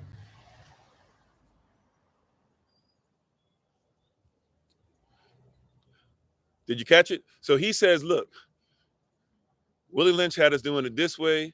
It's been working and it's still working. He said, but we need to get to this place because y'all starting to whip them too much again. So I'm going ahead and saying, look, have them be in their little give them their little family stuff or whatever, which by the way, this is still not what they were doing, right? But this is what he's writing off of his extensive research and stuff like that, right? Supposedly. And this is their man's, this is their doctor, this is their scientist. This is somebody who writes the stuff. He's a doctor. Doctors write out what what the real masses of society want you to do today or whatever. He's somebody telling you this is how we're going to get stuff to get back on track to what Daddy Willie Lynch told us we were supposed to do, right? We've gotten off track. We're starting to whip him again, just like Willie Lynch said. There are too many people that were hanging down the Jamestown River. You got too many of them up and down the Mason-Dixon line now, and now that we got Manifest Destiny coming up and we got to keep going west, we can't have it to where we're going to lose these slaves. We can't lose this mindset. We can't lose our ability to be over these folk. So he says we got to revisit this, right? Kind of, sort of. Doctors are like their prophets, you could say, for sure, right? They at least go to, yeah, I guess you could say. Actually, I've never thought about it before, Brother Craig. I'd think about that, but that's actually pretty decent correlation, right? But he says, yeah, we got to figure this out, and we got to make sure that they comprehend that, okay, so what we'll do is we'll separate them. We won't let them really see each other, but maybe they can go home at night. We'll give them, remember what he said, we'll give them just enough food to be fuel throughout the night, right? So we're not going to give them enough food to where they could take that and run, right? We're not going to give them enough food to where they could have energy to go ahead and actually like really sleep well. We're going to give them enough food to where, okay, like we've taken everything away from them. We've taken away their identity. We've taken away their mindset. We have it to where now we're not going to beat them as much. And by the way, this sounds like a book written called Pimp. We went over this a while ago, right? A book called Pimp by Iceberg Slim. If you've never read it, I would suggest, even if you go on YouTube and you look it up and you just listen to it, it's I'm not sure how long a listen it is, maybe 4 or 5 hours. I feel like that might be too short, but it's worth reading or worth listening if you get a chance to. There's even a whole appendix that comes with it or whatever, and you can literally look up the terms that he's going to be talking about, like Georgia and stuff like that, so you'll know what he's talking about. But but when you go and you look up Iceberg Slim, right? He's the one. That was his pimp name, and he wrote this book called A Pimp. And they would talk about how, matter of fact, some of you know this from the Dave Chappelle, on one of his Dave Chappelle comedies. I think like the third one he did when he came back, the one where he's in this really small group, and it's like a bar, and he's doing comedy there or something like that. And he talks about why he ran away, but he doesn't really give the game up in that one. But he basically gives a hint by talking about this thing in Iceberg Slim, right? But before he gives you that piece about how, he he tricked his bottom that was going to leave into more servitude, more slavery, right? He actually he mentions that in the book Pimp. When you read it, it will talk about how he's having an issue with one of his, for lack of a better word, I mean, one of his hoes. That's what he would have called her, right? Or he would have called her back then. He would actually put an R on it. It wouldn't have been H-O. It would have been one of his H-O-R-S.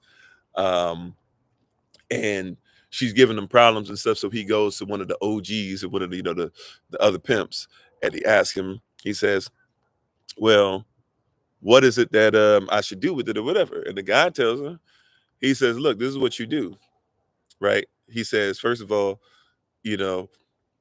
um, she get out of pocket. This is what now once again, this is for educational purposes only. This is not how I feel you should do. This is not our belief system. We don't share this belief system.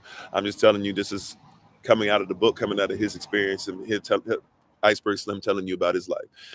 He makes it a point to say that, or the guy he went to tells him, what you do is basically, if she gets out of pocket, you take a wire hanger, right?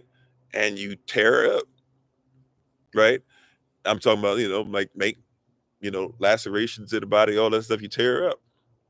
And then basically what you do after that is you fix her a bath, you put her in the bath, and then you get her high,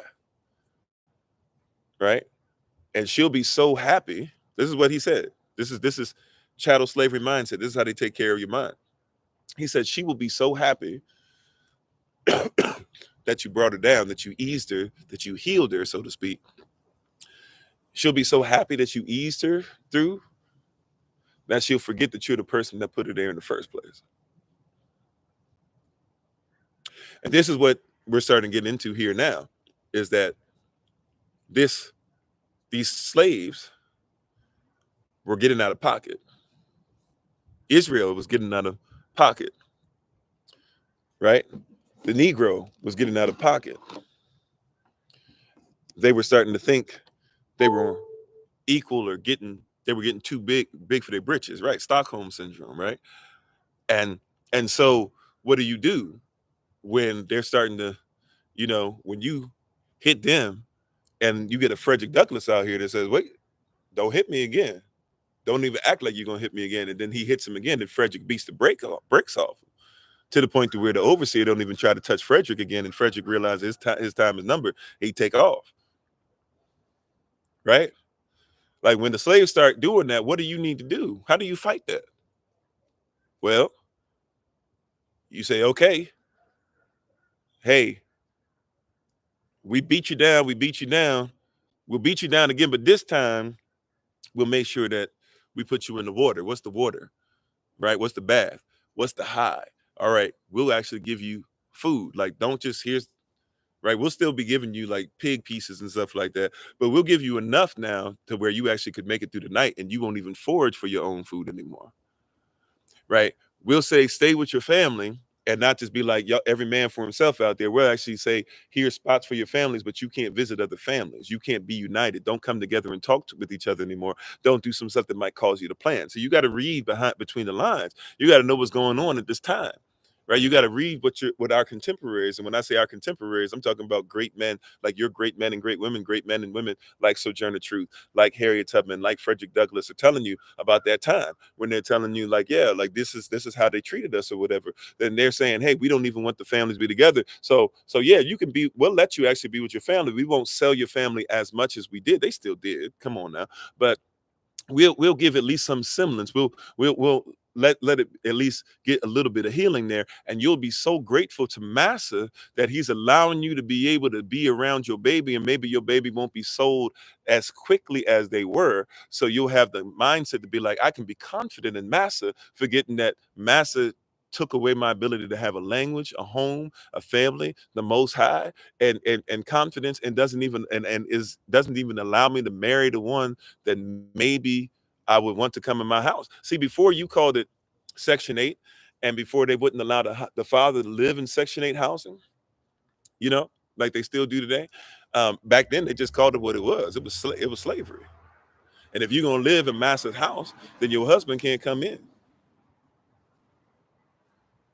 You know, they were more honest back then. Now we've been taught to be dishonest, and we say it's a blessing that the father can at least come around to Section 8 houses. But let's just be honest. You live in the master's house. The master said you can't come up in here. Now I'll give you enough. You can stay with your babies and you can reverse raise them, and you can make sure you keep coming to me for help. And I can keep go ahead and basically making sure that now I'm not SAing you physically, but I'm SAing you spiritually. This is a spiritual assault that I'm dealing with now, to where I'm assaulting your mind, and I'm having more relationship with you than you are with the person that should be your protector. And when you see the person that should be your protector, I've made it to where he can't get a job. So you look at him only as a job for protection, and you will never look at respecting him. Meanwhile, he'll stop even trying to give you security and affection because he's so busy being upset that you won't give him any kind of respect. And here you are fighting and fighting and fighting and fighting and fighting. And while we're doing the child support system, we forget that Massa, who's sitting up there, who's got an overseer, who's got a judge.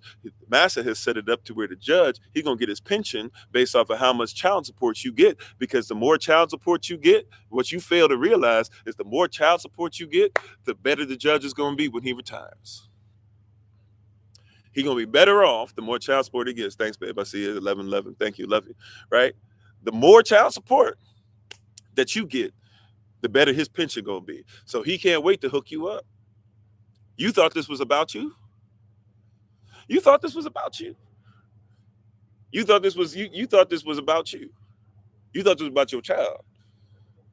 I don't care now. You talking about, well, men are starting to get child support too. I don't care if it's male, female. I'm here to tell you, the judge is making decisions because most, I won't say all states, but most states, go research it. You'll discover that the judges are getting paid off the child support. So what is the incentive to keep a family together? It's not, there's no incentive to keep a family together. The incentive is to keep you apart. So even if the overseer even has it in their heart to where they want to do the righteous thing, they have to think to themselves, my family or their family? My family or their family? You know what? I don't have to live with their family. I'm gonna take care of me. Yeah, it's never about you with the government, right? This is why you can't take it personal. If the government comes for a channel that you got, you can't take it personal. It's not about you. You're coming against a system. This is why I keep saying at some point we got to recognize this is not about you. This is bigger than us. You're gonna need a community to come out of this. Because it's not about you. This is about a system. No, Takwa, we already talked about that before, right? I think, sis, right? Didn't we talk about that a while back? I'm not saying, look, if you feel like that's what you got to do to be able to get there, that's for you to make the decision. I'm telling you right now, the system made it a point. And part of it is too, because we don't have a community. We don't have a group to where if something happened like that, we could make sure that you were taken care of. And also part of it is because we didn't make sure that we were around enough, and we didn't have a community and stuff to make sure that you were protected, and that person was protected too from childhood, to make sure they were trained to be husbands and wives when they got older, to where we shouldn't even be talking about child support because we should already know what a husband and wife is, period. That's where we should start. We're dealing with broken homes, but Yah's kingdom doesn't require broken homes. It requires homes to stay together and stay connected. See, how do you fix a broken home? Well, first of all, if you can make sure that there's always repairs that are preemptive, right? If I make sure that I take care of something that I know it's going to be normal wear and tear, so I don't even worry about it. I know, hey, this will last for 20 years. So when it's 19 years, I might just go ahead and change it and not wait for year 20. Right. Right. So I'm not against you making sure that if you need to take care of your babies, what I'm saying is the system, the government doesn't care about that. That's what I'm saying.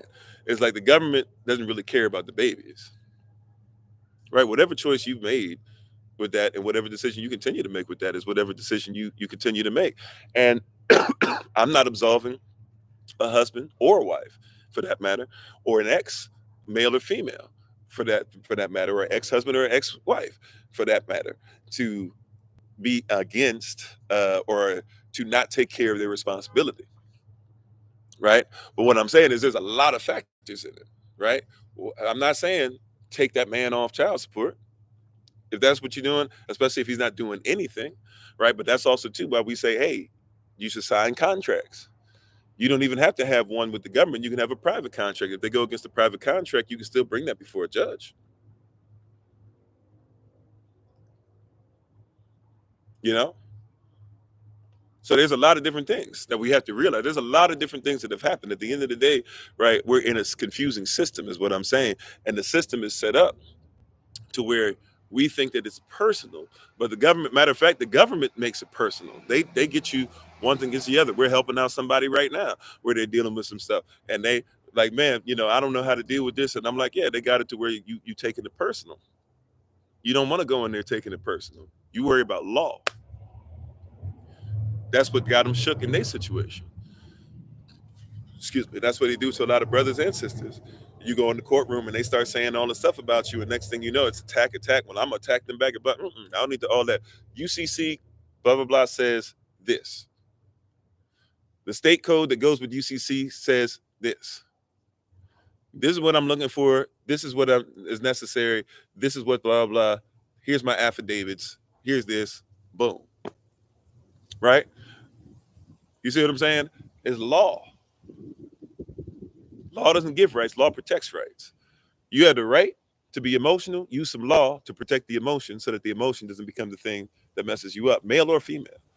Right? But the government, they know this. They don't care about all that. And so the more that, see, and what I'm trying to say once again is that, fine, hey, brother, get as much as you can. Sister, get as much as you can. I just want you to know when the government gets you as much as you can, they love it because they're getting something out. Right? And they love it because those babies are registered with the state. And if you think about it, daddy, if you got custody and you think that it's all about the government helping you, as soon as they can prove that you've done just the smallest amount wrong, they're going to take them babies away from you too. And now you're not going to get anything, and they're going to take all the money, and all that money going to go straight to the judge. Because all I'm saying is they have us in a system. They're trying to tie us more and more into a system. Right? So whatever choice you have to make is whatever choice you have to make. I'm not here to judge that. Right? That's between you and Yah. You do what you have to do, right? And you did what you had to do at the time. And at the same time, I'm believing Yah that at some point the system will be set up, not this wicked system, but Yah's system be set up. We hanging tough. We getting closer and closer, right? Next year is going to be upon us soon. Springtime going to be upon us soon. It's going to be time to start, getting some seed and some harvest, right? And eventually the goal is going to be to where I'm not really going to be concerned, because when somebody going to come to me and be like, Pastor Kofi, right now I can't do it. But somebody going to say, hey, Pastor Kofi, can SOC, can Israel, can somebody help me? My family and I, we in trouble. This and that, I don't know what to do. First thing I'll be able to say to them at some point, this might be a few years down the road, but I might be able to say, hey, you know what? Get your stuff in U-Haul. If you can pay for that, right? Get a U-Haul.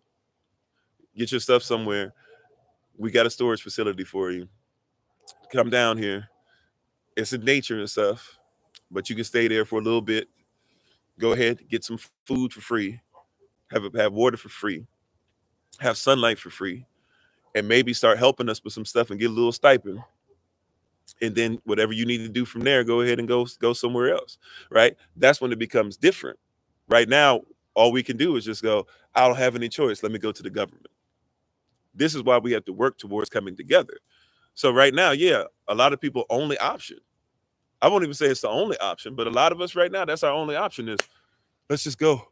Let's just go to right. A lot of people, I don't know what to do. Okay, I'm gonna go get my food from the government, and it's still gonna be modified food, right? I'm just saying, our goal is, that's why Revelation 12 says you got to come out, right? That's what the goal is. So I'm not here to be anti somebody who did child support or whatever. I'm not here to be anti somebody who's trying to do it. No, right? I get, at the end of the day, I have to be empathetic, and we're still in the land of our captivity. And there's certain things, therefore, that we have in our mind, we have to say, I got to go to the government. Now, there's still other ways around it, to be honest. And it would even start with some of us having a communal mind where, look, for real, what if we had the mind of a community where your sister or your brother is going through something? Let's see, it's hard, it's difficult, because I know we haven't built up enough community yet to where trust and stuff is there. But this is why something as simple as what we've been saying, which some people are doing more of, but something as simple as physically get with your brother or sister, even if it's to eat, right? To have your children play together, to do something like that. So guess what? Now, one of you might be going through something. You trust each other. Maybe you've even been to somebody's home before. Somebody's in trouble. Guess what you might say? Hey, you know what? I got a spare bedroom. We're going to write a contract. I'm going to protect this, right? It's going to be very clear from the beginning. You've only got this. And if you're going to be here, I might need you to do certain things financially, blah, blah, whatever. But you discuss those things. You put them in the contract. You write it out or whatever. And guess what? You allow that person to get on their feet. And do you not realize there's a special blessing coming to you because you did that? That's how you start to build community. We're not there yet, right? We're not there yet. We're getting there, right? This is going to be one of the, can I be honest with you? That's going to be one of the most, like I found out the last couple years, that part is going to be the hardest part for us because it's easier said than done, right? And I say put the contracts in there because I believe you should protect yourself, even if it's your own kin, because family members be the worst ones sometimes, right? So protect yourself. But I'm just saying, because we don't even look, we don't look at ourselves escape it. We don't even think of it somebody escaping the bondage. We just immediately go, like, one of my last things that I ask people, like after I listen to people after a while, the last resort I have is, okay, have you gone to the government? Have you gone to look for this? The first thing I'd be trying to see is, okay, can we help with this? We only got a couple hundred here. I only have, 50 in my pocket right now. I only got 100 in my pocket. Like, what can I give? Can I do blah, blah? Can I give this? Can I give that? I only, right. You would ask anybody, I try to go every other place. And then finally I just end up being like, okay, like, I guess let's see what what does it say in the state? Or maybe I can contact somebody in the church or see what they got connection to somebody in the state or something like that. Because the last thing I want to do is go to the government ever, right? Last thing I want to do is go to the government, right? Unless I'm going to do something specifically to say I'm getting away from y'all. Last thing I want to do is go to the government. Just keeping it above.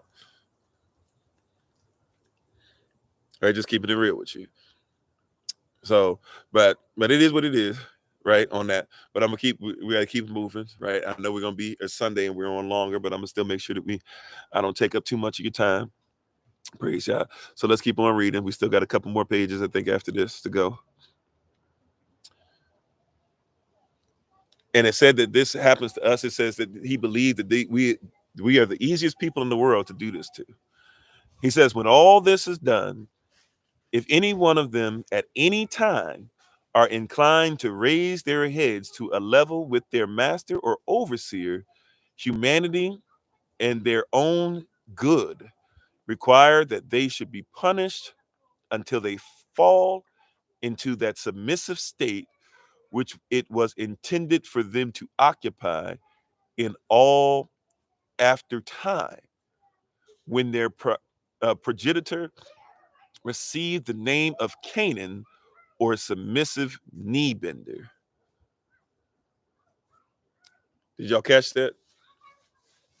Remember I told you this is around the time, remember we talked about before, now this wasn't on this live session, but this was another live session. We talked about that whole Hamitic thing where they started saying that the people of Negro land, they were talking about Negroes even in Africa, right? So Negro doesn't mean just a black thing. Negro was a specific people that were looking for in West Africa who matched the same DNA or who were the same people, the same belief system that had that Sephardic Jew belief, right? That's who they call Negroes. And there were a lot of Native Americans who had that same Sephardic Jew belief.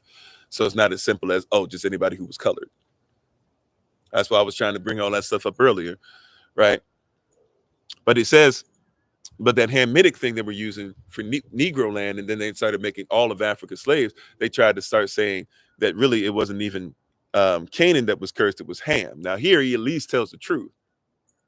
He at least says the progenitor received the name Canaan, right? And they started saying Canaan means submissive knee bender. And so they said they tried to change who you were. Revelation chapter 2, verse 9. Revelation chapter 3, verse 9, right? These people started saying they were the chosen. See, that's why I said it's not as simple as just saying Ashkenazi Jews. That's what a lot of people do. We just go, all the Ashkenazi Jews are the people who say that they are Israel and they're not. No, there's many people who do, including, here we go, colonial social construct here, including these certain white people who were in positions of power, who were using this stuff to go against it.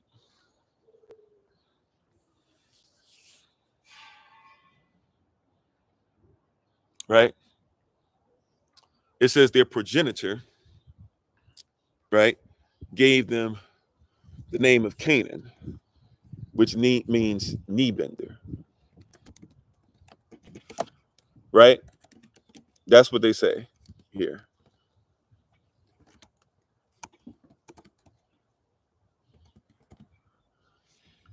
Right? Their progenitor. Now you have to be careful even with this word, because they're trying to say where this originates from. So that's basically saying that they're trying to say that Ham named Canaan because of where he because of that, or they may be even trying to say Noah said that he is he named Ham's son Canaan when he cursed him, which is not what your Bible declares, is it? You don't find it in your Bible at all, right? But that's what they're trying to put out here to you and I, trying to get you and I to be in this belief system. Excuse me. To be a part of this belief system that says that basically Canaan name means that he bows down at the knee, because he did have to bow down. But even with that, once again, you have to change who the people are, because who in the Bible, I'm just trying to show you the spiritual stuff in this, because people don't want to act like there's any spirituality in this. Who in the Bible was Cain? They're telling you specific names. He mentioned ministering earlier. Like, he's telling you this is a belief system. He's telling you that these people have wicked in them. He's telling you that they must remain submissive. But who is it, right, that Canaan is supposed to bow down to? Yeah, the whole world pretends to be us. Yeah. But who is it that this man is saying? Right? Who is Cain? Thank you. Canaan is supposed to bow down to Shem. Who is going to come out of Shem and end up in Canaan to save his nephew?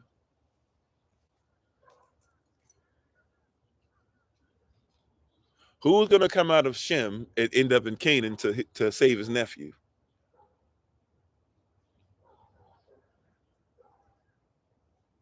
You know the answer. Abraham, right? And then Abraham's going to give a tithe to the one who's in Canaan, who is a priest, though, of the Most High, right? Who is the priest of Shalom, right? And Abraham's going to give a tithe there. And then later on, after all this stuff happens to our people, we will show up again at the doorstep and go back into Shalom, and it'll become Yahashadalam or Yarashalam, some of you say, which is Jerusalem. Yah is the head of Shalom. Yah is the head of our peace. So when we go into this place where he is the head of our peace, right? He is the head of our peace, right? We're going back there, and Israel will now be served by who? By Canaan. So they are trying to tell you that it's all right for them to literally reverse the roles and say that it is all right for us to mistreat them because all they are is Canaan anyways. And Canaan was somebody who came from Ham. Ham was black. And even Ham, his own black daddy, said to him that it was okay for him to bow down at the knee. Or if they're trying to say Noah, then Noah, his own, which is weird, black daddy, even if you want to say he was uh, dealing with some melanin deficiency because he's dealing with albinoism, but his own black daddy, or if they're trying to say it's his white dad for whatever reason, said that he would go ahead. You see what I'm saying? It gets into some murky waters that you can't, no matter which way you go, you still have to get back to the same place, which is you're not even the people that you're talking about. This is why when the people were arguing, whatever day that was, they were arguing with me and having this long argument and had to keep saying, "Oh no, you don't comprehend that Kemet was actually in the Grand Canyon and all this stuff." And I'm like, you keep talking about stuff that Joseph Smith and Mormons and all this other stuff are telling you when they renamed all these different things. But go ask the natives that live over there, the natives that are from there initially, and even some of the natives that keep up the actual that actually kept the commandments. Ask them if they ever believed that. See, you're dealing with somebody else's culture.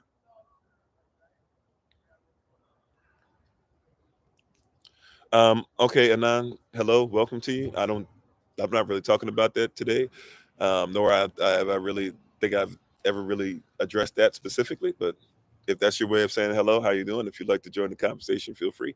But I'm not really going to be diving in that today. I've kind of made that clear on where I fall and all that and stuff, anyways. But hello. So you have to realize that he's saying that. And remember, the goal is to keep you submissive. So once again, it sounds great. They're going to let the family stay together, even though they're the ones that beat the families down into that place. How you doing, Silver Loki? And all these great things. But then he says what? He says, even with all this stuff, we're going to beat them down. But if they ever, this is what we just read, if they ever raise their heads to think that they're on the same level of their master or their overseer, and they keep making a distinction because you got to realize this, that either you are the master or you just a house Negro with different skin. Because we talked about that earlier. What's the difference between a house Negro and the overseer? The overseer actually doesn't live as well as the house Negro, but the overseer can take the life of a house Negro. The house Negro might live better than the overseer, but he has nothing on the skin color of the overseer, right? In other words, they're the same person dealing with the same thing, thinking that one is better than the other, and the reality is both of them are mad at the other. They've taught you this. And then you have the person on the outside looking in, the field Negro, that's like, all of y'all jacked up. And both of you can look down on them, both of you looking up to the slave master. This is masterfully crafted. I know you guys don't like to hear that said, but these are, once again, like we said, the devil ain't stupid. And people that worship the devil ain't stupid. And people that don't care about people aren't stupid. Just because they don't care about you doesn't mean that they lack intelligence. They just don't have the intelligence that you like. Yeah, the devil is cunning.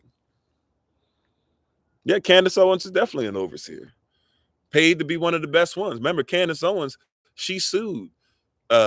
She sued with the help of the NAACP for a school system that was racist towards her.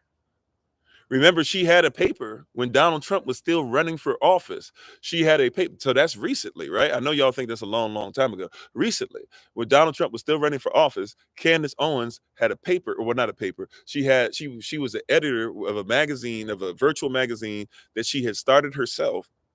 And she had articles and stuff in there that she allowed in there where people were saying stuff, saying that Donald Trump must have a small size phallus because of how he treated people and stuff like that or whatever, right? She was anti everything Republican, so to speak. That's where she was. What happened in between there? Next thing you know, she in the house. She sounded a lot different than she did back then. And I'm not saying that it was right for her to be saying that Donald Trump has a small whatever, because I don't want to know the size of his whatever. Okay, I don't care about that. But what I'm trying to tell you is that she was definitely speaking a different game. Now all of a sudden she'll tell you the NAACP don't mean nothing. And by the way, I ain't that far behind her to say they mean absolutely nothing. I think that's a little trash, but I'm not that far behind her. For her to say that Black Lives Matter doesn't mean anything, I believe that Black Lives Matter, but the organization, yeah, they jacked y'all up, right? A lot of people made millions off of whatever, and now your children are being taught Black Lives Matter in school once a week for a whole week, and they got to go through that pyramid. And when they go through the pyramid in your school, they don't even talk about you. They talk about LGBTQ plus. And look, if you're LGBTQ plus, that's your culture. You do what you do. I'm just saying, if you're going to talk about Black Lives Matter, why is it that you don't even talk about Black Lives Matter that you say matter, but you talk about everybody else? You should probably have a problem. Like if I look, I'm not even saying I would do this, but if somebody invited me to talk about humanity and I went to talk about humanity at LGBTQ plus, I'm gonna just be honest. At that time, if that's what you invited me to do, I'm gonna tell you outright what I'm gonna talk about. And if you tell me, well, talk about the Bible, blah, blah, this and that, or whatever, and you can even say that you don't believe in what we're doing, but you're willing to talk about humanity and how we all need to come together, then okay, fine, I can come talk about it, whatever. But if I tell you, if you say, hey, come over and talk or whatever, and you tell me, hey, we don't want you to talk about this, that, or whatever, if you cut the mic off on me, I'm not gonna be offended. Because that's not what you invited me to talk about. That's not what your event is about. Anyways, before we get deep into that, right? But he's saying here clearly, he's using Canaan here and saying that you deserve to be submissive. He said they have only to be kept in that state and treated like children with care, kindness, attention, and humanity to prevent and cure them from running away. So obviously what he's talking about, humanity, is not humanity. Have them with a submissive mind. He keeps trying to say the mind of children, but they treat their children better than they treat their slaves, do they not? Once again, if you'd like to be able to look up who wrote this, I'm sorry, I can't keep going back every single time. If you'd like to Google this, you can feel free to Google this. Okay. This is something that's called, we're discussing Drapetomania. It's written by Dr. Samuel Adolphus Cartwright in 1851. You can take a screenshot. I'll leave it up for 10 seconds, and then I'm going to have to continue to move forward. Okay? Matter of fact, Salah moment. I'll take a drink of water, and then we will continue.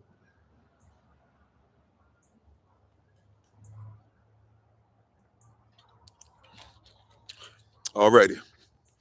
Okay. So, let's see. Sorry, I'm trying to get back to where we were. All right, next page. Next page. This is the second last page. We're almost finished. We're almost finished with this. Alrighty.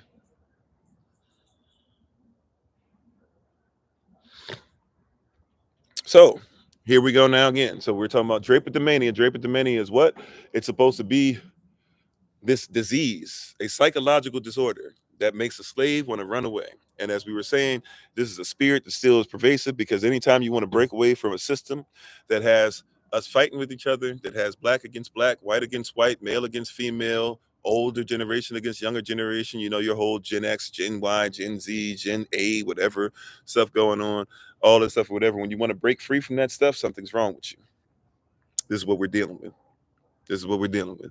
All right, the same kind of system. All right, here we go. I'm not even gonna hold you. I don't know if I'm about to say this right. Is it Dysesthia? No, I don't even know how to pronounce it. Ethiopia. I apologize for murdering that. It's a disease peculiar to Negroes, affecting both mind and body in a manner as well expressed. Okay, I'm actually going to look up this word, because I'm being honest with you, I don't remember what this means at all either. So let's make sure that we got this properly. Let's see. Dysethesiae.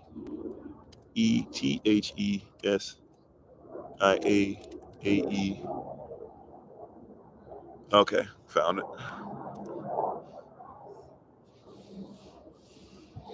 Okay, so this in psychiatry is an alleged mental illness described. Okay, so I guess this is the same thing. Okay, so this is the, I guess, more Latin. Is this? I don't know if this is more Latin or not. I guess this is the more Latin or Greek word for what he's saying, for what we would now call, or for what we're going over today, what we're calling Drapetomania. I guess this is his more official title of it. So forgive me for not. So when I see this, I'm just gonna call it Drapetomania. Forgive me. I had to work on the pronunciation of this for another time. All right. So I'm gonna just start at the top. So I'm gonna just call it Drapetomania for now.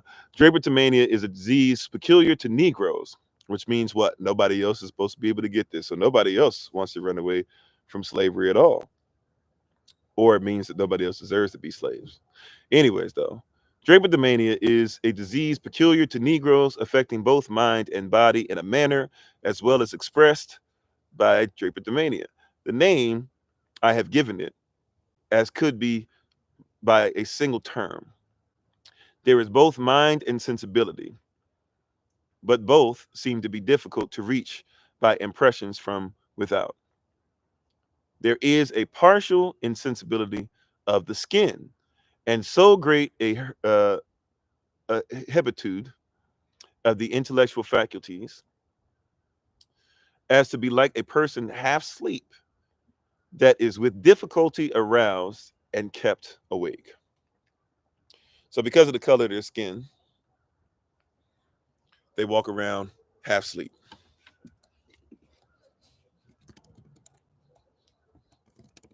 He tells you, I'm the one that made up the term. So we can just say thank you to him for it. Right? And he says, I made it up and I realized that they have issues with sensibilities and things like that because of the color that they're in, the state of what they're in. Right.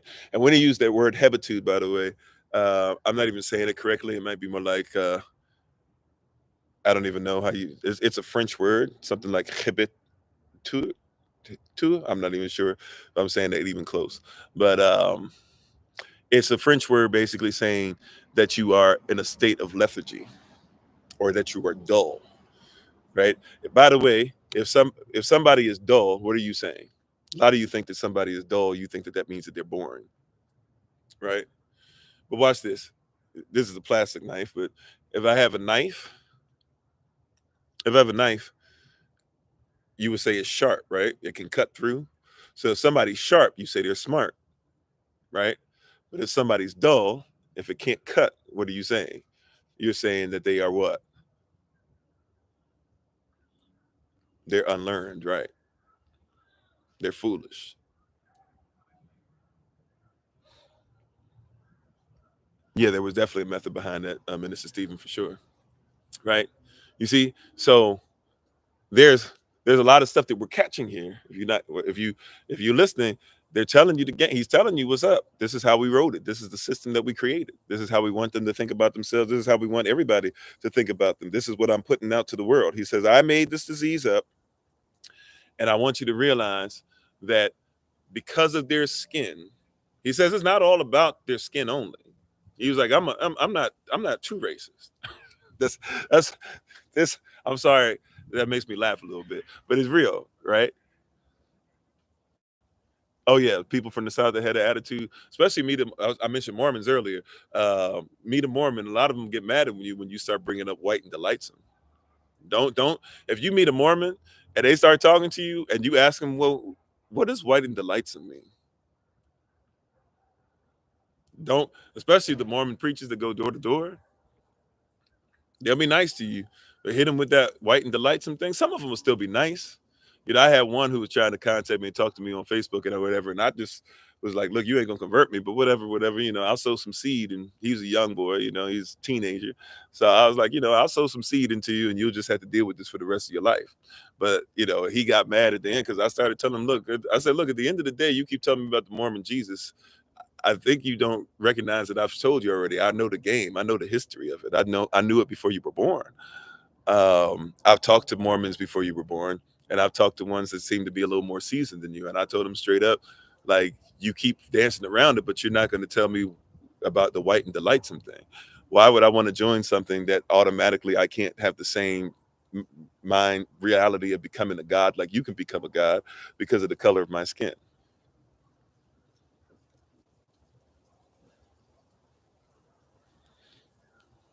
Right? Like you're not, you know what I'm saying? But and he went from being a little respectful, whatever, that he started trying to tell me what he really thought about me or whatever, and I needed to just bow down, and I was ungrateful, and I'll never be saved, and blah blah. And I was like, okay, sir. I was like, okay, bro. Then you just never have to talk to me again. But I've been saved since before you were born too.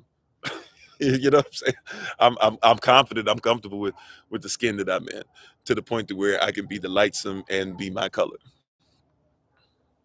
But I promise you, I mean, he was nice, respectful, son, but I already knew where this was headed. As soon as we had our first conversation, I told y'all about the other Mormons who we had endured, and it was the black Mormon who got upset. He was balling his fists in front of me at the front door, right down in Georgia, balling his fist up at me like he was going to do something to me because I was telling him about himself and telling him about, not even talking about himself, I was telling him about the religion stuff he never heard. And he was getting upset. He was about to attack me for some stuff. And his white friend was sitting up there telling him, oh, actually, you're telling the truth about that. You're telling the truth about that. You're telling the truth about that. And he still was ready to fight me. I had to tell him, like little 19-year-old, I had to tell him. I was like, bro, you might want to put them fists where they're supposed to be. First of all, you're supposed to be representing what you consider to be the kingdom. So you might want to get that together. And I was like, secondly, this ain't going to go the way you think it is. He got a little stuff together, but you'd be surprised. You start telling people the truth about this stuff, and people is frustrated, right? Because they didn't tell you this stuff. But this is real. This is written into the doctrine. This is written into the doctrine. This is a doctrine where you are not supposed to believe that you have rights. You are not supposed to believe that you can escape the system. For you to talk about this is why the most the most uh the most egregious thing, or the most dangerous thing to the system that you're dealing with, is black family.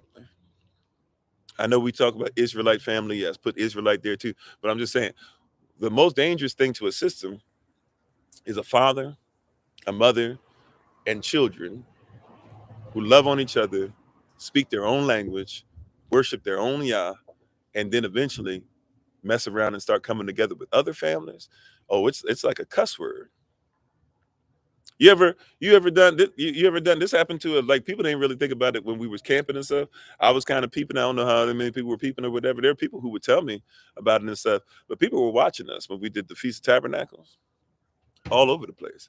People were kind of come and talk to Solomon on the low when we would go down to the place that we had. We had like this extra place that wasn't. We weren't able to get all the stuff together, so our family like took the place where it was like a little further down the hill, and we would just walk up to everybody else to meet them and stuff. And they would try to like ask Solomon questions. Like people just walk to him on the side, and people be asking this. Well, we did the baptism, even though that's kind of in a place where everybody could see it. But people were riding around, stopping the boat. Some of the people were saying hallelujah and stuff during this stuff. But people watching, because when we come together, that's something that's not usual for us, right? That's not usual for us to come together like that. That's not supposed to happen, right? We don't even think it's supposed to happen. We see too many Negroes together. We start being like, you know what I'm saying? You see 25 Negroes, you be thinking something about to go down. You know what I'm saying? And then mess around and y'all don't need anybody for anything. Like y'all are straight. You're not coming around being like, we need you to do this, we need you to do that. Please help us with this. Please pay money for this. Please. No. We fine. Right? And then mess around. And then now with our people, mess around, have that going on. And then if there's people of different colors, as long as they're grafted in and doing the same thing we have to do, which is worship the Most High, we're all right with that too. Now you really got a problem, right?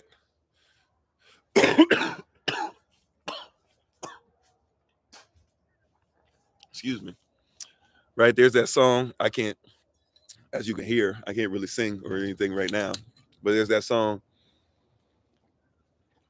I think what's his name, Tank or whatever, talked about it. And that's not his song. It's the guy who's Fluid or whatever, Sam Smith or Sam something, who has that song. What is it? I can't sing it, forgive me. It's like that song. Was it why don't you stay with me? Because you're all I need. Sorry, my voice is on. Right? That one. This is love, it's clear to see. That one. Right? When he makes it a point to say, if we sing that song, right? He makes it a point to say, if we were to sing that song doesn't get put on the billboards. That song doesn't make it to the top 40. That song not going to be a hit. But he says Sam Smith put that song out, and especially because of what Sam Smith now stands for and what he was, the agenda that was being pushed even before he became officially out there, they were already pushing that thing. Because, right, but he said, if I make a song about you doing this to you in the sheets or cheating on you or blah, blah, or whatever, he said that song will be number one. Because he said what? He said, thank you. He said, how you doing, Iron? He said that because our love is more the problem than our hate. He said our hate sells. And this is something that people don't want to acknowledge, but for real, right? We made fun of Ja Rule. Ja Rule lost the battle to 50 Cent, and y'all still clowning Ja because he started saying, I'm happy in my life and I want to make music about love.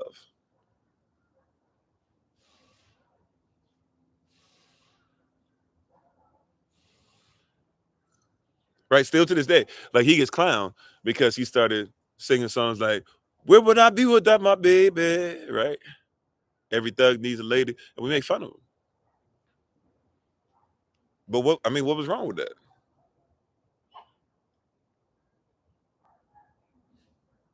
I mean, for real. I'm just, what was wrong with it?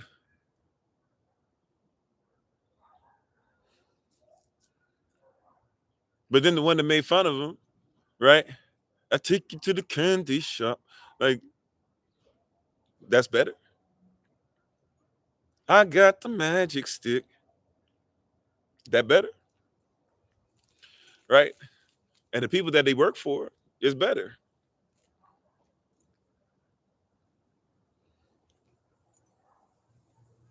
Right? But we made it. We made it better. Like we supported it. We helped Ja out. Made fun of him on his way out. Because like us being at peace is not even something that we're supposed to consider. Right? That's not even supposed to be considered. Somebody getting older and wiser and being like, I'm at peace now. Even people who are at peace love me some.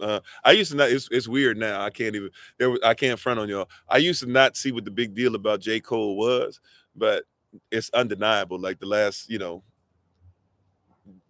8, 9, 10 years, whatever, is undeniable. J. Cole is great, but I used to not see it. But now, I love J. Cole, but I even noticed like people like J. Cole, but they like J. Cole because he still sound like he's angry, even if he's not. You know what I'm saying? It's like, because even when J. Cole is telling you something that's just real, it still got to be something that make you be like, yeah, I got to feel it. When you say I got to feel it, you mean you got to be angry. Like Jay not even angry. Right? Like J. Cole talking about after this next album, he said, I might be out. I might be done.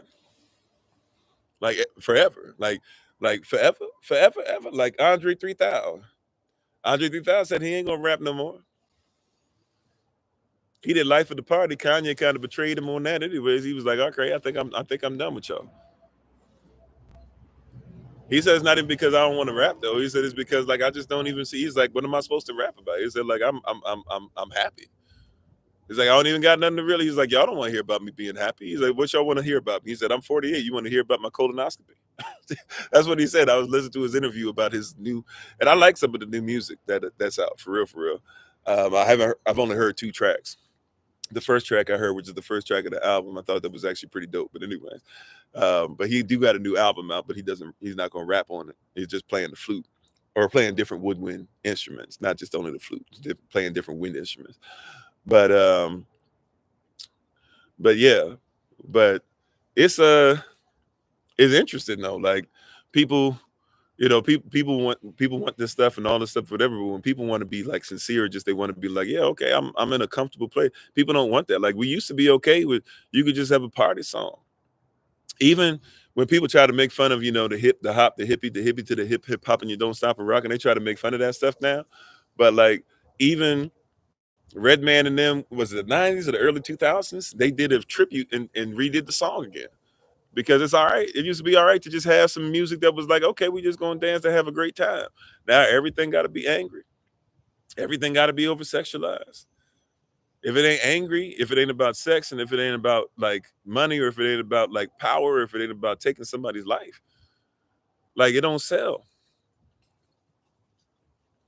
And here's one of the things that they don't tell you about. See, this is once again Drapetomania. You're in a system and you're hoping to make it in this system, right? Watch this. You're in a system to where you're going to be the face of destruction that sells, while the person who's your master makes all the money and gets none of the blame.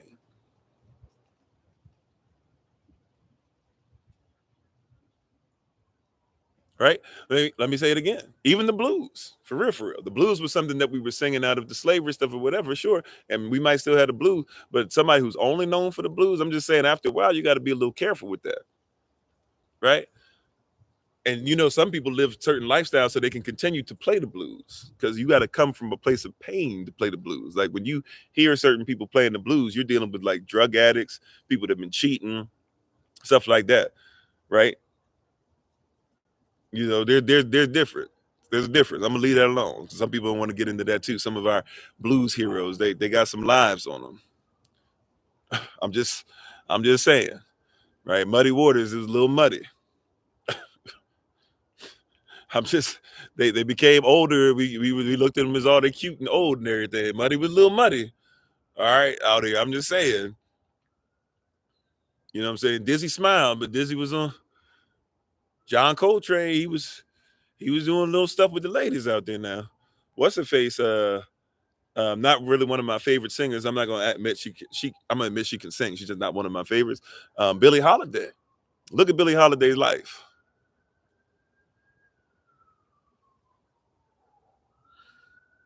I'm just trying to tell you.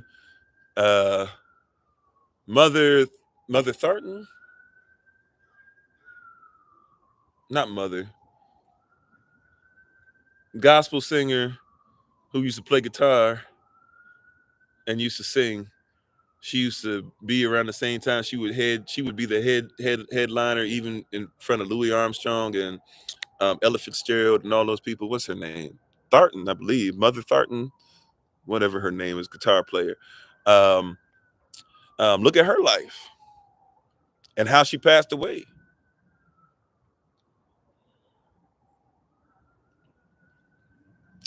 I'm just saying. There's a lot of people that they coming from that place. Thornton. Okay.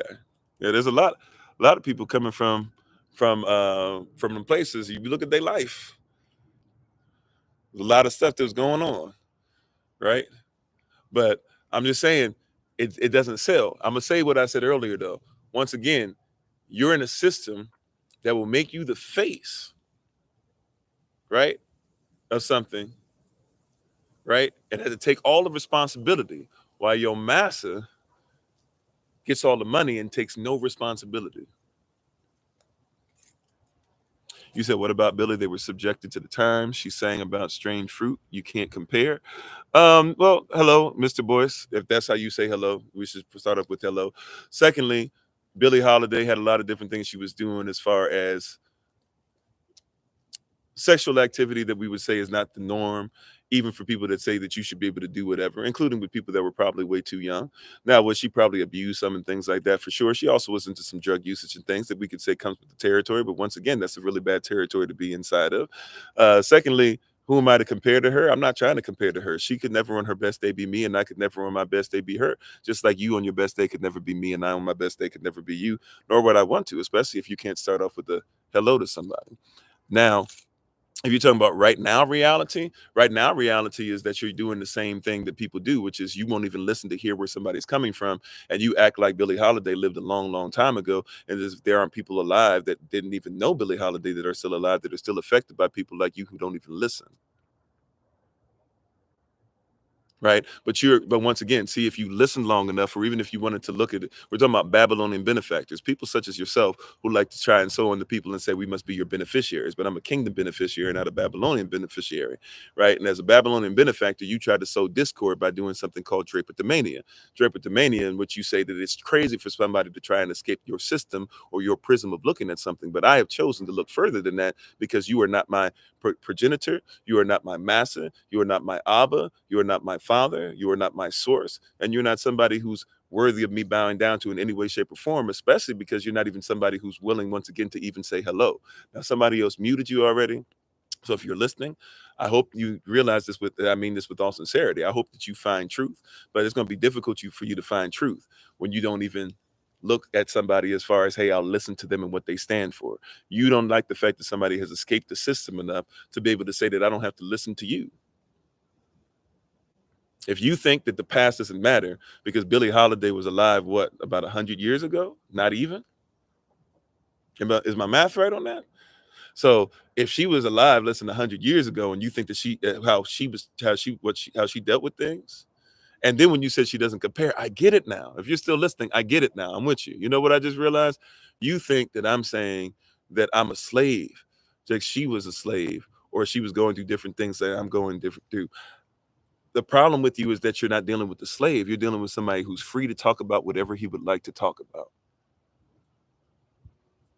So if you're listening, you're just going to have to get over that. That you're not my master, nor have you ever been, nor will you ever be. Peace unto you. Right? But this is what we're talking about, Drapetomania. If you're quick, people are so quick to come against you when you say that you want to be free. All right, let's keep on moving. Let's keep on moving. Thank you for the comment, though. You just basically proved that point. Right? Thank you for the comment. Let's keep on moving. Right? We're almost finished. Right? So it says that we walk around in this half awake mindset. It said it differs from every other species of mental disease, as it is accompanied with physical signs of lesions of the body discoverable to the medical observer. So wait a minute.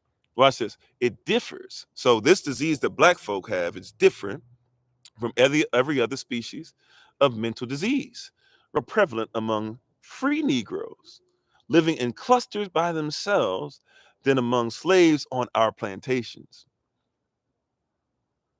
Can I just yeah, I'm trying to read through it. I have to be obedient. I have to at least bring this up. Did you just see what it just said? It just said that for us, for black folk, when we go through mental health issues, it's different than what anybody else goes through.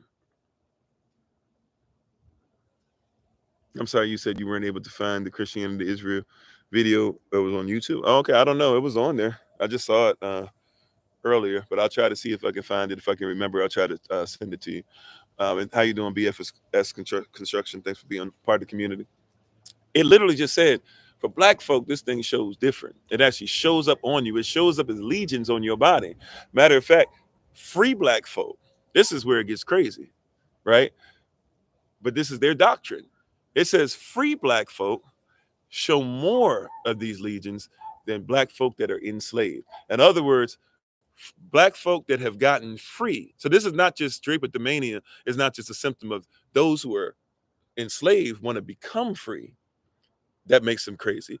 He says those that are free, they even deal with mental illness, which means that Drapetomania technically means that anybody who's free, if you look at them, they're worse off. In other words, look at it like this. You know how pigs They're in the pig pen and everything. They're dirty and all that stuff, but they're pigs. But hey, you got them under control. They can't really do anything without you. They're not a problem, this and that. Yeah, they eat their own poop. They do this, blah, blah. They're nasty, this and that. But hey, you know what? At the end of the day, they're pigs. Let them be pigs. Give them their slop. Do whatever, et cetera, right? But man, if that pig escapes after a week, you won't even recognize that pig. He'll have hair all over his body. He'll have grown tusk. He'll start acting up, all the stuff like that. See, but you can see the signs of it of the pig when they're in captivity. They're saying the same thing about you. Hey, you know what? Those free black folk out there, they're wild. They're crazy. They're out of control, right? This is what they did. You know why they stopped even they did this with when they outlawed alcohol,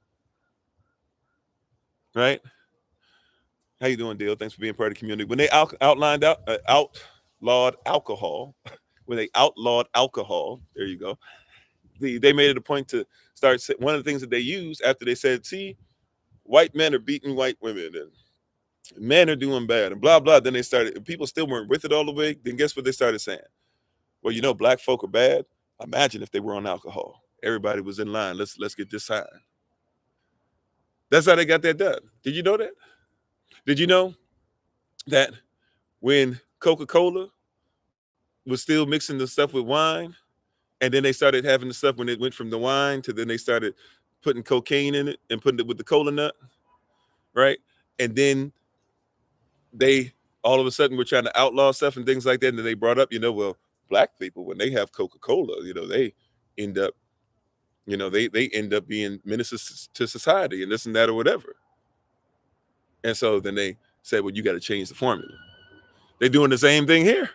Hey, you know what? In every other species, mental health is, it's bad. But with black folk, look at what it does. Look at what happens to these free black people that get together, and they get together in clusters and they live with each other and stuff. Think about the foolishness that they're saying, but it's wise at the same time. Because what are they doing? They're trying to get people to say, ooh, black people do get together and they do come together as a community. And ooh, we should be afraid of that. And that's a mental health. So now it's not just mental health because you don't want to be behind bars, or you don't want to be on Master's plantation, or you don't want to live in Master's house. But now it's mental health if you want to come together as a community. How you doing, Mrs. Hayes? You see what I'm saying? This is Balaam doctrine. You're warned about it. Those of you who believe in the Bible, then read your Bible. It'll bless you. You're warned about it in Revelation chapter 2, verse 6. It's Nicolaitan deeds, right? You're warned about it in Revelation chapter 2, verse 14. It's Balaam doctrine, which is a stumbling block to Israel. You got to be against anything that's against the actual original people of Israel. In Revelation chapter 2, verse 15, against Nicolaitan doctrine, against the doctrine that's uplifted. And here you are dealing with today a doctrine of what? You're dealing with a doctrine of Drapetomania. Drapetomania, to where it says what? That it is bad for you to be able to want to escape from slavery. What is it? Exodus chapter 20, verse 2 tells you that Yahweh Elohim is the one who brought you out of Kemet and brought you out of bondage. And yet here it is that you're being told to stay in bondage so that you can worship some God that's not even in existence, and that some people who say that they're the chosen people and they're not even the real people. Oh, I know you don't want to hear. People get off when you start talking about this. They say, we got to leave this alone. It's tight, but what's that old saying they used to say? It's tight, but it's right. I ain't told you no lie. Tell me where I'm telling you to lie. How you doing, Gus? This is right in your face. People are worshiping right now, doing this whole thing.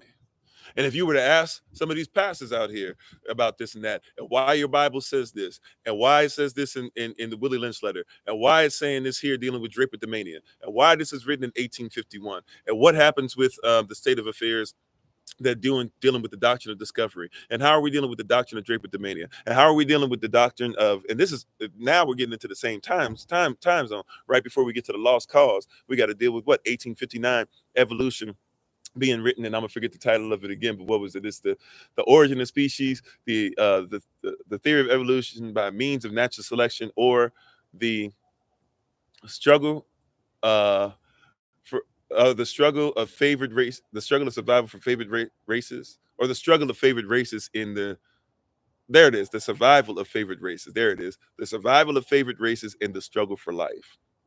Once again, the origin of species by means of natural selection, or the survival of favored races in the struggle for life, right? That's what Charles Darwin wrote. And then his cousin wrote the book on eugenics.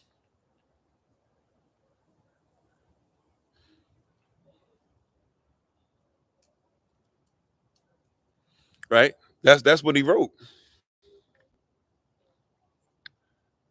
And he says, yes, I know the blasphemy. Now remember what the word, thank you for putting that up. Remember the word blasphemy and what it means. Remember what the word blasphemy means. The word blasphemy means that you are supposed to be a child of the Most High. That's what they said Yehoshaphat was wrong for. They said he was wrong. He was blasphemous because he said he was the son of Yah. He blasphemed. They said, Abraham is our father. Who is your father? He said, before Abraham was, I am. Which really we know is Chaya. So he really said, before Abraham existed, I was always in existence. That's what he actually said. Right? So if it says in Revelation chapter 2, verse 9, and Revelation 3:9, I know the blasphemy of them that say they are Israel and are not, but are the synagogue of the Satan, that means that he says, I know the blasphemy of those that say that they are the children of the Most High and are not. It can't be one, and then we turn around and say that it's 17 over here. If its value is one over here, then its value got to be one over here. Just because it's on the other side of the equal sign doesn't mean you get to try and change the parameters.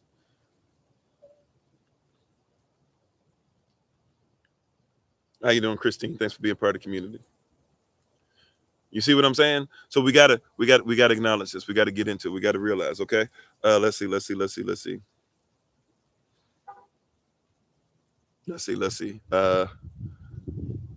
Where we at? Okay.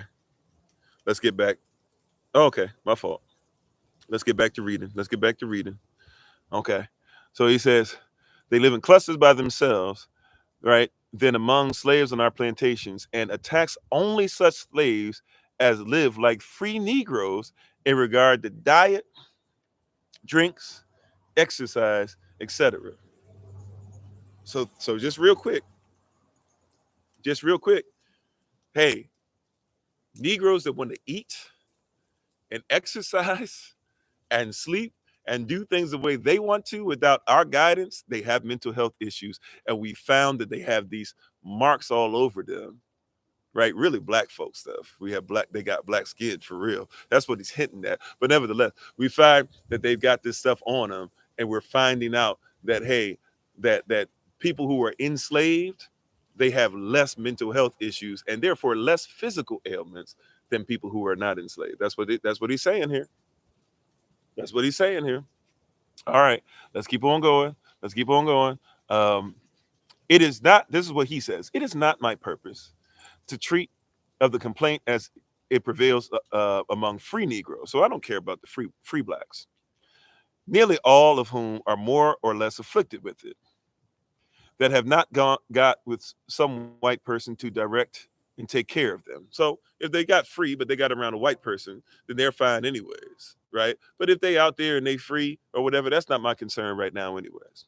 I'm not tripping off that. That's not my focus. To narrate its symptoms and effects among them would be to write a history of the ruins and dilapidation of Haiti and every spot of earth they have ever had uncontrolled possession over for any length of time. I propose only to describe its symptoms among slaves. He threw that one in there, right? If you ain't catch that one, he threw that one in there. He didn't even spell it right, but he threw that one in there real quick. Yeah, if you want to see what's happened with these black folk that don't have white people over them, look at what happened over in Haiti. You mean Haiti that was free? Christopher Columbus came over looking for Negroes, came with a Hebrew interpreter because they knew Negroes were Hebrews and spoke Hebrew.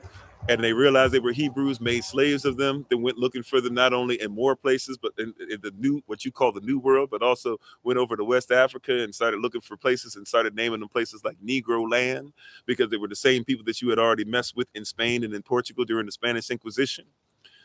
You see what I'm saying? People be saying we're lying, but you see, if you stay with us now long enough, we done went through enough of these documents where you're starting to say, wait a minute, if I can take this book and put it here, and I can take Willie Lynch and put it here, and I can take Deuteronomy 28 and wait a minute, now I got this Drapetomania, and it's a puzzle. But you see how it's coming together now? You had the pieces, you just didn't know where they were. This is a 50,000 puzzle piece, but you're starting to see now this stuff is not looking as daunting as it used to. See, It's lining up. And he's telling you, but now he mentions Haiti. And he says, you see what happened up in Haiti? He says, you see what happened in Haiti? Don't trust them, because what happened in Haiti, if you let enough of them get together, we already see what happened with them. You see the dilapidation. When they say dilapidation, if you've ever gone somewhere and you've seen a house and you've seen those old, the houses, and they got the boards and stuff with them, and you start seeing like the front of the houses start even falling down and crumbling and stuff, and you start seeing you know the windows are falling apart, and the house is leaning, looks like it's about to fall down and stuff. That's a dilapidated situation. So he's saying Haiti is dilapidated, but what he didn't admit to you, I would say he's ignorant, but that's not how this works. He's a liar. He's paid to lie. He's the face, and he's going to be the one that catches the fire. And look, he decided to get paid to be this, so he can catch this hell, and he can catch these hands, even in the grave, right? His name gonna catch these hands. Sorry, that's the way it is. You wanted to live like that, you want to do stuff. Hey, there's stuff that's gonna come up now, and your name gonna you put your name out there. Your name gonna have to be attached to this forever. That's what you decided to do. Take your payment. You got your payment while you were alive. Now your family and all these people that's gonna try to defend you and stuff from time on and time on, they just gonna have to keep catching these hands. That's what you decided to do, right? But watch this. He is busy saying all this stuff, but he won't admit to you that, first of all, Haiti was free before Christopher Columbus came over. Haiti didn't have slaves before Christopher Columbus came over. Haiti wasn't SAing little girls to the point to where little girls were losing their lives because they were being SA'd by grown men that much. Haiti didn't have a problem with little preteen girls who were so malnourished that they didn't even go through their periods because they had to work too much. They didn't have a problem with women that would give birth to babies but couldn't breastfeed the babies and weren't allowed to breastfeed the babies, and they were working too much to produce breast milk, so therefore the babies had to be buried. Oh, by the way, let's not admit that didn't happen in Wall Street. That's where Wall Street is named after, because they had a big wall that they put up where they would sell the slaves and stuff. That's where you had the stock market, right? The slaves were or you had the stocks and bonds, right? The stock was the slave, and the bond, they were bound together, but also then you would pay a bond for those who were in bonds, and then they would have a wall that was on the other side, and they would actually bury slaves on the other side, and they wouldn't even allow a huge group of slaves or families to come over. You might allow 4 or 5 people to come and see that person buried on the other side. You can still go there and visit today. When you go and you visit that big old hole in the ground, I've been there, done that, right? For the World Trade Center. Ask around. Somebody will probably know. If you don't know where to go, if you can't find it on the map, ask around. Somebody probably be able to say, oh yeah, if you go just over here, you'll be able to actually see, where they buried all the bodies. Those are your people. Those are not just persons. They weren't considered to be people back then, because people means nation, but that's our nation. They're buried there, right? They did the same type of thing in Haiti. And the thing about Haiti was free. Haiti was thriving, all this stuff. And then they came over and they took over, and then they destroyed Haiti. And then Haiti ended up fighting for its own freedom so that they go ahead and have their own riches. Haiti then took over. They beat the brakes off the French, the British, the Spanish, right? And then Toussaint went over and still went over, tried to make friendly with them. They took his life while he was over there, right? But then we were still doing all right and everything, even though we had a little bit of bad people that were on top. And guess what? We even allowed white people to stay there, right? There were white people that had to leave or got off because they were on the French side. But anybody that fought with us, no matter what color skin you were, we considered you to be black. So German Hessians who fought with us, we even considered them to be black. Hey, you fought with us, you black folk, you great, come on in.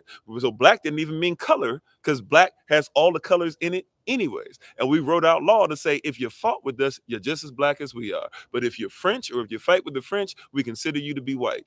That's the way that black was over there and white was over there. So if you look at black and white through that lens, it's not even what you think of racism to be.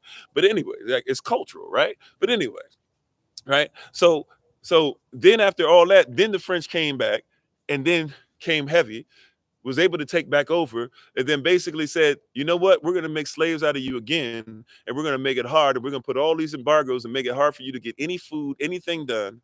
until you pay us back for us losing the land. And matter of, you're going to have to pay us reparations because you defeated us in battle and kicked us out of your land. You will pay us reparations. Then once they bankrupted the country, who worked really hard to make sure that they paid it off, which should have taken them, I forget how long, let's just say it should have taken them 100 years. They did it in like half the time. They did it in like 50 years and paid them back.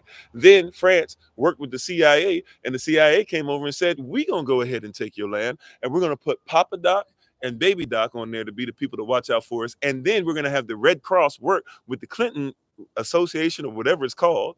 We're going to have them work with that Clinton Foundation to make sure that they don't allow you to grow your own food. You can't even grow your own rice grains. You're going to have to get rice grains from Arkansas that have no value and nobody wants to buy them. But what we'll do is we'll work together with the CIA, the Red Cross, and the Clintons. We'll make sure that you guys have to only buy this rice that nobody even wants to eat. And we'll force you that you can't buy your own rice. You have to buy theirs.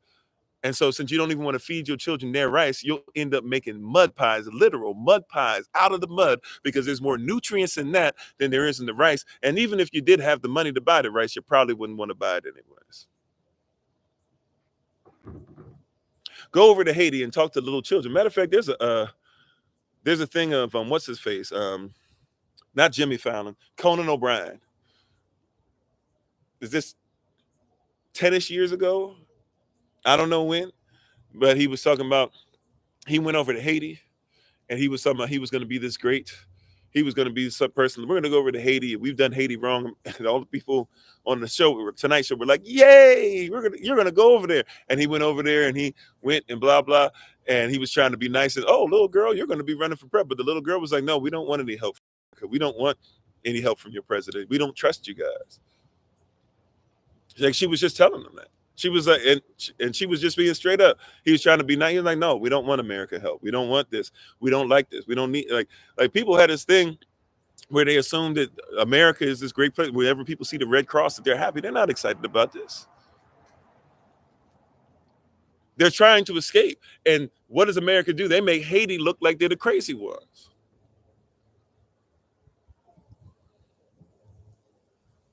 They make Haiti look like the crazy one. Haiti had no problem with COVID. Haiti had no problem with COVID, did not take any COVID shots. The reward for the president for doing that was to have his life taken. They made him look crazy on the way out and took his life. And nobody thought twice about it because it was a crazy black man who wouldn't just go ahead and bow down to a shot.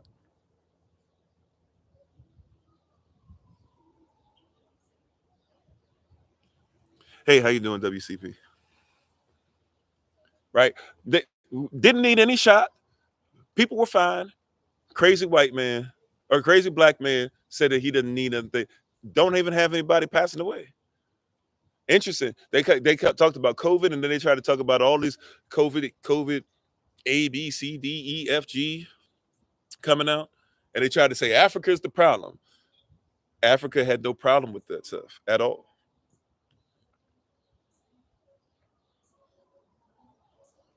Now, at all, relatively speaking, did somebody in Africa catch COVID? Sure. But you look at the tolls and everything, you won't find Africa's not on nobody's list.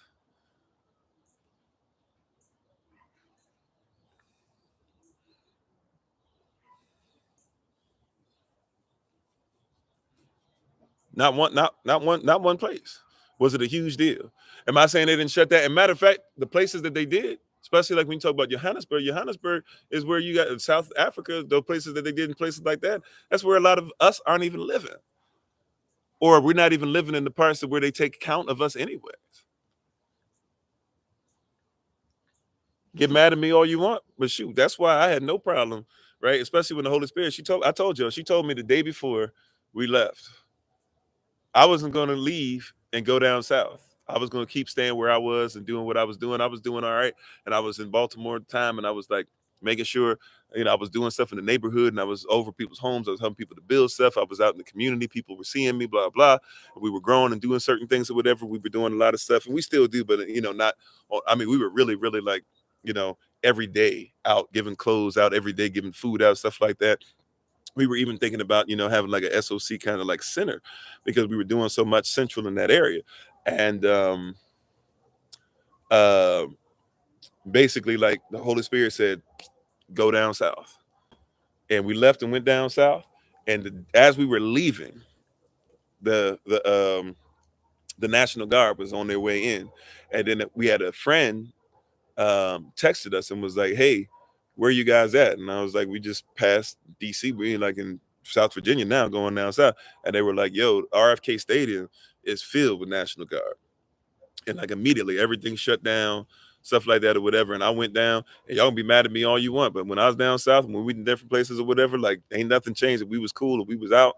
I'm not saying that we didn't have masks in certain places, things like that, to be respectful. But for real, like my life didn't really change much. Because I was like, yo, if all it takes is some vitamin C, you know what I'm saying? Like if all it takes is some vitamin C, I mean, I'm not stopping my whole life.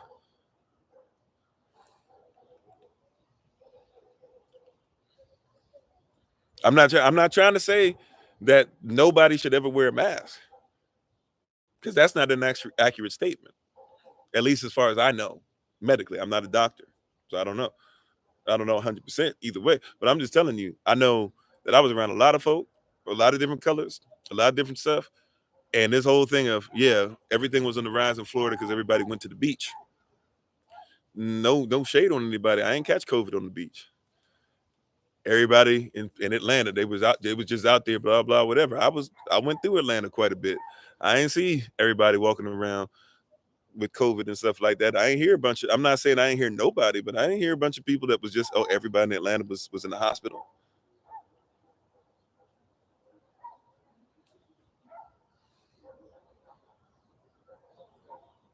Just how to know if the orange juice in stores actually has vitamin C. I'm talking about even just getting some, to be honest, that's a great question, to how much orange juice is orange juice. Um, I'm talking more about, give me a second. I'm sorry. How much orange juice is orange juice?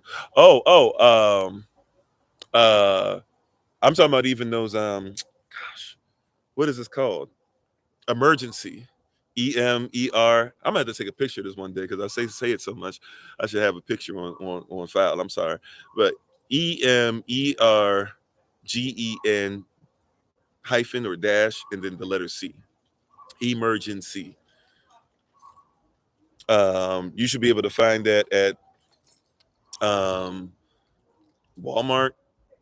I would assume I got Costco. I know. I'm assuming therefore probably BJ's. I don't really do BJ's. So I don't know. I don't know Sam's Club that well, but I do Costco from time to time. I got a Costco card. I should do Costco more. I don't, but Costco. Um, sorry, Costco, BJ, Walmart. I'm pretty sure some Whole Foods, probably like Wegmans, probably Sprouts. I don't know about Piggly Wigglies. I don't know enough about them, to be honest. I go to there when I'm in certain places, so I don't know too much about them. Uh, Probably Giant, probably Safeway, probably Jewel Osco. West Coast. There's one I see, but I can't remember what you're called right now in my head. Sorry. Um, there might even be some. If for those of you, that's not a grocery store per se, but some of you who have Roses, they probably have some at Roses. Definitely, probably at CVS's. Walgreens would probably have them. You seen them at gas stations? Okay, I never seen them at gas stations. Okay, somebody said they do have them at Sam's Club, Kroger's, HEB. I don't even know what HEB is. That's a new one for me. I had to find out what that is. HEB. Maybe when I'm somewhere where there's an HEB, I can go there for the first time. I never heard of an HEB. But yeah, you look up emergency food for less. Okay, I don't even know what that is. I think I've seen an Ollie's actually. Let me take. Where's Ollie's at? I think I've seen an Ollie's, but I don't think I've ever been there. I didn't even know it was a grocery store or a store, whatever kind of store it is. But but yeah. So it's but if you go, or you can just order it online. That's kind of the best way to get some stuff done anyways. Um but emergency. and stuff like that. But it's just basically straight vitamin C.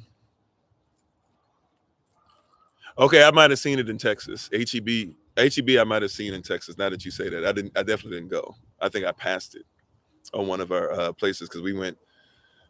Well, because we went actually. See, I don't remember the highway names. It's not 20 in Texas, is it? I don't know. We went through Texas, basically going through Arizona, New Mexico. Did I say that wrong? Is it New Mexico, then Arizona, or Arizona, New Mexico, whatever?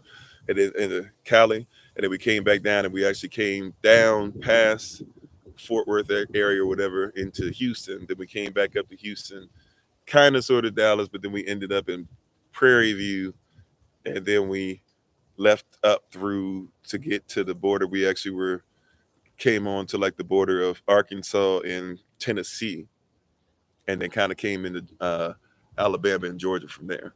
So I don't know what route that is or what routes we would have taken to do all that, to be honest, right?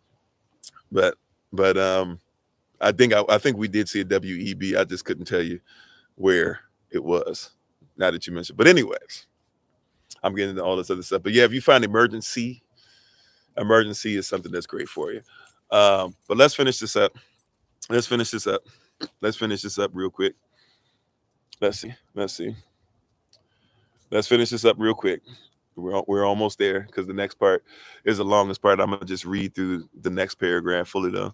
All right, so it says to narrate its symptoms and effects among them would be to write history of the ruins and dilapidation of Haiti and every spot of the earth they have ever had uncontrolled possession over any length of time. That also means any part of Africa that we've ever had a part of is always falling apart. That's not true, right? But that's what they had to tell you. And then it says, I propose only to describe its symptoms among slaves. So basically, those who we have complete control over, let's just go ahead and deal with who we have complete control over.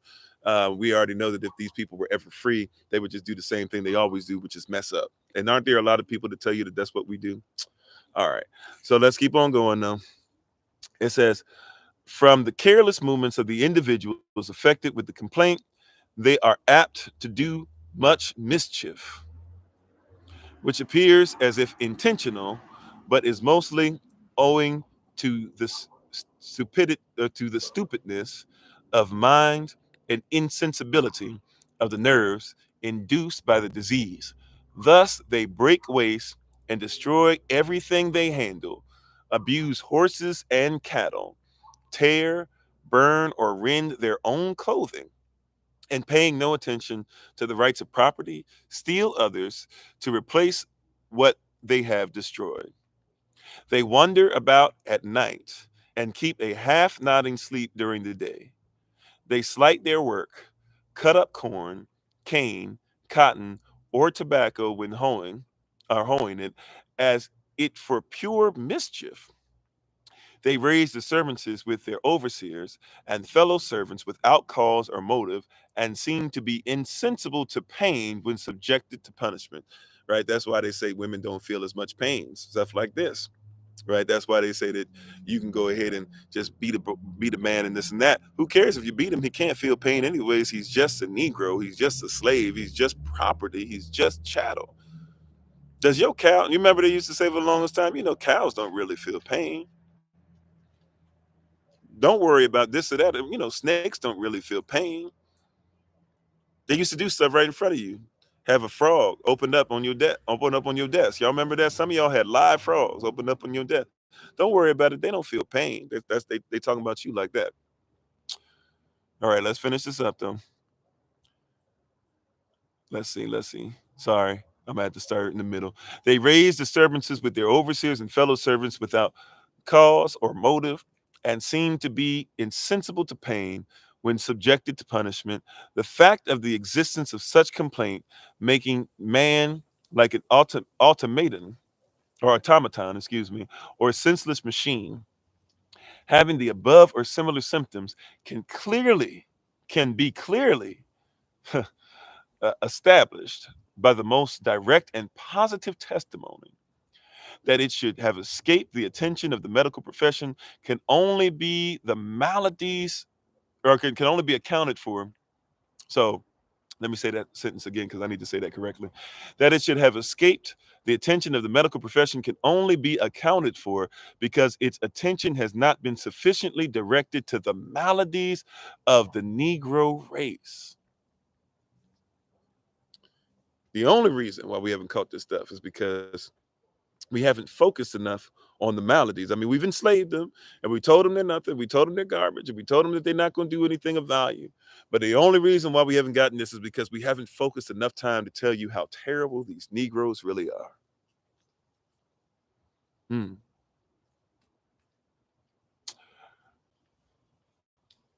Otherwise, a complaint of so common an occurrence, even if it was so common an occurrence, why didn't you see it? But nevertheless, otherwise, a complaint of so common an occurrence on badly governed plantations and so universal among free Negroes or those who are not governed at all.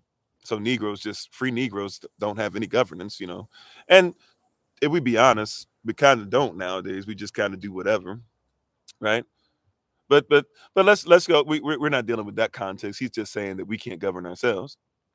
So free Negroes or those who are not governed at all, a disease radicated in physical lesions and having its peculiar and well-marked symptoms and its curative indications would not have escaped the notice of the profession. The northern physicians and people have noticed the symptoms, but not the disease from which they sprang. They ignorantly attribute the symptoms to the debasing influence of slavery on the mind without considering that those who have never been in slavery or their fathers before them, wow, are most afflicted, and the latest from the slave holding South, the least. The disease is natural. What did he say? The disease is the natural. He says this is our nature. He said the disease is the natural offspring of Negro liberty. The liberty to be idle, the liberty to just do nothing, to be lazy, to wallow in filth,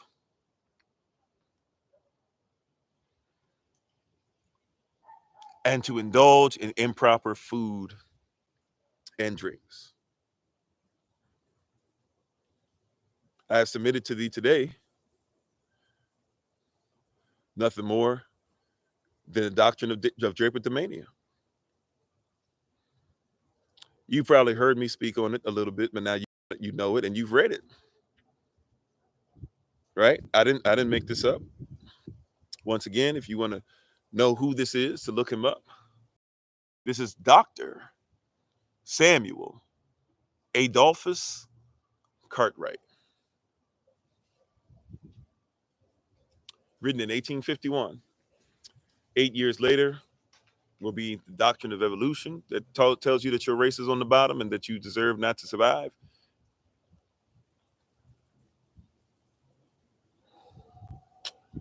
After this, you'll go into the manifest destiny doctrine, if you will, that says that it is a white man's responsibility to make sure that everything from sea to shining sea is conquered.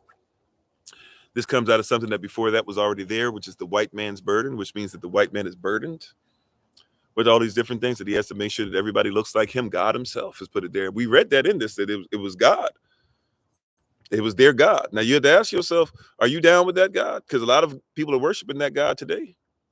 I'm sorry, I just did my son's thing. I just put up, he likes to put up faces and stuff. I ain't even realize I had that on there.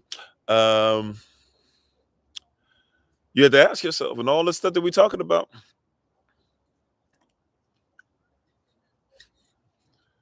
you got to ask yourself, is that the God that you want to serve? I'm just saying, I believe in the Most High, but I'm saying their God says that it's all right for you to be mistreated because you black. When are we going to deal with that?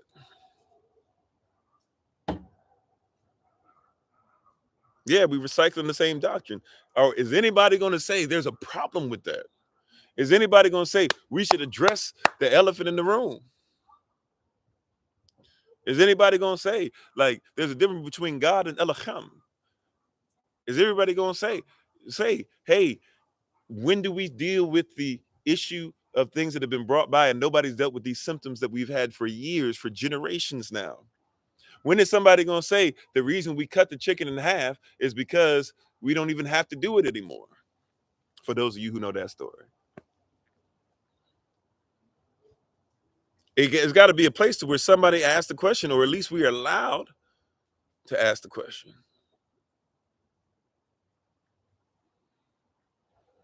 Somebody got to at least ask the question.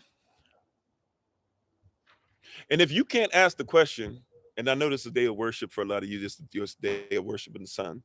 You know, you think it's the S-O-N, but it's the S-U-N. So, right, so that's what you guys are worshiping. So in your day of worshiping and whatever, I just want you to ask the question. Are you allowed to even consider that you don't even read the Bible correctly? This is a different type of invitation. Why is it that your Bible says, we just talked about this the other day, why is it that your Bible says Lord God? Matter of fact, this was yesterday, wasn't that? Your Bible says Lord God, and you look in your concordance and it says Yehovah Elohim, or you say Jehovah Elohim because you speak a different language, but it would say Yehovah Elohim, and it would say it every single time, but you never use Yehovah and you never use Elohim, but you talk about Lord God. Your Bible doesn't even have the letter J in it, 1611 King James Version, right? The one that you say that you get all these versions from.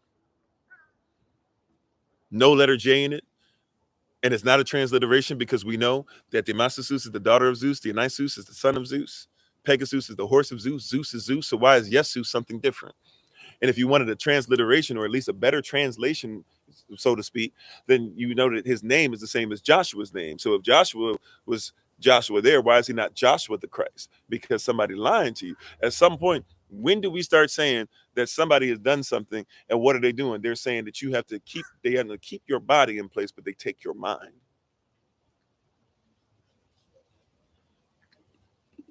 This doctrine of Drapetomania is something else. We just read the text. The way that you serve today is based upon that. I'm gonna say it the same way I said to my babies once again, right? When I was allowed to speak to them a couple Saturdays ago, I'm gonna say it the same way that I had a chance to talk to them then. If somebody tells me a part of a truth, is it a truth or is it a lie? See, I would have the stomach for it if you didn't know. We were talking about this today earlier. I won't talk about anybody's business, so I won't give you any names. But we were talking about this earlier today in ministerial prayer, and it was brought up when we were sitting up there, and we were like, "Yo, this one of the things that's crazy to us is when we look back at this, we know that some of the people that we were under knew this stuff. We were asking them about feasts. We knew that they knew. We asked them about names. We knew that they knew this stuff, and they would play it off like it was nothing.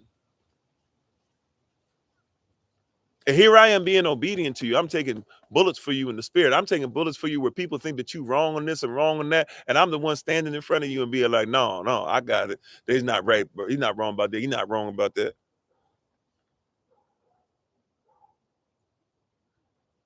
And then come to find out that you never told me the truth. It's like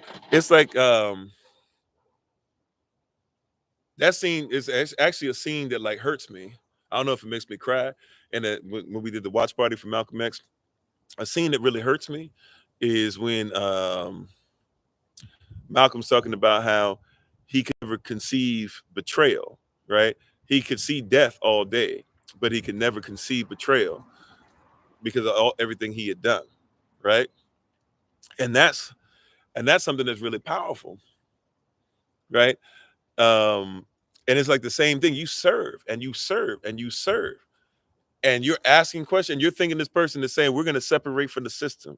We're going to separate our mind from this. We're going to come together and connect. We're going to make sure. And then here it is. I give and I give and I honor and I honor and I cherish and I cherish and I defend. And I'm telling you, I'm talking about, I knew some of the shady stuff that was going on, but the Most High said, you ain't supposed to go anywhere yet. And so even though I knew the shady stuff that was going on, and if Yahweh said, don't leave. See, because it's easy to be like, well, you're being disobedient, but the Most High, the Holy Spirit, when she comes to you and she say, hey, it's not time yet. And you're like, look, I see what's going on behind the scenes. I see family, it's not time yet. Well, how can I touch what's unclean? It's not time yet. And I'll be sitting there and still have to take the bullets and stuff, and then come to find out that you still lying to me. Right? Like, I took this one for you. I took that one for you. I told people don't look behind the curtain. I was part of the misinformation because I thought that I was doing the right thing, and then you couldn't even do me at least telling me why I was getting my hands dirty. I'm glad I went through it though a few times in my life. To be honest, I'm glad I went through it because I learned. I said this before, I say it again. Make sure, even in this Drapetomania, on your way of coming, when they keep saying you're crazy for leaving the system, keep learning as much as you can, because when you finally come out of it or whatever, now you have a responsibility. Don't just create another version, and that's what we've done. A lot of us have just created another version of the system. A lot of us have just created another version of the system. We just continue to do the same thing, talking about we've been delivered and this and that or whatever. No. Not if you're doing the same thing. Not if it looked the same way. If it act the same way. If it walked like a duck, right? If it quacked like a duck, if it waddles like a duck, if it swim like one, then it is one. If it looks like things sacrificed to idols, then it is. And it's all right. And I just want you to start seeing through this series. It's been going on for a while, right? And if you don't know about the series, go to our YouTube channel and check it out, right? But what I hope that you're seeing from this point on is it's all right to question, and it's all right to be like, all right, like maybe what I'm seeing is not, I'm not delusional, to call out inconsistency. Like, even if I don't believe what you believe, if you're not consistent, in, like, you can be a street brother, right? If you out here on the street, at least be consistent in what street brothers do.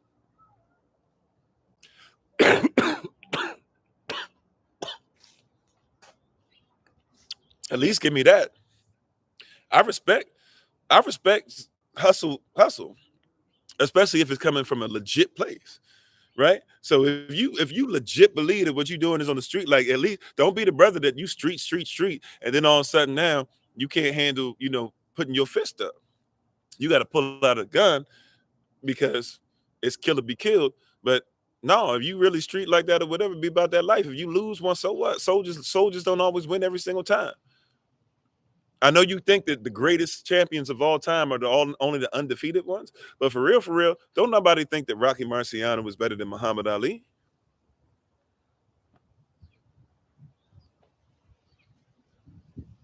Rocky Marciano, great champion, but don't nobody think he better than Muhammad Ali. Don't nobody think he better than Jack Johnson. Right? Joe Louis lost more than Muhammad Ali. Don't nobody think Joe Louis is better. Well, there's some people that would argue Joe Louis is better than Muhammad Ali. I wouldn't say that that's the case. Floyd Mayweather, undefeated. Ain't nobody saying he the greatest of all time. Very few. He's saying it, and he should. When he get in the boxing ring, he's supposed to think he can beat everybody. And I think that he gets a lot of flack for weak opponents because, yes, sure, did he make sure he timed this stuff out financially? But also, every time you talk about, well, he fought people when they were in their prime and this and that or whatever, he was always older, or he was always shorter, or whatever, So he's great, right? The Philly shell, ain't nobody really done it on his level. He ain't the first one to do it, but ain't nobody done it like him, right? Matter of fact, my Shifu, he uses the Philly shell. Sometimes he gets in there when he come and emphasize it. He used the Philly shell, right? So, but anyways, that's all. That's all that I have for today. I think it just when I'm finished. Thank y'all. I'm surprised. I didn't know if I was going to make it through this. I didn't know we were going to be this long, but it is what it is. Thank you for so much. Sundays are normally our longer one. We normally finish around 11, like 11 is usually when we start either being finished or closing. So thank you for being on. Sundays we have a little more time, so we take a little more time if we can give it. So we thank you. We're going to do a shout out if you've never done one on TikTok with us before, if you're on one of the other channels, if you're coming over from the podcast, coming over from Facebook, or coming over from YouTube, we appreciate you coming over. Feel free to go ahead and come over to TikTok if you'd like, for the shout out at the end. If you'd like to get more information on different things that we do outside of just teaching on the live sessions only. Baba Kasha, thank you so much, Auntie Mary. And you guys continue to pray for us as we'll continue to pray for you all. We'll put some of this stuff up as the shout out starts. So if you want to be able to get some of the information that we have, we'll put it back up on the screen just to give you a heads up if you're looking for it. We'll make sure that it's up there for you guys. But we thank you for being on. We appreciate you. Thank you for your patience. Thank you for your learning and being kind and giving us a little bit of opportunity before you all. So things will be a little bit back to the norm, so to speak. I mean, we're still going to be coming together as family from time to time. We will have another watch party, at least one more before the end of the year. I'm going to call Sister Judith, I believe, who had suggested something for us, and I never really got a chance to get in contact with her back to see what it was and then to watch it. So we will be having another watch party. It will probably be on Kofi_40, the original page, like the other ones have been.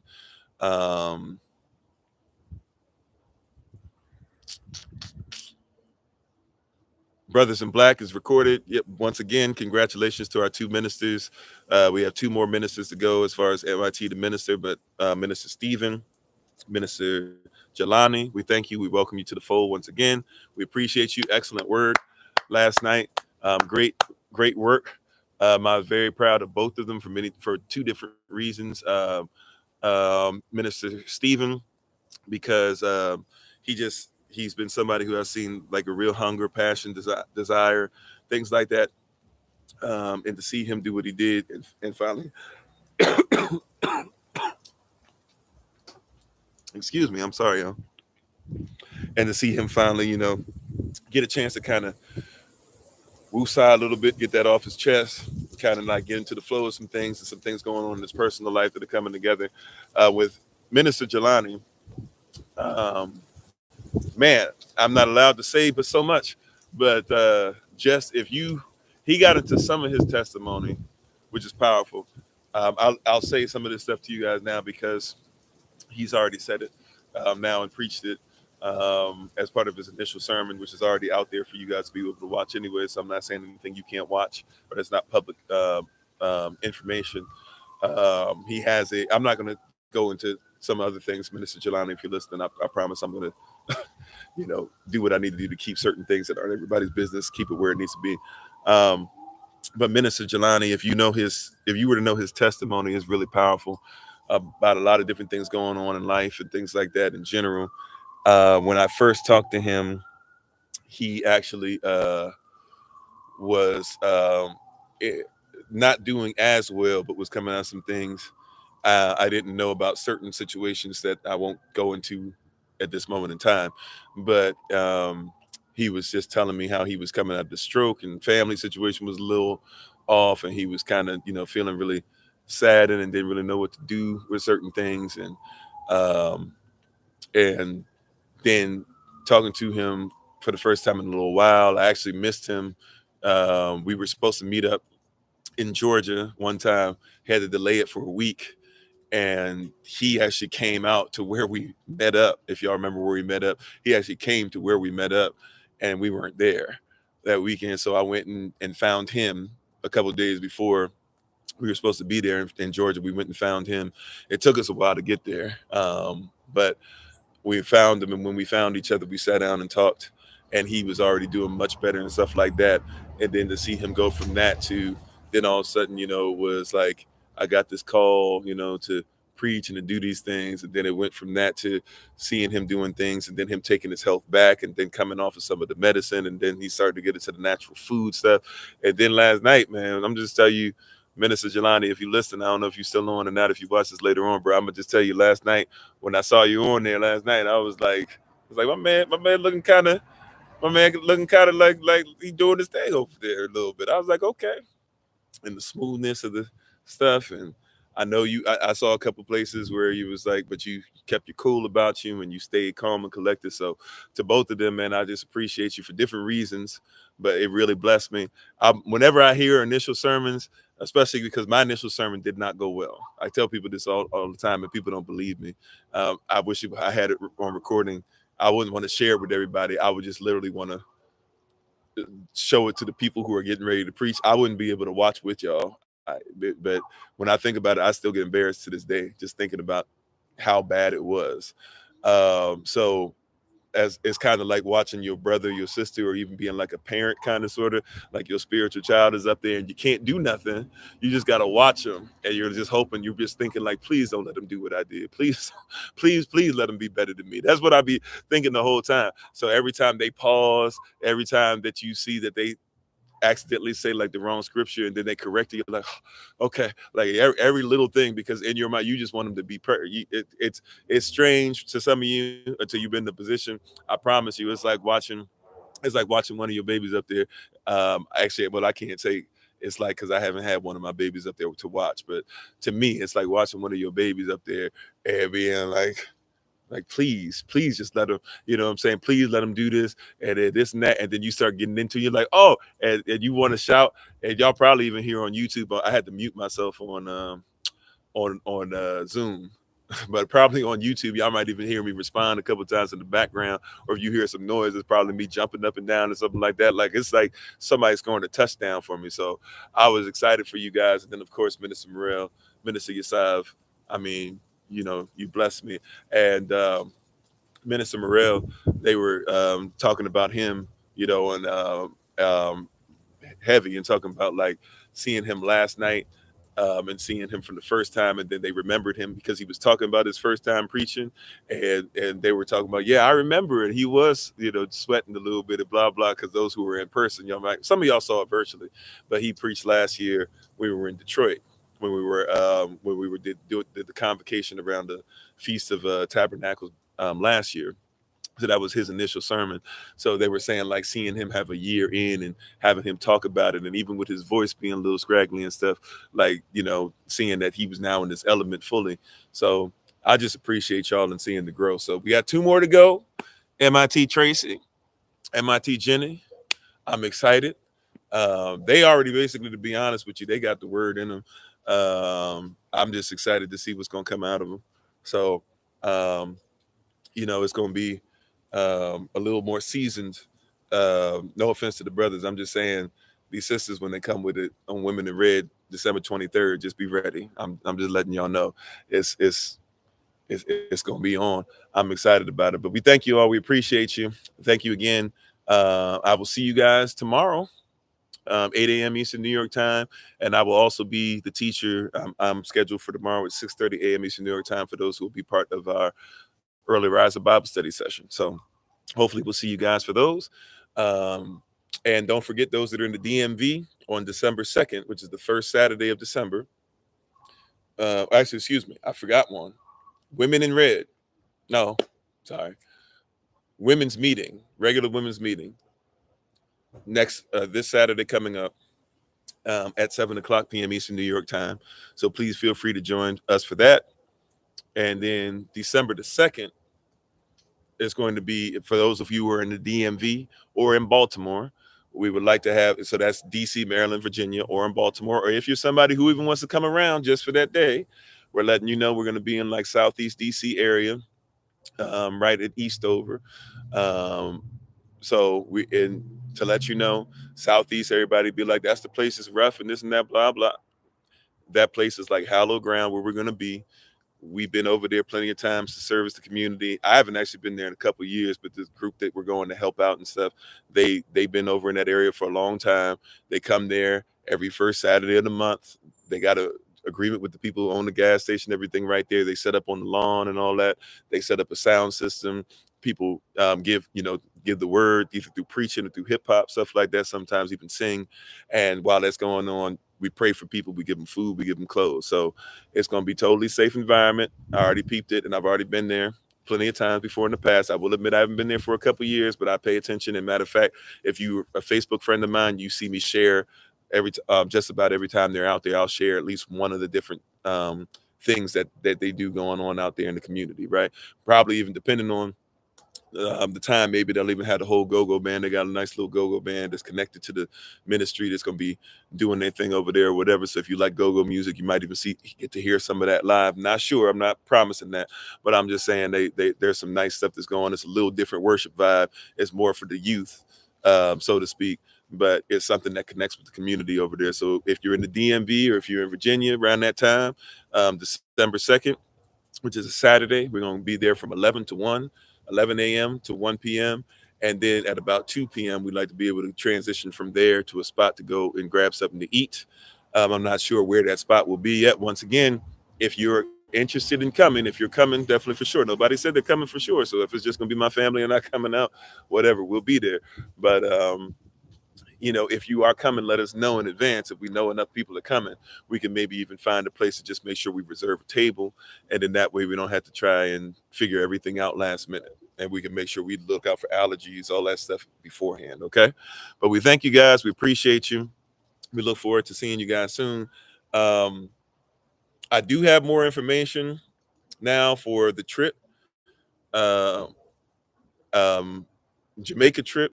You will be responsible basically for your getting there and hotel and stuff. I don't even know if it's going to be a meetup. We can probably find a day to do something where we can all meet up or whatever. But if you're interested in going or whatever, just contact me if you can. I know a couple of people who told me that they're interested, so I will get you information. You're gonna have to make sure whatever you need to get over there is taken care of and all that too. So so obviously you got to have a passport, right? And you're gonna have to make sure that you have a place to stay.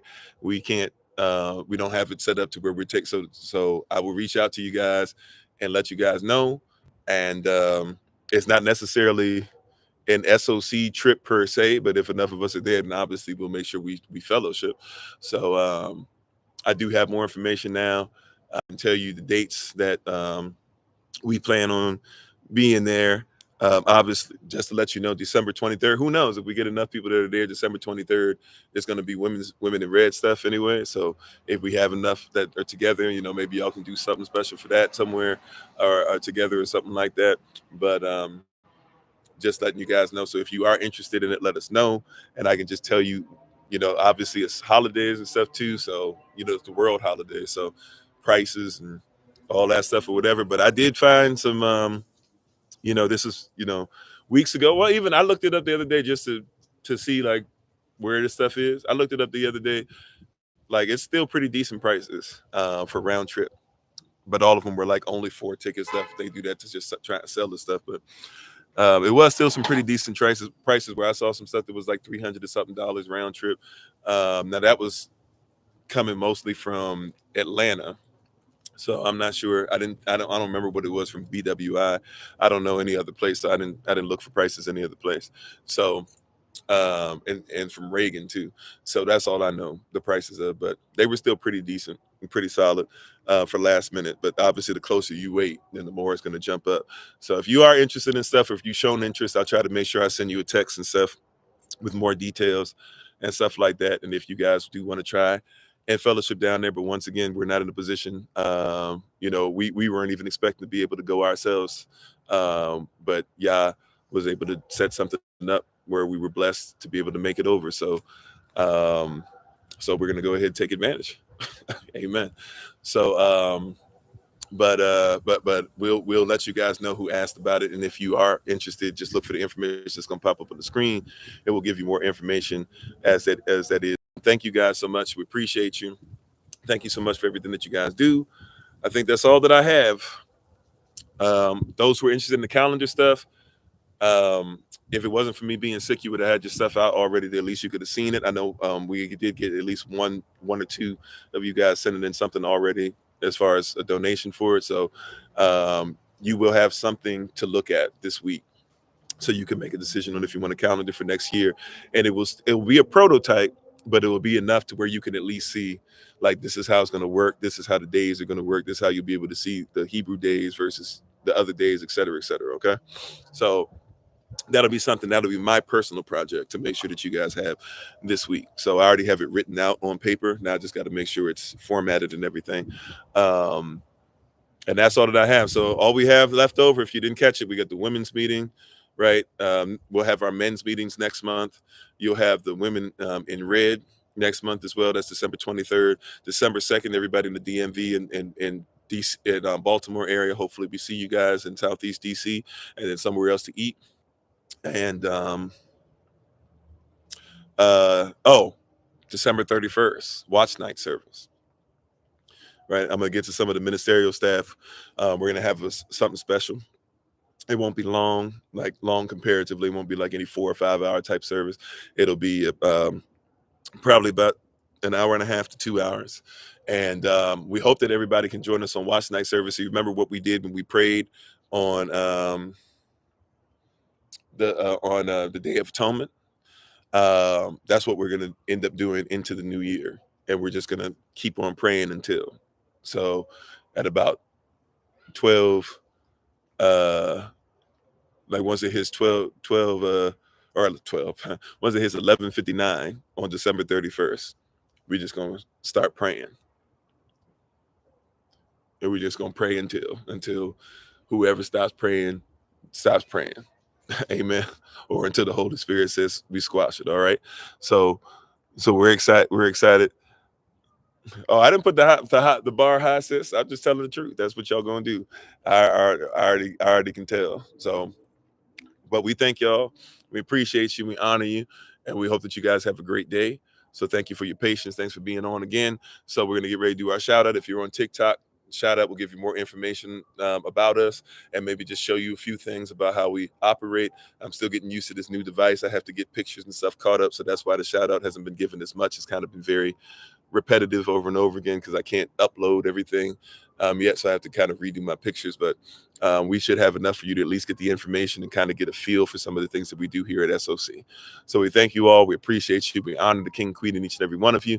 We give all honor and praise once again to the Most High, Yahweh Elohim. We give all praise and honor to him for my wife, the Honorable Maya, who lives a life that's able to be honored. You can check her out as always on TikTok, YouTube, her website, and Pinterest at Bloom and Flourish. Not A&D, the letter N, Bloom and Flourish. She is a healer, herbalist, chemist, and biologist by degree. Thank you once again. As always, it's been Pastor Kofi, pastor of Servants of Christ, where we are always changing lives one mind at a time, of being a voice of the voiceless and speaking the unspoken. And until I have the great privilege, opportunity, and responsibility of being in front of you all again, please remember, as always, that you are loved, you are necessary, you are majestic, you are fearfully and wonderfully made, and you, which is all of us working together, will be the reason why people who are in this system no longer have to be of it. Shalom, or Shabbat Shalom, Raishan Shalom, depending on which calendar you're using. Peace be unto everybody. Thank you so much for being on. We appreciate you. If you're still with us on TikTok, this is how the shout out works. If you're still with us on TikTok, the shout out is pretty simple. It just simply works like